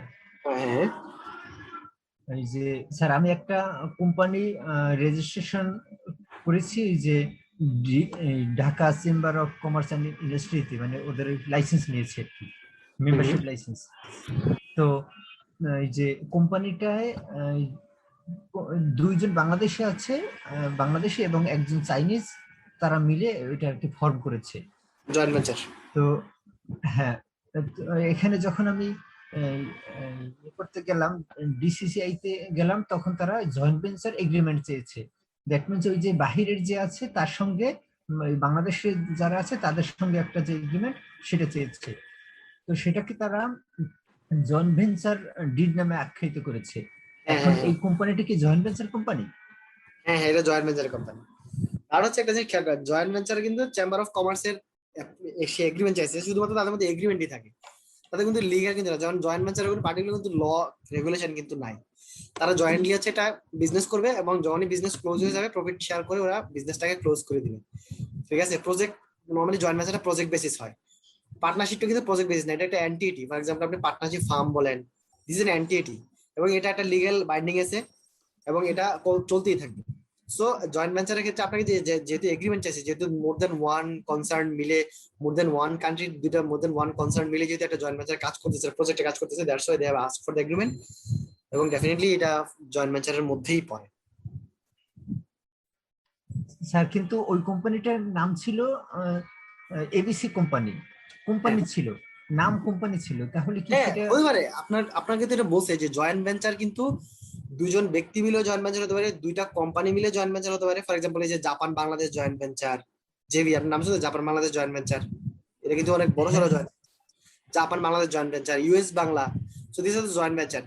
যদি লিমিটেড কোম্পানি হয়ে যেত কোম্পানি হয়ে গেল, কিন্তু যখন দুইটা ইন্ডিভিজুয়াল কোম্পানি মিলে যখন একটা জয়েন্ট ভেঞ্চার করলো, তখন কিন্তু জয়েন্ট ভেঞ্চারটা কিন্তু itself is not a company, এটা কিন্তু জাস্ট একটা অ্যারেঞ্জমেন্ট, আমরা বলবো এটা অ্যারেঞ্জমেন্ট। এটা এগ্রিমেন্ট থাকবে এবং তাদের মধ্যে কাজের একটা রেসপন্সিবিলিটি ভাগ করা থাকবে, কি কাজ করবে ফিক্স থাকবে, প্রজেক্ট শেষ এন্টিটিও মানে তাদের অ্যারেঞ্জমেন্টও শেষ। This is a joint venture concept. কিন্তু স্যার ওই কোম্পানির নামে কোথাও জয়েন্ট ভেঞ্চার ছিল না, শুধু কোম্পানি ছিল। না, কোম্পানির নামে তো জয়েন্ট ভেঞ্চার থাকবে না। দুইটা কোম্পানি মিলে একসাথে যখন একটা অপারেশন করবে, এখানে কিন্তু আমরা বলছি যে একটা স্পেসিফিক ভেঞ্চার থাকবে, আমার নাম নাও থাকতে পারে। এখানে কিন্তু আমরা বলছি যে নো ফার্মস নেম, এখানে নাম নাও থাকতে পারে। এখানে দুইটা কোম্পানি মিলে জাস্ট একটা কাজ করবে, আমরা এটা বলবো অ্যারেঞ্জমেন্ট। একটা নাম দিতেও পারে, নাও দিতে পারে, ঠিক আছে? ওখানে জয়েন্ট ভেঞ্চার নাম থাকবে, বিষয়টা এরকম না, নাও থাকতে পারে, কিন্তু এগ্রিমেন্ট লাগবে। এগ্রিমেন্ট লাগবে, যখন এগ্রিমেন্ট আপনি পাবেন তখন দেখবেন এখানে লেখা থাকবে যে জয়েন্ট এগ্রিমেন্ট, ঠিক আছে? এগ্রিমেন্টের মধ্যে কিন্তু জয়েন্টলি যে কাজ করতেছে এটা কিন্তু এখানে স্পেসিফাই করা থাকবে। জি sir, thank you sir. So now we can close this presentation and we can screen sharing stop. Okay, so we can share some MCQ question.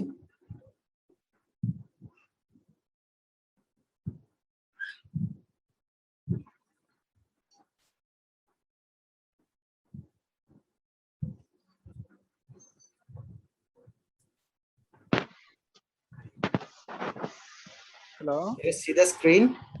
Sir, না Huh? Sir. Okay, we just listen. Sir আজকে সিনোসিসটা কি আমরা পাবো মেলে? আমি আজকে মেইলে গত ক্লাসেরটা এবং আজকেরটা আর প্লাস হচ্ছে এমসিকিউ কোশ্চেনের ফরম্যাটটা আমি দুইটাই হচ্ছে পাঠাই দিব, তিনটাই পাঠাই দিব আজকে। জি স্যার, থ্যাংক ইউ।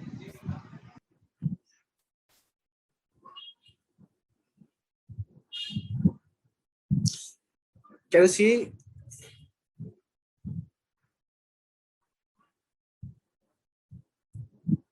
দেখেন এখানে জি স্যার, দেখা যাচ্ছে। For example question number 9,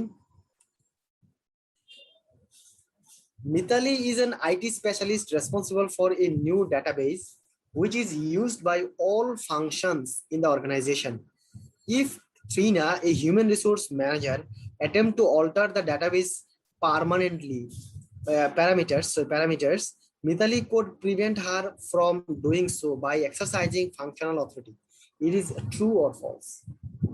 Yes or no? So this is yes.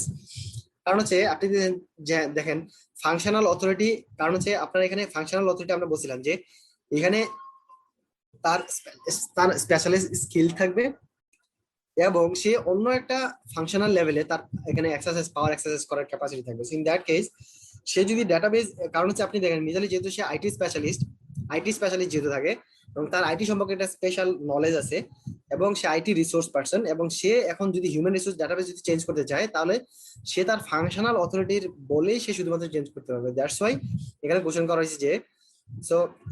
হয়েছে যে সে তাহলে কি তার ফাংশনাল অথরিটি কি এক্সারসাইজ করতেছে, ঠিক আছে? So in that case we will say this is yes.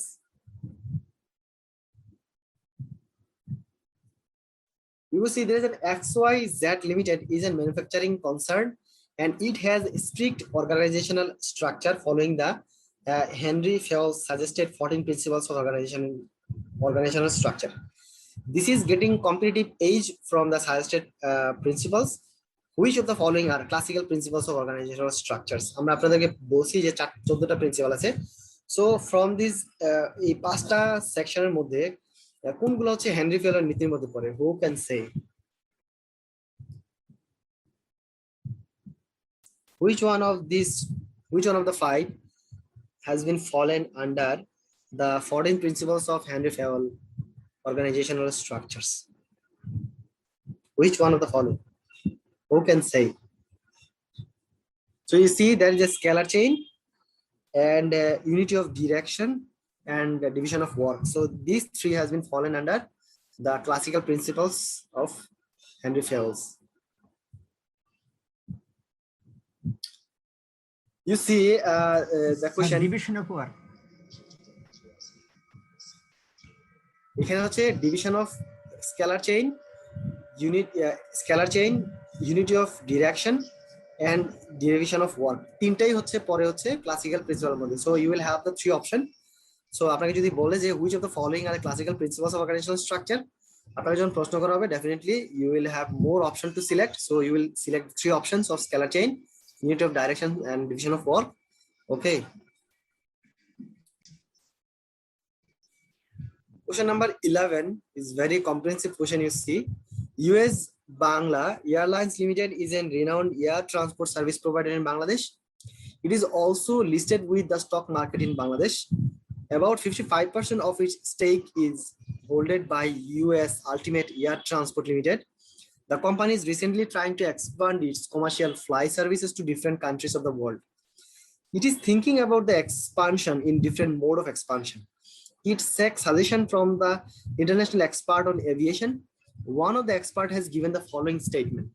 Statement 1, the ultimate control over the strategic alliances will not be diluted due to having how cross-holding by other entity. Statement 2, no separate entity need to be formed and there is low competition. Statement 3, the agreement is hard to break. Statement 4, huge commitment than the joint venture and other arrangement alliances. So which of the following statements are true? Statement 1 and 2 only, statement 3 and 4 only. All of them are correct. Statement 2, 1, 2 and 3, statement 1 and 3 only. So which one of the following is correct? Which option is correct? Who can say about it? Anyone? This is important. It may come. So which one of the আপনারা কি কোশ্চেনটা বুঝতে পারছেন? Can you understand the question? Who can answer?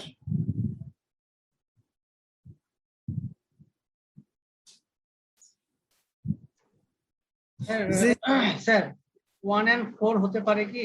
1 and 4 না, এখানে 1 and 2 এটা just খেয়াল করেন। স্টেটমেন্ট 1 এখানে বলা হয়েছে the ultimate control over strategic alliance would not be diluted due to having low cross holding by other entity. If you see the alliances, strategic alliance এর feature যদি আপনি দেখেন, এখানে বলছে যে আলটিমেট কন্ট্রোল কিন্তু ডাইভার্সিফিকেশন হয় না, যদিও দুইটা এন্টিটি মিলে একসাথে এগ্রিমেন্ট করতেছে কিন্তু দুইজনের কন্ট্রোল দুই জায়গায় থাকতেছে, সো এখানে কন্ট্রোলের কোনো ডাইলেশন হয় না। So this is very true statement. এখানে বলছে two separate entity need to be formed and there is low competition. Low competition this is correct, এবং নো সেপারেট এন্টিটি ফর্ম। তার মানে স্ট্র্যাটেজিক অ্যালায়েন্সের মধ্যে কিন্তু নতুন কোন এন্টিটি ফর্ম করার প্রয়োজন হতে নাও পারে। যে আমি আপনাদের এয়ারলাইন্সের এক্সাম্পল দিলাম, এবং এটা কিন্তু এয়ারলাইন্সের এক্সাম্পল। এখানে দুইজন মিলে কিন্তু নতুন একটা এন্টিটি ফর্ম করার প্রয়োজন কিন্তু পড়ে নাই।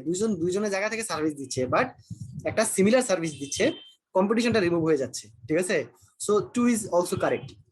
3 নাম্বার এখানে বলছে the agreement is hard to break. আমরা কিন্তু ফিচারের মধ্যে পড়ছি দ্য এগ্রিমেন্টটা ইজি টু ব্রেক, কারণ আমার যদি মন চাই যে আমি স্ট্র্যাটেজিক অ্যালায়েন্সের এগ্রিমেন্ট রাখবো না, I can break it. So this is very easy to break. Okay, so statement 3 is not correct, and statement 4 হচ্ছে huge commitment than the joint venture and other arranged alliances. This is also not correct because আমি এখানে huge amount of commitment থাকে না, কারণ যেহেতু cartel হচ্ছে এখানে, so সবাই যার যতটুকু কমিটমেন্ট অতটুকু কমিটমেন্ট ফিল আপ করবে। যেমন ফর এক্সাম্পল বাংলাদেশের কমিটমেন্ট থাকবে হচ্ছে তোমাকে আমি রাশিয়া পৌঁছে দিব, ঠিক আছে, বাট তোমাকে পৌঁছে দিব দুবাই পর্যন্ত, এবং দুবাই থেকে কান্তাস তোমাকে নিয়ে যাবে। যখন ওইখানে যদি কোনো ধরনের ইনসিডেন্স হয়, কান্তাস উইল বি রেসপন্সিবল। এবং বাংলাদেশ থেকে যখন কোনো একটা প্যাসেঞ্জার, বাংলাদেশ থেকে যখন একটা প্যাসেঞ্জারটা যখন হচ্ছে দুবাই যাবে, দুবাই পর্যন্ত হি উইল বি রেসপন্সিবল। আর দুবাই থেকে যখন কান্তাস তাকে রাশিয়া নিয়ে যাবে, তখন Qantas will be responsible. That's why এখানে কমিটমেন্টটা হচ্ছে জয়েন্ট ভেঞ্চার এবং অন্যান্য অ্যারেঞ্জমেন্টের মধ্যে যে কমিটমেন্ট আছে, ফর এক্সাম্পল জয়েন্ট ভেঞ্চার এবং অন্যান্য এগ্রিমেন্টে কমিটমেন্ট থাকে যে প্রফিট শেয়ারিং হবে, কন্ট্রোল হবে, লিগ্যাল বাইন্ডিং থাকে। সো এইগুলা কিন্তু এখানে কিছুই থাকে না। সো এখানে 3 এবং 4 হচ্ছে এখানে false. 1 and 2 statements are correct. You understand? Yes sir. So you just looking the question number 12. This is very interesting question. এবার আমি যেটা আপনার সঙ্গে বলছি এর আগে, Pakatali International is one of the biggest CA firm enlisted with the ICAB. There are a large number of article students who are working under the part and fully qualified managers. The reviewed work of the qualified are then reviewed by the partner. There are also IT and other experts who are providing technostructure support for the team. The HR are responsible to pick high quality article students and staffs are as required. The overarching ideology is perhaps one of the professionalism, expertise, ethical values and commercial awareness and earning revenues of the firms. which of the elements of building blocks and coordinating mechanism organizational structure suggested by Minbard are presented there? তাহলে আমরা যে আপনাদের 6 building block যেটা পড়াইলাম 6 building ব্লকের মধ্যে এখানে এই যে সিএফ আর্মের যে এক্সাম্পল যেটা দেয়া আছে ইলাস্ট্রেশনটা দেয়া আছে এর মধ্যে বলতেছে যে মিনসবার্গের সবগুলা স্যার সবগুলা এক্স্যাক্টলি সবগুলা, কারণ অপারেটিং কোর আছে, অপারেটিং কোর কারা পরে article students are the operating core, আর মিডল লাইনের মধ্যে পার্ট কোয়ালিফাইড এবং কোয়ালিফাইড ম্যানেজার সাথে মিডল লাইন, স্ট্র্যাটেজিক অ্যাপেক্সে থাকে পার্টনাররা, সাপোর্ট স্টাফে থাকে এইচআর এবং অ্যাডমিন, আর টেকনো স্ট্রাকচারের মধ্যে যেমন আইটি এন্ড এক্সপার্ট যারা থাকে, আইটি হতে পারে, ট্যাক্স এক্সপার্ট যারা তারা থাকতে পারে। So all of these answers are correct. So option F are correct. So this is all about the questions that has been supplied from this chapter. এখানে আমাদের চ্যাপ্টারের পিছনেও আপনি কয়েকটা কোশ্চেন দেখবেন, এখানে চ্যাপ্টারের পিছনে কয়েকটা এমসিকিউ কোশ্চেন দেয়া আছে। সো আপনি যদি এমসিকিউ কোশ্চেনগুলো যদি একটু দেখেন, যদি আপনাদের সামনে যদি বই থাকে, আমি জাস্ট একটা এমসিকিউ কোশ্চেন, এখানে একটা এমসিকিউ কোশ্চেন শুধুমাত্র আমি দেখতে, সেটা হচ্ছে যে according to মিনসবার্গ 5 building blocks of an organization exist within overreaching 6 elements. He called these 6 elements, এই যে 6টা এলিমেন্টকে কি বলা আছে, দ্য আইডিওলজি। এই যে আপনারা যখন কোশ্চেন করলেন, আপনারা যে কোশ্চেন করলেন যে আমরা আইডিওলজি কেন বলতেছি, আইডিওলজি একটা পার্ট কিনা, এই 6টা বিল্ডিং ব্লকের একটা পার্ট হচ্ছে আইডিওলজি, বাট আমি বলছি যে পাঁচটা ইনগ্রেডিয়েন্ট মিলে হচ্ছে আইডিওলজি এক্সপ্লেইন করা হয়। তো এই দেখেন এই কোশ্চেনটা কিন্তু এখানে আসছে যে according to মিনসবার্গ the 5 building blocks of an organization exist within an overreaching 6 elements. He called the 6 elements, 6টা এলিমেন্টটাকে কি বলা হচ্ছে, তো 6 এলিমেন্টটাকে বলা হচ্ছে দ্য আইডিওলজি। ঠিক আছে, এখানে আপনি দেখেন যে এই যে এখানে যে এমসিকিউ কোশ্চেন যেগুলো দেয়া আছে, এই এমসিকিউ কোশ্চেন গুলা মোটামুটি পড়লেও আপনার হচ্ছে এই ইয়েগুলো হচ্ছে কভার হয়ে যাবে, মোটামুটি প্রত্যেকটা টপিক হচ্ছে আপনার কভার হবে। হ্যাঁ, আপনার একটু এমসিকিউ কোশ্চেন যেগুলো আছে এগুলো কাইন্ডলি একটু দেখে নিয়েন। হ্যাঁ আপনি দেখে নিয়েন, যদি তারপরে যদি কোনো ধরনের মানে প্রবলেম যদি হয়, in that case you may ask, then I will give an answer. Okay sir.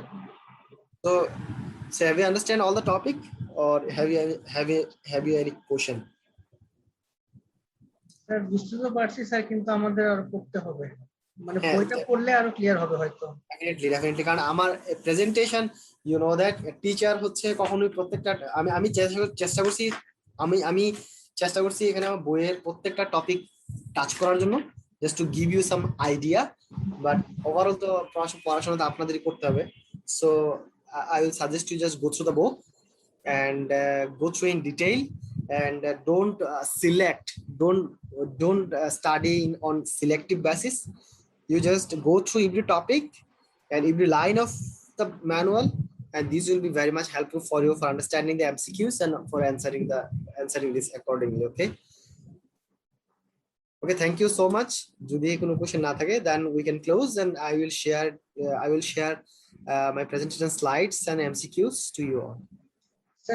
Sir last ক্লাসে কি আপনি স্যার এমসিকিউ সলভ করাইছিলেন? হ্যাঁ, লাস্ট ক্লাসে আমি এমসিকিউ যেগুলো সলভ করেছি এর মধ্যেই আছে। আচ্ছা, MCQ question is there and including the answer. So right side আমি অ্যানসার গুলো দিয়ে দিছি। So I think so, I mean, if you just go to see the right side, I already has given the answer also. So you will find the comfort zone there. You will get the question and answer, both of them. So these are the questions for you, and I will send it definitely, and I will request you please go through it, and এখানে যে question pattern গুলো দেয়া আছে, you will find the question, all types of question that may come are covered there. Okay, এখানে যত ধরনের question আসতে পারে, all patterns are covered there. আমাকে যদি কেউ কোশ্চেন করে যে what type of question may come for business finance, then I can give you assurance that till my knowledge and communication with ICAB, অতটুকু কনফিডেন্টলি বলতে পারি যে এইখানে সব ধরনের কোশ্চেনের প্যাটার্ন আছে। So if you just go through these MCQs, you will get idea at least that what type of question may come. Okay, sir এখানে কতগুলা কোশ্চেন আছে sir? So here I have given you there's not much question is there may have only 25 question. So there is a 20